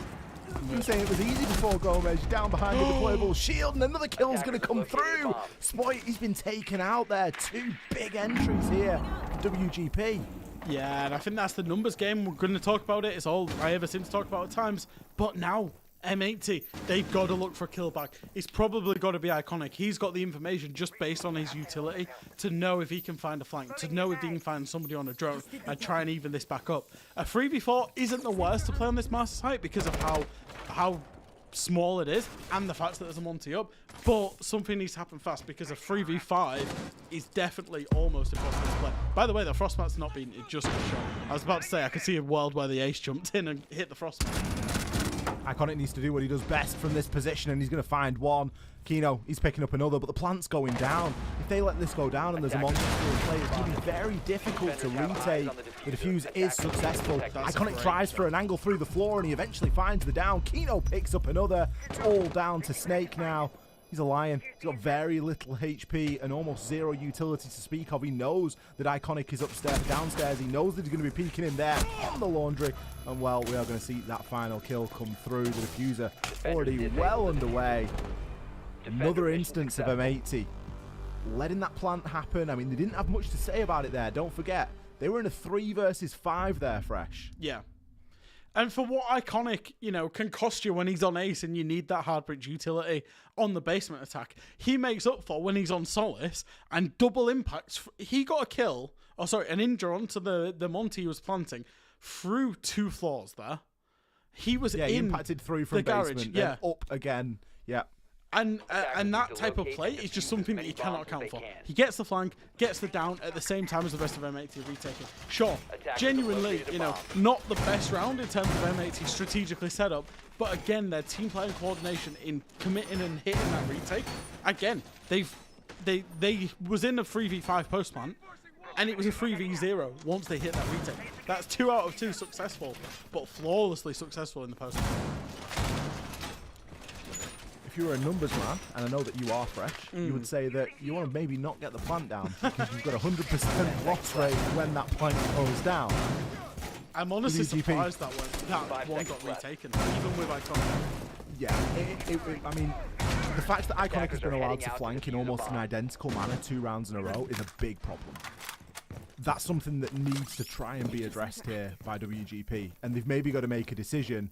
Do they really focus on the potential of that flank and the damage that it could do late round? Because any sort of benefit that they're getting in the early round or the mid round with getting that plant down, it's almost like a fake benefit, right? It's not actually providing them anything at the end of it because they're still losing the round because of that flank. So definitely a bit of a decision to be made there. But for the meantime, M80, they sit on map point here. This is of course a best of 3, so there are at least 2 more, well, at least 1 more and potentially 2 more maps after this one. So far, things not looking good for WGP on the attacks. No, and remember, this is their map pick. Even though M80 love this map, this is their map pick. This is the one that they are supposed to win. So there's a lot of pressure on this, because going into Bank, that is another map where M80 are very comfortable. Obviously, last time they attacked this bar, they tried to do something a little bit faster, a little bit fruity. Doesn't look like they're going to do the same again. Looks like they're going to try and work methodically for library control, try and clear Gomez out of his position inside of the library box, and then maybe try and clear stock and play for a plant. Looks a lot more default from the side of West Garfield Park, with only Snake kind of lurking in on the backstab. Yeah, much slower around from WGP. I think it's necessary here. Iconic going to get taken out first. Nice angle there being utilised through mud. Iconic going for something out of bathroom there. Maybe just getting a tad overzealous. Seen a bit of success in the previous couple of rounds. We're going to see a hop in here. If this plank goes down, it's almost going to be a nightmare to try and retake as M80. Another round and another plant here, but the cover is going to be there. Sporty finds himself one. Gomez another. The kills continue to flood, but the diffuser has been confirmed. Upside down rappel is going to be a horrible angle to try and challenge onto this. But look at the 2 remaining players for WPG. They're very split up here. We've got one basically on either side of the map. One on the main door, we've got one on the upside down rappel. Kino and Spoy need to put up here and figure out a plan as to what they're going to do, because the clock is ticking on this diffuser. 17 seconds left to go, and Kino thinks, you know what, we've just got to try and stick this, but the upside down rappel is too strong. Spoy, you might have found a triple, but the round is lost. You've no longer got enough time to disable that diffuser. And if you get the kill or not, we are going to find that final kill for Spoy. Picks the quad, but doesn't too much fresh. Yeah, no, that ended up way too close, to be fair. I'm not sure exactly why M80 weren't playing somebody in that stock position, because he genuinely would have stopped that whole plant going down and made West Garfield Park, you know, really try and work them out of that position. And I think very good from them to recognise that they had an opportunity to get the plant in and get it down. In the post plant again, I think it was, you know, fairly poor, to be honest, in terms of the post plant and maintaining the people. But they did enough just about all the time. You know, fair play, it will force M80 to move on to that dining site again. But this was one where they got completely retaken in the 5v5. You can see that they're sticking the Monty again. It looks like the same plant initially coming out of West Garfield Park, but they just need to work out how they're going to hold this post-plant retake if they get to that point from M8. I love that frost mat from Spoy. Yeah. If I played that frost mat, people would be asking me, am I okay? What am I doing? But because Spoy plays it, it's a good frost mat, right? It's the Amaru. That's what it's for the Amaru. Yeah. It's in case there's an Amaru up through the hatch, you're immediately just going to get sent into that frost mat and you just don't have to worry about it. The Amaru isn't here. The frost mat will likely not provide anything. Having said that, it's likely going to win the round. Now that I have mentioned it, but we'll see how it all plays out. Something I'm keeping a very keen eye on here, Fresh, is Iconic. It's been a big reason as to why M80 have had success here on the defense. I've seen a lot of plants go down from WGP, and Iconic has been there to at least save the day in 2 occasions. So, we need to keep a bit of a close eye on him and how WGP decide to deal with him or not, because we've kind of been in two schools of thought with it. No good getting the plant down if you can't hold it. They have held it once now, though. Yeah. It's going to give them a bit of confidence. And I think, realistically, this match and this map has seemed very similar to when M80 played this map at Copenhagen, where they looked okay on their attacks. They got a decent split on their attacks. And then their defenses, they were allowing plants for free so often. And I think it's the same here. We've seen, what, 3-4 plants, however many it's been. And I think that's one thing that they really do looking to address on this map. Even though they like it, I think teams who play specifically 4 plants against them do have a lot of success. It looks like it's going to be a very similar attack coming out of West Garfield Park. They've opened up the library breach. They're just clearing out the south side of the map. They might not know about Iconic because he is in a very off position right now. He obviously did get the flank from down here last time. So they're making sure that they are going to be very thorough, but thorough enough to check. The rotate has been seen. I didn't see the rotate initially, but if the rotate has been seen, they will be absolutely aware that he is down here somewhere. It almost feels a little bit half-hearted. You know, we've got Snake down on the line. It's a great operator to try and stop this flank from going down. I think they just commit. Valor can't commit too much to this because look at the time. There's a minute left on the clock here. He's needed elsewhere to start baiting out utility and start thinking about a flank going down. Gomez going to be the first one to fall here as Valor does start to get that flank down. Kills keep coming in here. This is looking fantastic for WGP. They've made some great adaptations and the plant gone down. Valor's kept himself alive despite the Toxic Babe canisters, and he can now just harass these defenders in sight. Does need to be cautious that he doesn't fall into that frost mat aforementioned at the start of the round. Oh dear. Kills. Kino, he's going to try and get him out, and he will do just exactly that. Spoit with the hot drop. He's not got too much info to work off, but it might not matter here. Kino, he can start thinking about getting on this counter defuse, provided that the cover is good, but the cover isn't quite there. Rice is going to find himself one. Kino still disabling that diffuser. Rice, you're going to have to shift your feet here and get yourself into position. Finds the gunfight with Diaz. M80 by the skin of their teeth. They get it done. What a scrappy defensive half for M80. But they just about get it done. And you've got to say it, they were just so much better in the post plant. In terms of they got, what, 3 successful retakes? Nearly got 4 successful retakes on their defenses. But other than that, their weak link in terms of conceding those plants has definitely been shown on that map. But it's their opponent's map pick. They got the job done. And I'm sure they'll be happy that it's at least done. And they're getting to move on to their map pick now. Absolutely. You almost get the feeling with M80 that excitement that you get in the post plant and that feeling that you get when the clock's running down and it's running down quite quickly, that's almost where they come alive. Yeah. It feels as though that is go time for them. That is what gets them going, and that's what keeps them playing the game, because they are able to operate under that amount of pressure in such a fantastic way.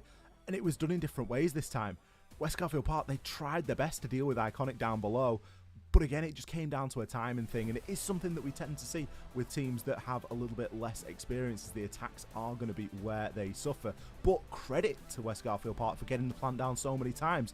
We're going to hit a very short break, and then we'll be back with map number 2 in this series. Don't go anywhere.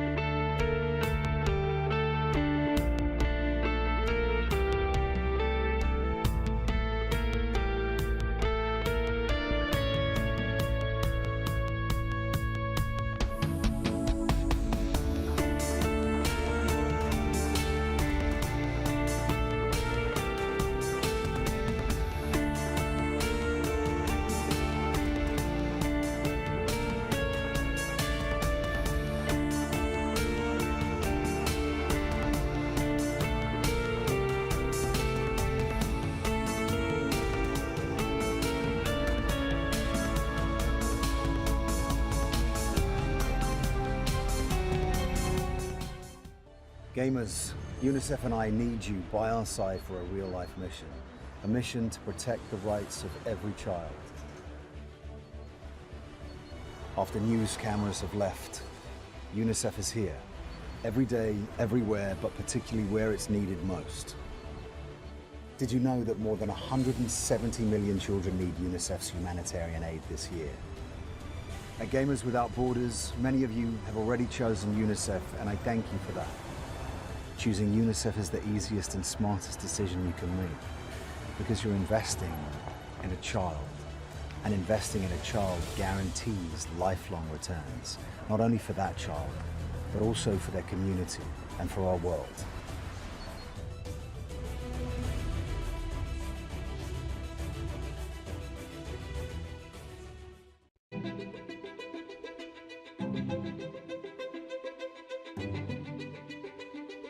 The divisions in the world are stark. Recent years have shown some of the largest natural disasters ever in history. And that really hits hardest the people who had the least to begin with. These people need help. It would be a real tragedy if all these advances in science and health and technology only benefit people in a position to pay for them. There should be no lesser standard if you happen to be poor. These problems can be overcome.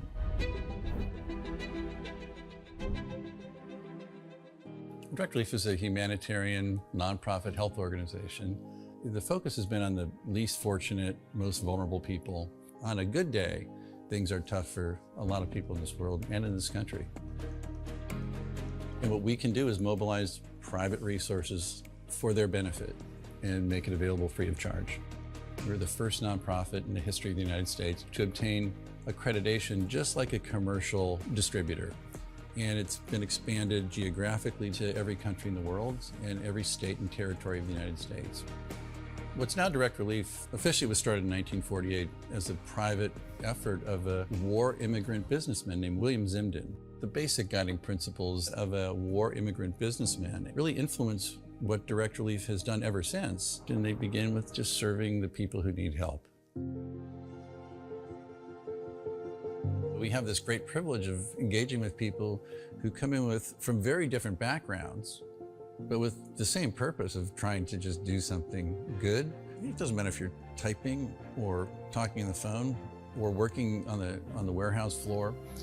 They're all part of an effort that means something bigger, and that is the fuel that kind of keeps you going. It gives you some sense that there is a way to make meaningful progress, even for a little organization that started at a kitchen table, but that's what provides motivation in life. The notion that many people, just by virtue of where they're born, the color of their skin, the country they live in, they're going to get sicker, they're going to stay sicker longer, and they're going to die sooner. That's pretty good motivation.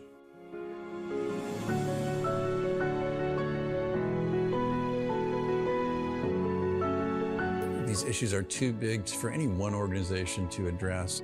We really work hard to honor these guiding principles, invite people to participate, and we are sure thankful for the thousands of people across the country and world who have become part of Direct Relief by virtue of their participation.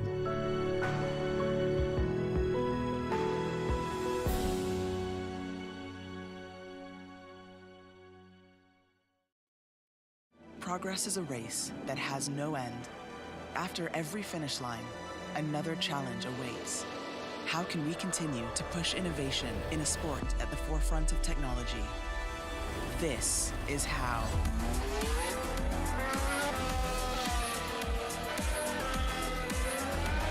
Discover how Aramco and the Aston Martin Formula One team aim to meet Formula One's sustainable fuel targets. Aramco, powered by How.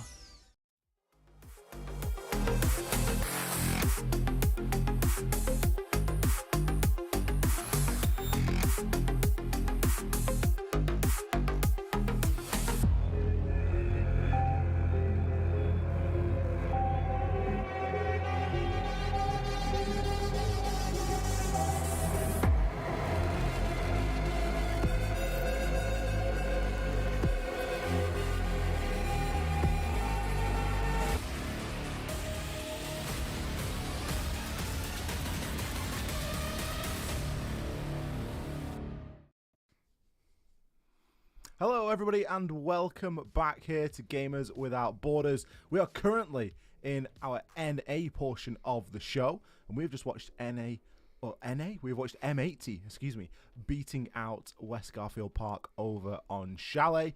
And now we move on to map number 2, Fresh, which is Bank. Yeah, and it's a big map for M80. Obviously, it's their map pick. They love the map. Didn't get to play it out at all during the Copenhagen Major. Permanently banned against them. They did play it a couple of times inside of NAL. And for West Garfield Park, we've seen them play it once. But that was all the way back at Copenhagen Major qualifiers. They played it against GGG. So another kind of pickup stack. They did manage to win it, but that's the only time we've ever seen them play it that there's footage on, at least.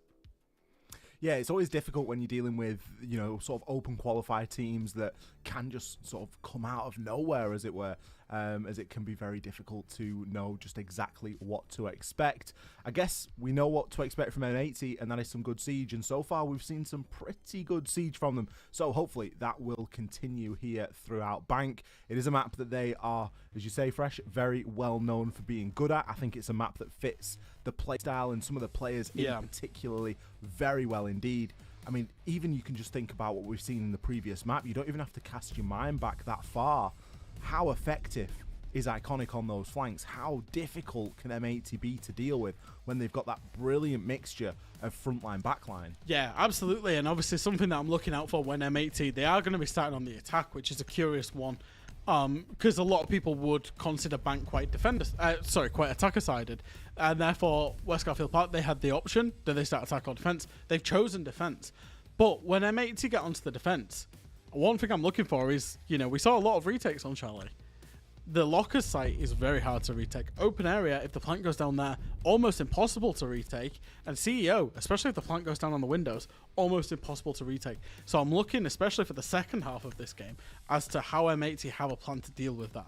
Obviously, we've seen them, get rid of the Nook. They've got rid of the Kaid. They've left the Azami open, which is something they banned in the previous map of Chalet. And West Garfield Park, they've banned the Monty themselves, even though they did have a decent amount of success on it in terms of one of those sites on Chalet. And they've banned away the Valkyrie, which is what they did on the previous map as well. Going to be headed down to lockers straight away. As you mentioned, some of the retakes on this side do require a little bit more of a Hollywood-style film budget to pull off. Yeah, for the first 6 rounds at least, we're going to get to see what M80 got to show us on their attacks, which, for the most part, on Chalet were fairly good. It was a 3-3 attacking split for them, so it was by no means a stomp that I think some people would have expected it to be. There was a very mixed result in terms of dealing with the roam game, and we all know how good Bank can be for roamers. We're not getting the castle brought here, so I'm expecting a little bit of a soft hold upstairs in open area. Yeah, I'm curious that they've not brought these army as well, because especially if you're going to do this roam, there's a keeper barrier that you can place on the beepers towards that main door there, where you can actually, basically, if you're going to roam and try and hold on to open area specifically, you can then block any attackers that come from the main stairs down. They have to punch and get rid of the keeper before they can actually get into open area. So, as army is available, and that's one thing that I would have liked to see. But I'm not exactly sure which operator for, because I think they're all very good in this lineup. I think Factors Army and Solace are both open, probably speaks to that. Yeah, you've got a lot of choice here on the defense. Sure, Valkyrie's been removed from Bank, let's be honest. There's so many options for Valkyrie cameras here. You've got to bring the Goyo, you've got to have that last second denial in the Goyo and the smoke. A C4's always handy to have, and a mute does a great job at debilitating that ability to clear out the roam game, which we know that M80 do have a very good ability to do. Opening pick, now he's going to go on to Kino. Oh, sorry, goes on to Iconic, as Rice is going to be the first player to fall. The big problem I think you've got with playing this extended roam against a team like M80 is that if you're going to be leaving players out there to fight on their own, you've got to understand what they're going to be able to achieve. I don't think that Rice is necessarily set up in a fantastic position, and Snake's going to find himself downed as well as he transitions through the rotate. Finished off there by Spoit. This is kind of the problem with the roam, is that you're not necessarily, especially on this site, you're not looking for gunfights. You're not looking to end up in a 5v whatever, because there's so many ways into this site. There's 4 hatches, plus the server walk-in, plus the main stairs, plus the garage. There's so many ways into this site that you want to be in a 5v5 ideally. You don't want to find the fights as a defender. So the fights that they lost 2 lives, I know they've just pulled one back there on the side of Valor, but if you're in a disadvantage, it's hard. This site is so hard to hold on to. And they've only got very limited denial now. 3 smokes on 1 C4. Still a C4 in the hands of Eddie, so there is something at least to work with. But just through sheer powers of deduction, you can look at the numbers here and start to think, well, M80, they can cover a lot of those bases, they can cover a lot of those options that are going to be used as entryways into the site. We're going to see a drop now into the server as the Toxic Babe gas dissipates slightly. Drone moving ahead from Iconic just to gather a lay of the land. Player that you really want to be concerned with here is going to be the castle just on the premises there of Garage. Hasn't necessarily got the best weapon to be dealing with this fight at long range. Got the UMP, has got the long barrel on. The Toxic Babe gas there is going to do a lot to try and burn the remaining 20 seconds here in this round. We see the C4 sent out. The Garage has been dealt with. And the Candelas can now start hitting through. The plant is going to be going down. And look at the cover that M80 have got to play with here. Iconic full white flash from his own team. That isn't going to matter. Plant goes down regardless. And he's just looking for kills here. Diaz finds one. Draws for the pistol on the last. M80. Nice execute there. Yeah, and that's exactly where having 2 players down the roam really comes to cost you when you're West Garfield Park, because basically you've got to worry about everything. You can't worry about the plant going down, the site hatch, the hallway hatch, the possibility of main cess, absolutely everything else.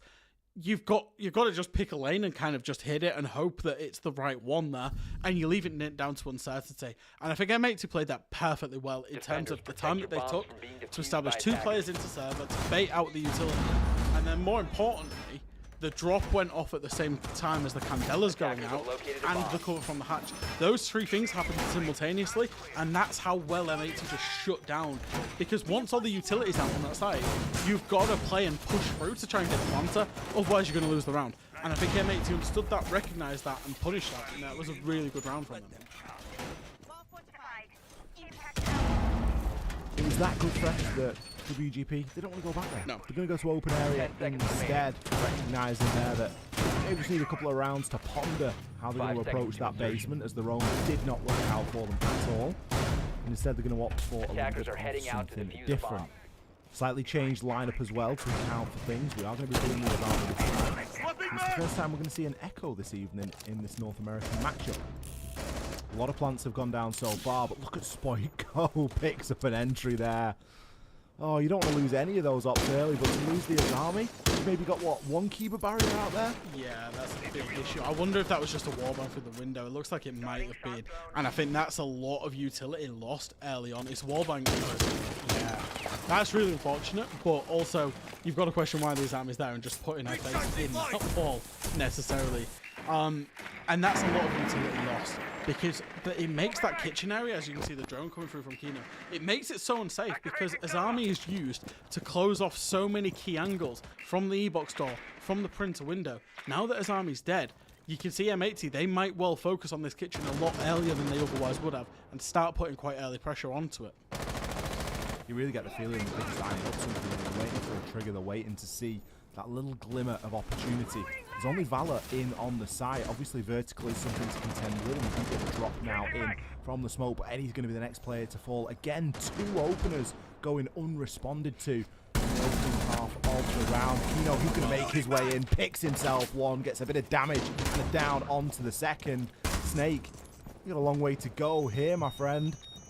The Capcans are only going to do so much to make this easy for you. You are in a 1 versus 5, and you are getting cut down as well. A flawless round here as Kino is going to pick up that final kill as well.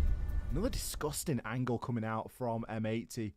It really all snowballed off that first opening pick from Spoit, and you know, you call it luck, but you've got to shoot your shot to get lucky. Yeah, I don't know if I want to call it unlucky or not, because you kind of know that players will just pre-fire certain angles just as they're running out of spawn.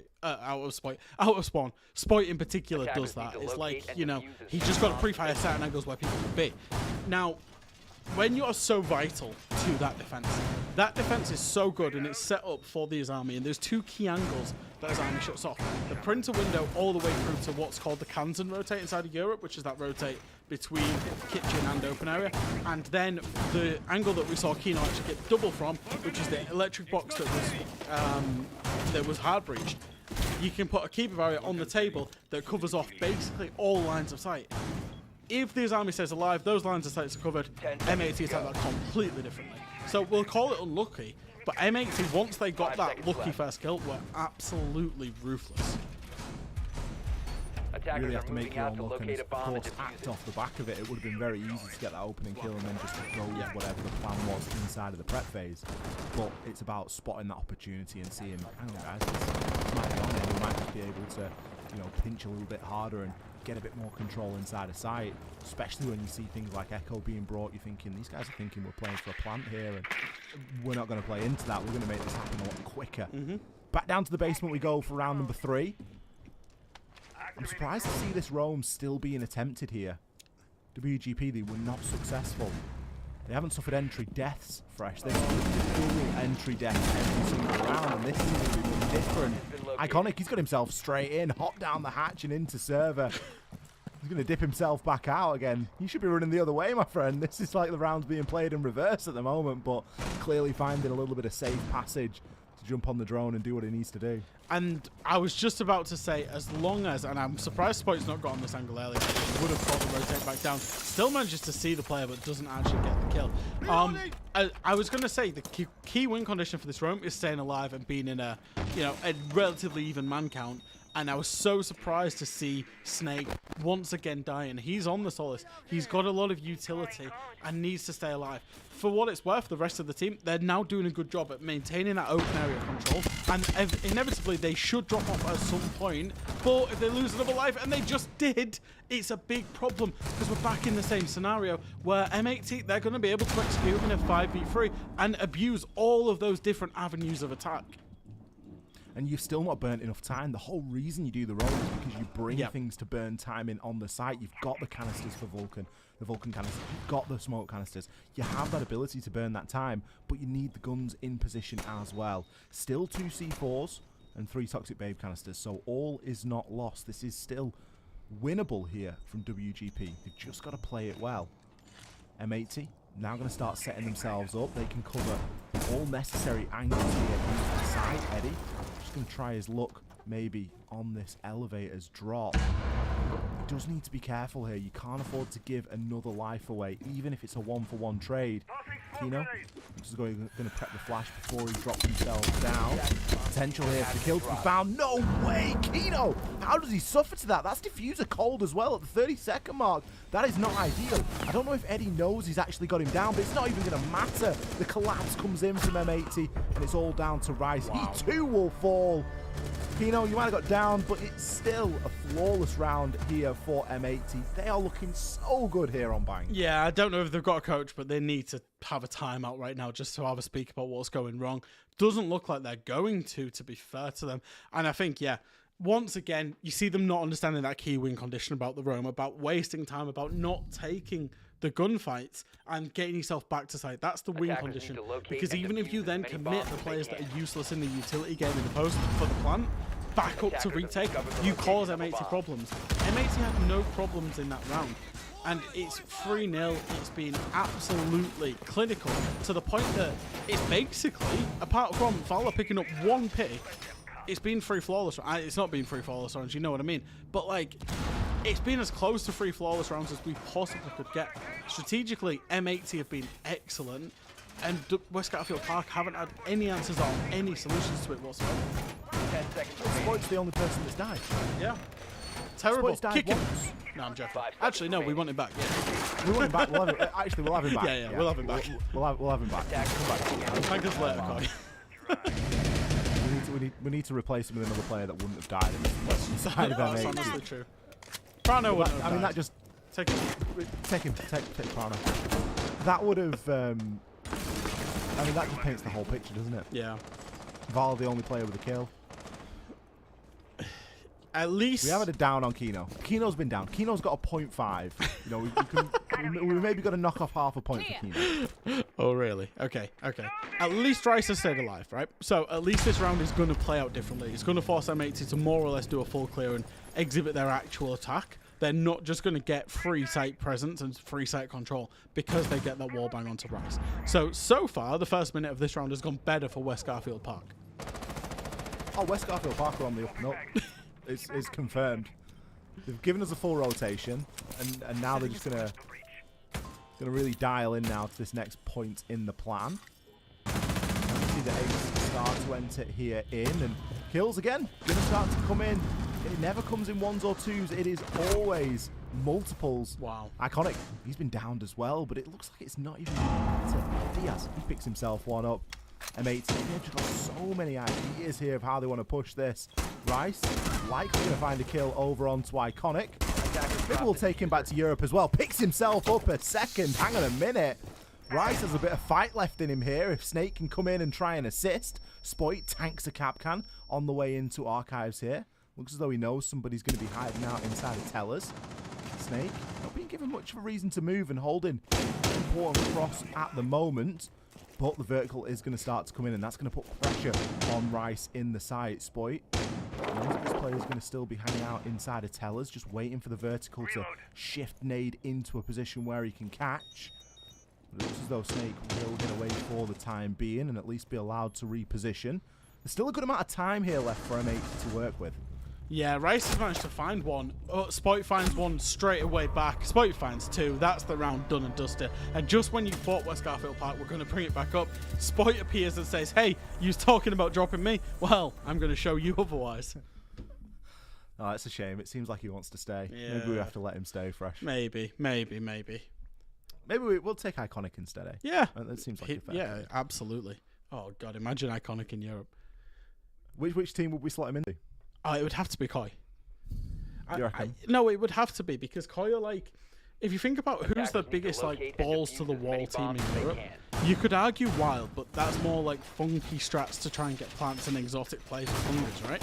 But then if you take actual balls to the wall, we're just going to do some like, we're just going to hit the site and be aggressive, and everyone's going with this.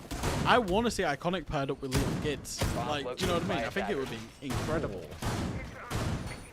Good little duo, that. Yeah. 4-0 so far for M80.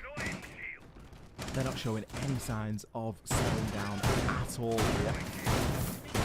We commented at the start of the last round on the kills. Rice has picked himself up a couple, but they're largely impactless, especially seeing as the rounds keep going to M80. You can get 3 kills in the round, and just collateral damage at that point for M80 and picking up yet another. They're shaping up for a flawless attacking streak here. It again draws into question, it's the right decision from WGP to start off on the defense. I'll be honest, I don't think that that's going to be a big deciding factor here either way, but it just isn't nice coming out of a game where you previously getting torn around the place on Chalet to now just getting thrown about like a ragdoll here on Bank. Yeah, and I think M80, they're obviously attacking up onto the top floor as well, and it's looking like it's going to be not a quick play, but it looks like it's going to be a play straight into CO from Spoit by utilising Ying if he can. Canto wall has been breached. That's by where the castle is. There'll be a cat and mouse game between the castle, the Izami and the Habana, with constantly breaching and keeping that wall open. The reason that you do that is then to hold that very long line of sight, because when everything hits the fan and the Yin Candelas and the swinging's going to come to try and get the plant down, obviously the defenders will react, and the Habana's there to cut down that big long line of sight all the way down the hallway just past sight. So that's step 1 achieved for the attack. Now it's about the Candelas and causing the confusion. At the same time, you'd expect Iconic to drop down the skylight into sight as well. M80 are very meticulous in the setup, and a lot of it is all being called by Iconic. It does look like they really spend their time setting up, but it's a blink and you miss it, execute 9 times out of 10. Yeah. Gomez, he's got himself in below, does have a couple of nades to work with. Kino going to open the account, kick off for the kill onto Valor. It's a fantastic first pick onto the ward, and it increases the value tenfold onto those Yin Candelas. They're going to start coming through now as well. Snakey's on the flank, but Iconic's on a triple. He's got a lot of work to do here if he's going to hope to try and salvage anything here. Gets himself into a bit of a scrappy engagement, picks 1 and a second. The diffuser still in the hands of Kino. Eddie and Snake, we've still got a long way to go inside of this one. A whole minute to try and hold on to. Kino can start getting that plant down at a moment's notice. Eddie now lit as well, as he too will eventually fall. And Snake, well, he's one shot to any gun, but he's found himself 3. Looking to see if he's being caught out here on the flank, but the plant will be successful. Still, a fair old way to go here. Diaz just going to think about a bit of a reposition. He's going to creep around there outside of stock. He had good information as to where Snake was. He might have been on the Solace. He might have shot the flank drone, but he didn't move afterwards. Yeah, absolutely. He just kind of waited for his death there. And I think, you know, if you watch some, you know, if you watch Rainbow Six broadcasts, especially for me, you'll hear me talk about split theory a lot. And that round was like a perfect example of split theory, which is where you've got one player controlling one place. You've got then two players causing a ruckus over by the rappel. So that was Spoit and whoever was with him. I think it was Kino on the windows. There was a player on the lobby rappel. And then Iconic was able to find the gap because there was so much ruckus going on elsewhere. In another part of the map on his own, Iconic was just able to slip in, get himself in sight and get a free game. And that's what split theory is all about. And that's the way a lot of teams are playing is you get two people in one place, two people in another, and one player that kind of just, they get called a lurker or a backstabber a lot. But whoever finds the gap is the one that hits the gap. In that round, it was Iconic. In other rounds, we've seen people rappelling from the windows, find the gap there. And in other rounds, we've seen people, you know, that are holding the long angle on the canto wall, find the gap there. But that was a perfect example of a split theory round from M80, where realistically, West Garfield Park couldn't do anything. And Snake found, what, 3 exit frags there on the flank that was probably way too late. And it's still exciting stuff seeing Snake pick up 3 on the flank because there is that world where he ends up getting the ace clutch. Yeah. But it's such a long shot, and it very, very rarely happens. And at this point in the round, and even in the game, if it had gone 4-1, you'd still be sat here thinking, you know, M80 are firmly in the driver's seat of this series. Yeah. And it's just another little stumbling block that they're going to have to come up against. They're going to have to play another round of Siege. Because there's nothing that WGP have shown us up until this point that tells me that they're going to be able to swing it significantly. There's only 1 round left on the defense anyway. And then we move on to the attacks. And we kind of saw how their attacks went on Chalet. And it can play out very similarly here on Bank. There's a big presence at the moment inside of main lobby. We've got a couple of the players from M80 that are stacking up in there. Potential for a bit of a drop here, and that's exactly what we're going to see. Wow. Spoit and Gomez get themselves straight into Gold Vault. They're going to start finding engagements almost instantly. Diaz, what a great play from him. He's immediately able to stop the flank from coming down. Rice thinks, well, they've dropped. I'm going to go and use the hatch that they've just dropped through, but Diaz is there for the catch. Kino now looking to make his way in through, but he immediately gets taken out by Snake. So for all that the initial rush was semi-successful, it has just petered out ever so slightly. Diaz, though, he's going to back things up as well. Level things out into the 3 versus 2 in favor of WGP, but the kills are going to keep on coming in.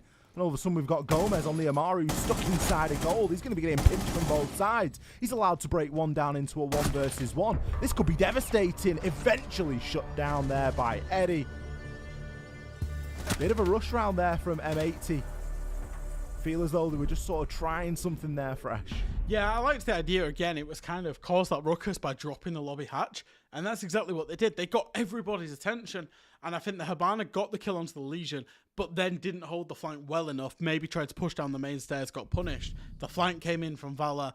And I think, you know, the Buck caught a very unlucky timing walking into server as well.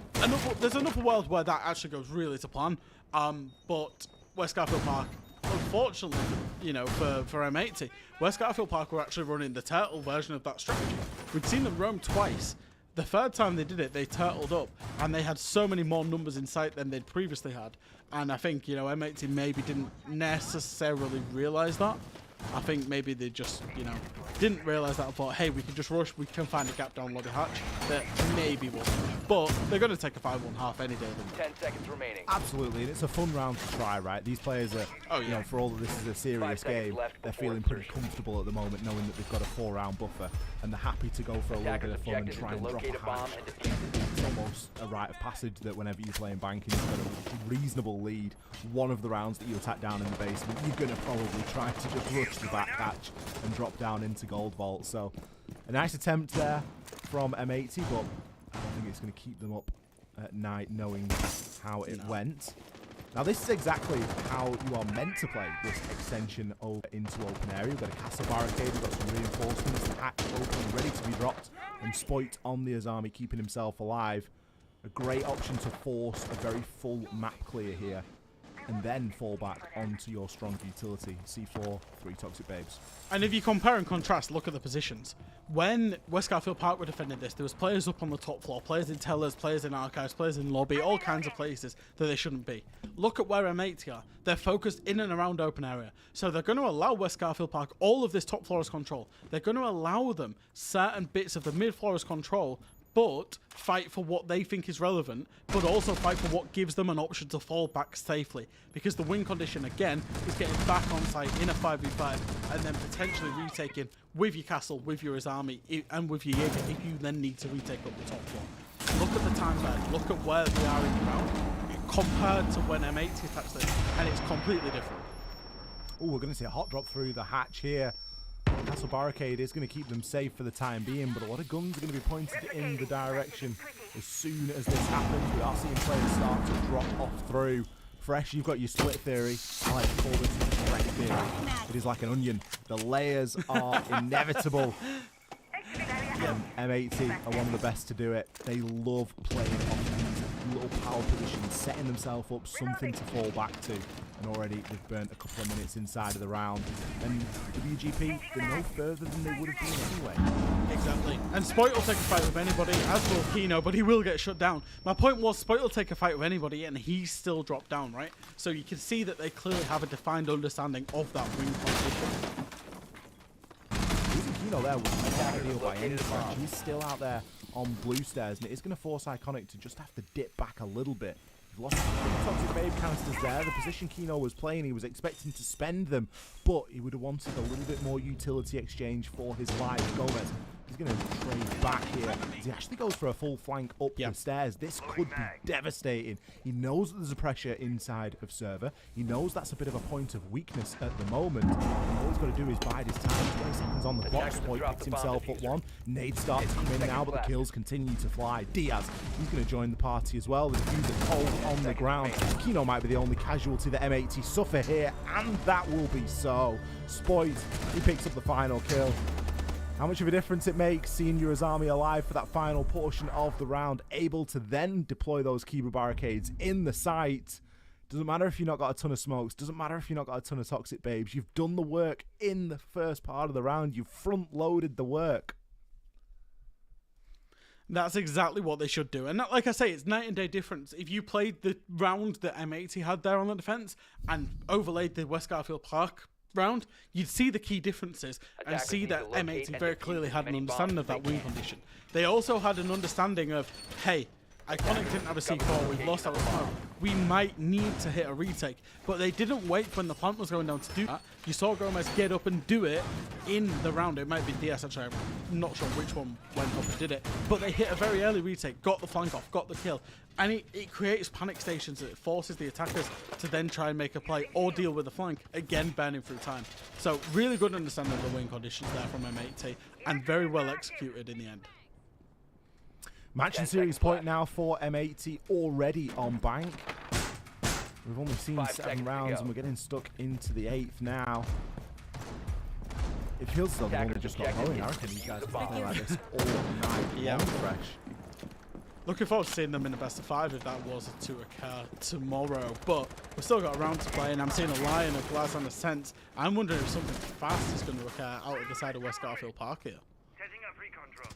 The attacker's bomb diffuser has Maybe they been go for it. dropped. Maybe they just go for that fast play. I mean, the only fast play happening at the moment is going to be Kickstraw getting himself taken out downstairs.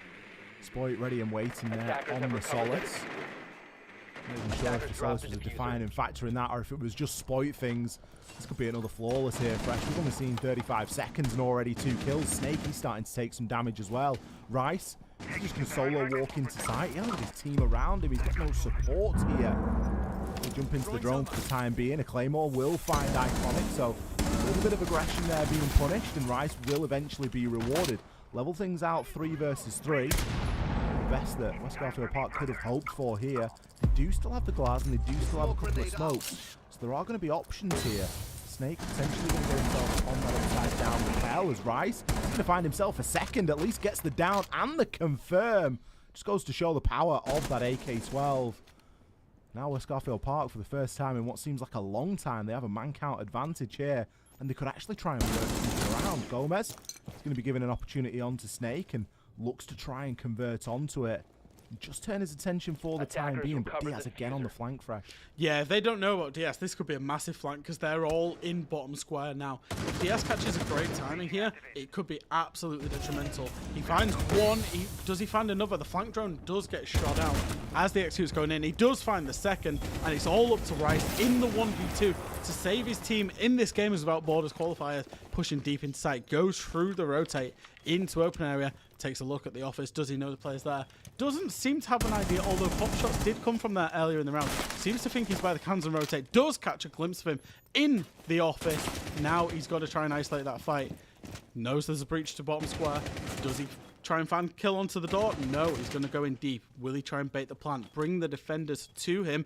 Does have diffuser in hand. He's really trying to work these angles. Has nearly walked himself all the way through site and back out. Choosing an unusual plant spot on the door. Diaz pushes through all the way through site into kitchen. Does see a glimpse, and this is awkward. Diaz will find one. Rice now in the 1v1. Will the player swing? Gomez has got a very aggressive position. Does need to play the time aspect of this here. Maybe play it a little bit more passively as Rice pushes back in. Will he now try and force the plant again? Bring the defender to him for a second time. Get off the plant. Isolate the 1v1. Will he stick it? About 1 second on the plant to remain. It's going to stick, so we are going to have a post plant. 45 seconds. There's a yellow ping that seems to come out, which means he has an idea of where this defender is, knows that he's moved, will peek out, will get the kill, and will keep his team in this game for now. Rice has been desperate for a clutch all night. He's the guy that's been picking up 3Ks, 2Ks, when it's not really mattered. They've been exit frags. Now, exit frags are great, but they don't mean anything. But what it does show you is it shows the player has that ability, and the fact that they play to the whistle. And there he's been in a live situation where it has mattered. The way that he navigated that, you've got to say that M80 dropped the ball. The fact that he was even allowed to get the plant down, the fact that he was able to break down a 1 versus 3 into 3 1 versus 1s is borderline unforgivable. Yeah. M80 have been pretty good in terms of the discipline and the professionalism in this game. I think for the most part, apart from the one rush round and that 3v1, they've been absolutely excellent in controlling every round.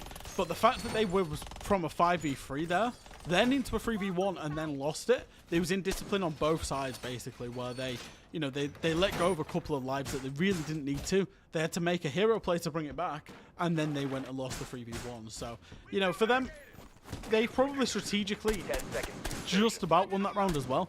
So, you know, you still expect them to win this game, but it's not the best sign when you've just lost the 3v1. It's a bit frustrating, isn't it? It just looks a little bit sloppy on what has otherwise been an incredible performance here on Bank. But we don't remember the sloppy rounds, we remember the score lines, and there's still potential for this to be a 7-2. Although, I am sat here as the devil's advocate saying, I kind of like WGP to just immediately kick into gear now and to go through and rinse a few rounds and, you know, maybe put up a little bit more of a fight, because that's the first sign of fight that we've seen really so far from them on this Bank. And it does show that they do have it in them to scrap something together when the opportunity is presented to them. I'm expecting a little bit more additional siege here now from M80. Maybe just not throwing themselves at every gunfight they can find. Yeah, you know, even in that last round, Iconic died to a Claymore, and I have absolutely no idea. He must have gone out of a window somewhere, CO or something like that, that he just didn't need to do that. So I'd expect them to play it a little bit more reserved and, I would say, quote-unquote professional.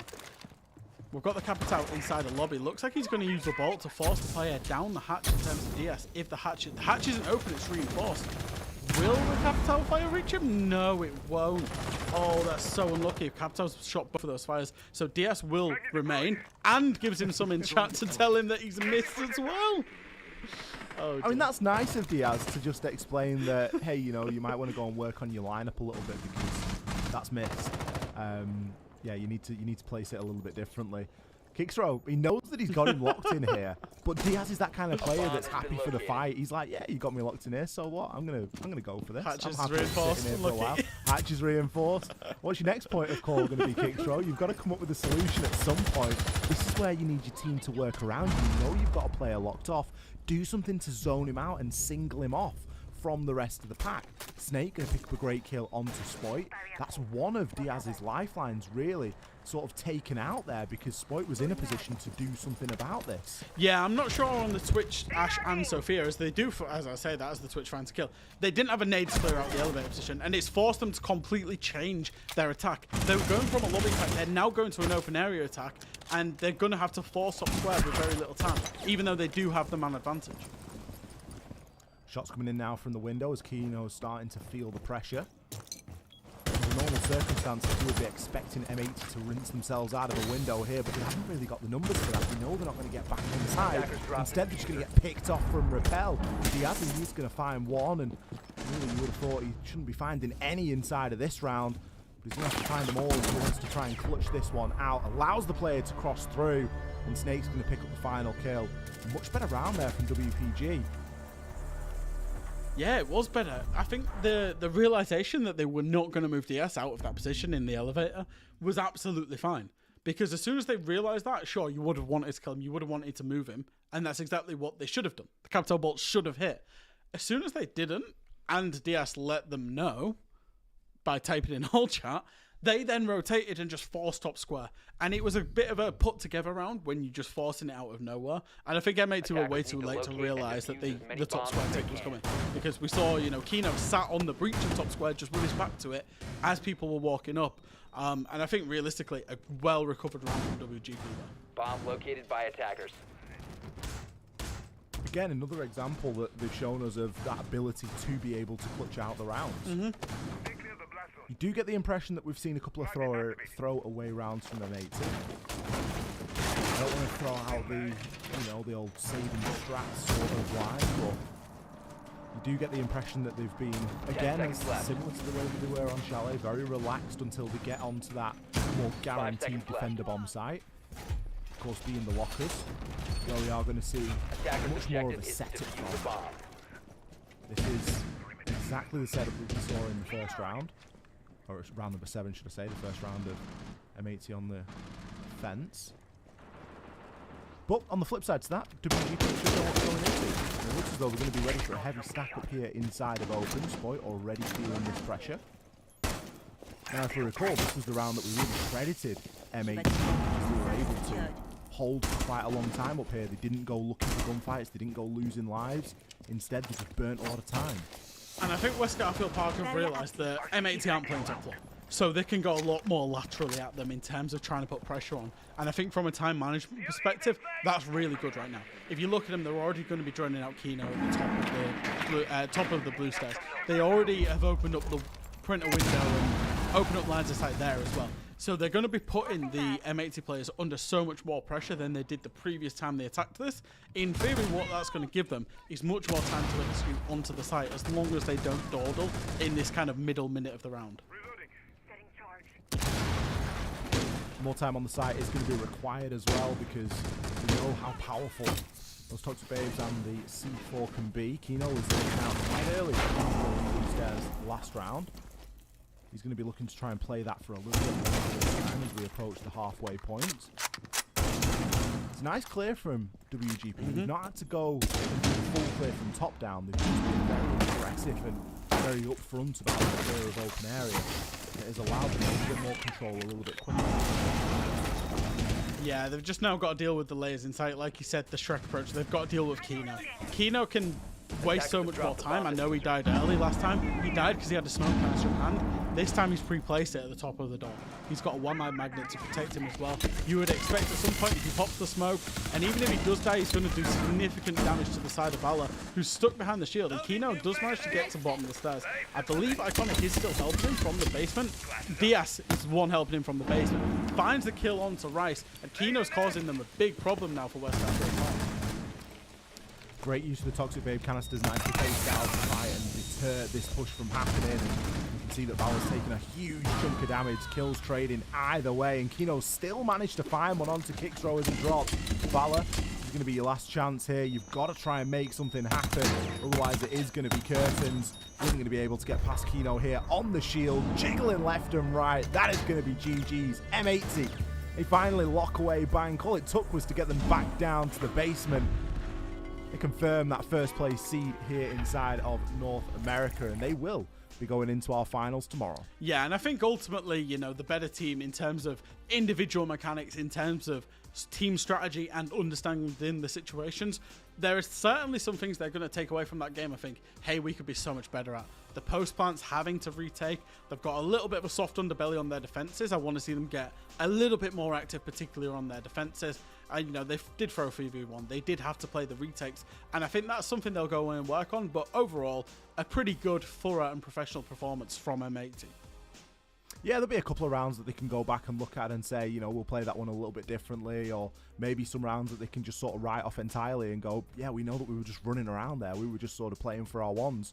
But when they turn it on, they really do turn it on. Some of those attacks were clinical. The kills were coming in so thick and fast. And it's all about that setup with this team. They're a great team at the 3-2-1, and everything seems to revolve around that. We're going to have a quick look at the bracket now, just to get everybody up to date and to see exactly where we are at here. Of course, as we were in our best of three, the Latin America best of three on the A stream was concluding. NIP, successful 2-1 victory over los+one, and we have got a classic tomorrow, Fresh. Liquid versus NIP. This is a war that has been waging for a very long time. Of course, it is an SI, a grand final rematch as well, as these two teams faced off against each other in 21. So a lot of, I'm looking forward to that, and I know a lot of people at home will be. Yeah, I can't wait. I think Liquid looked ruthless today, and NIP had to get it done the hard way, but did have a very convincing map 3 going up against los+one. So I'm excited to see these two teams. It'll be the first time we've seen them in a best of 5 against each other since that SI final in 2021. Especially given that los+one had a new player added onto the roster at quite short notice, cameraman coming in. So obviously NIP coming up against a little bit of obstacle there. And of course, we have just seen M80 get the 2-0 victory over West Garfield Park. Theme Park and Chalet, sorry, Theme Park, that was the other game. Chalet and Bank both going M80's way. Not really coming up against much obstacle here tonight, Fresh. I think that the expected result for us here so far. Yeah, I would say it was pretty much an expected result. Like I say, I think M80 probably were the better team with, you know, the higher ceiling and the higher, you know, individual skill, but also team and strategy and synergy. I think West Garfield Park did show some good stuff, but in the end, the favourite did come out on top. Well, we are going to wait and see just who they are going to be facing, Beast Coast or Dark Zero, of course, because our LATAM game went on for a little bit longer and we hit all 3 maps and it was a little bit delayed.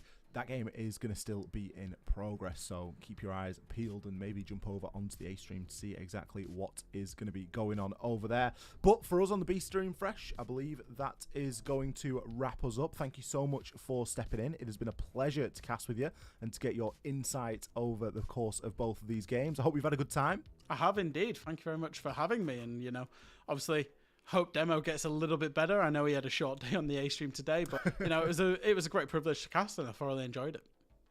Well, back to the desk with you tomorrow, but we will be back tomorrow for our grand finals for both the Latin America region and the North America region. So make sure you check the socials to see exactly when that will be. But for us here on the B stream, that's going to do it. We're going to wrap up. Thank you very much for watching, and we'll see you next time.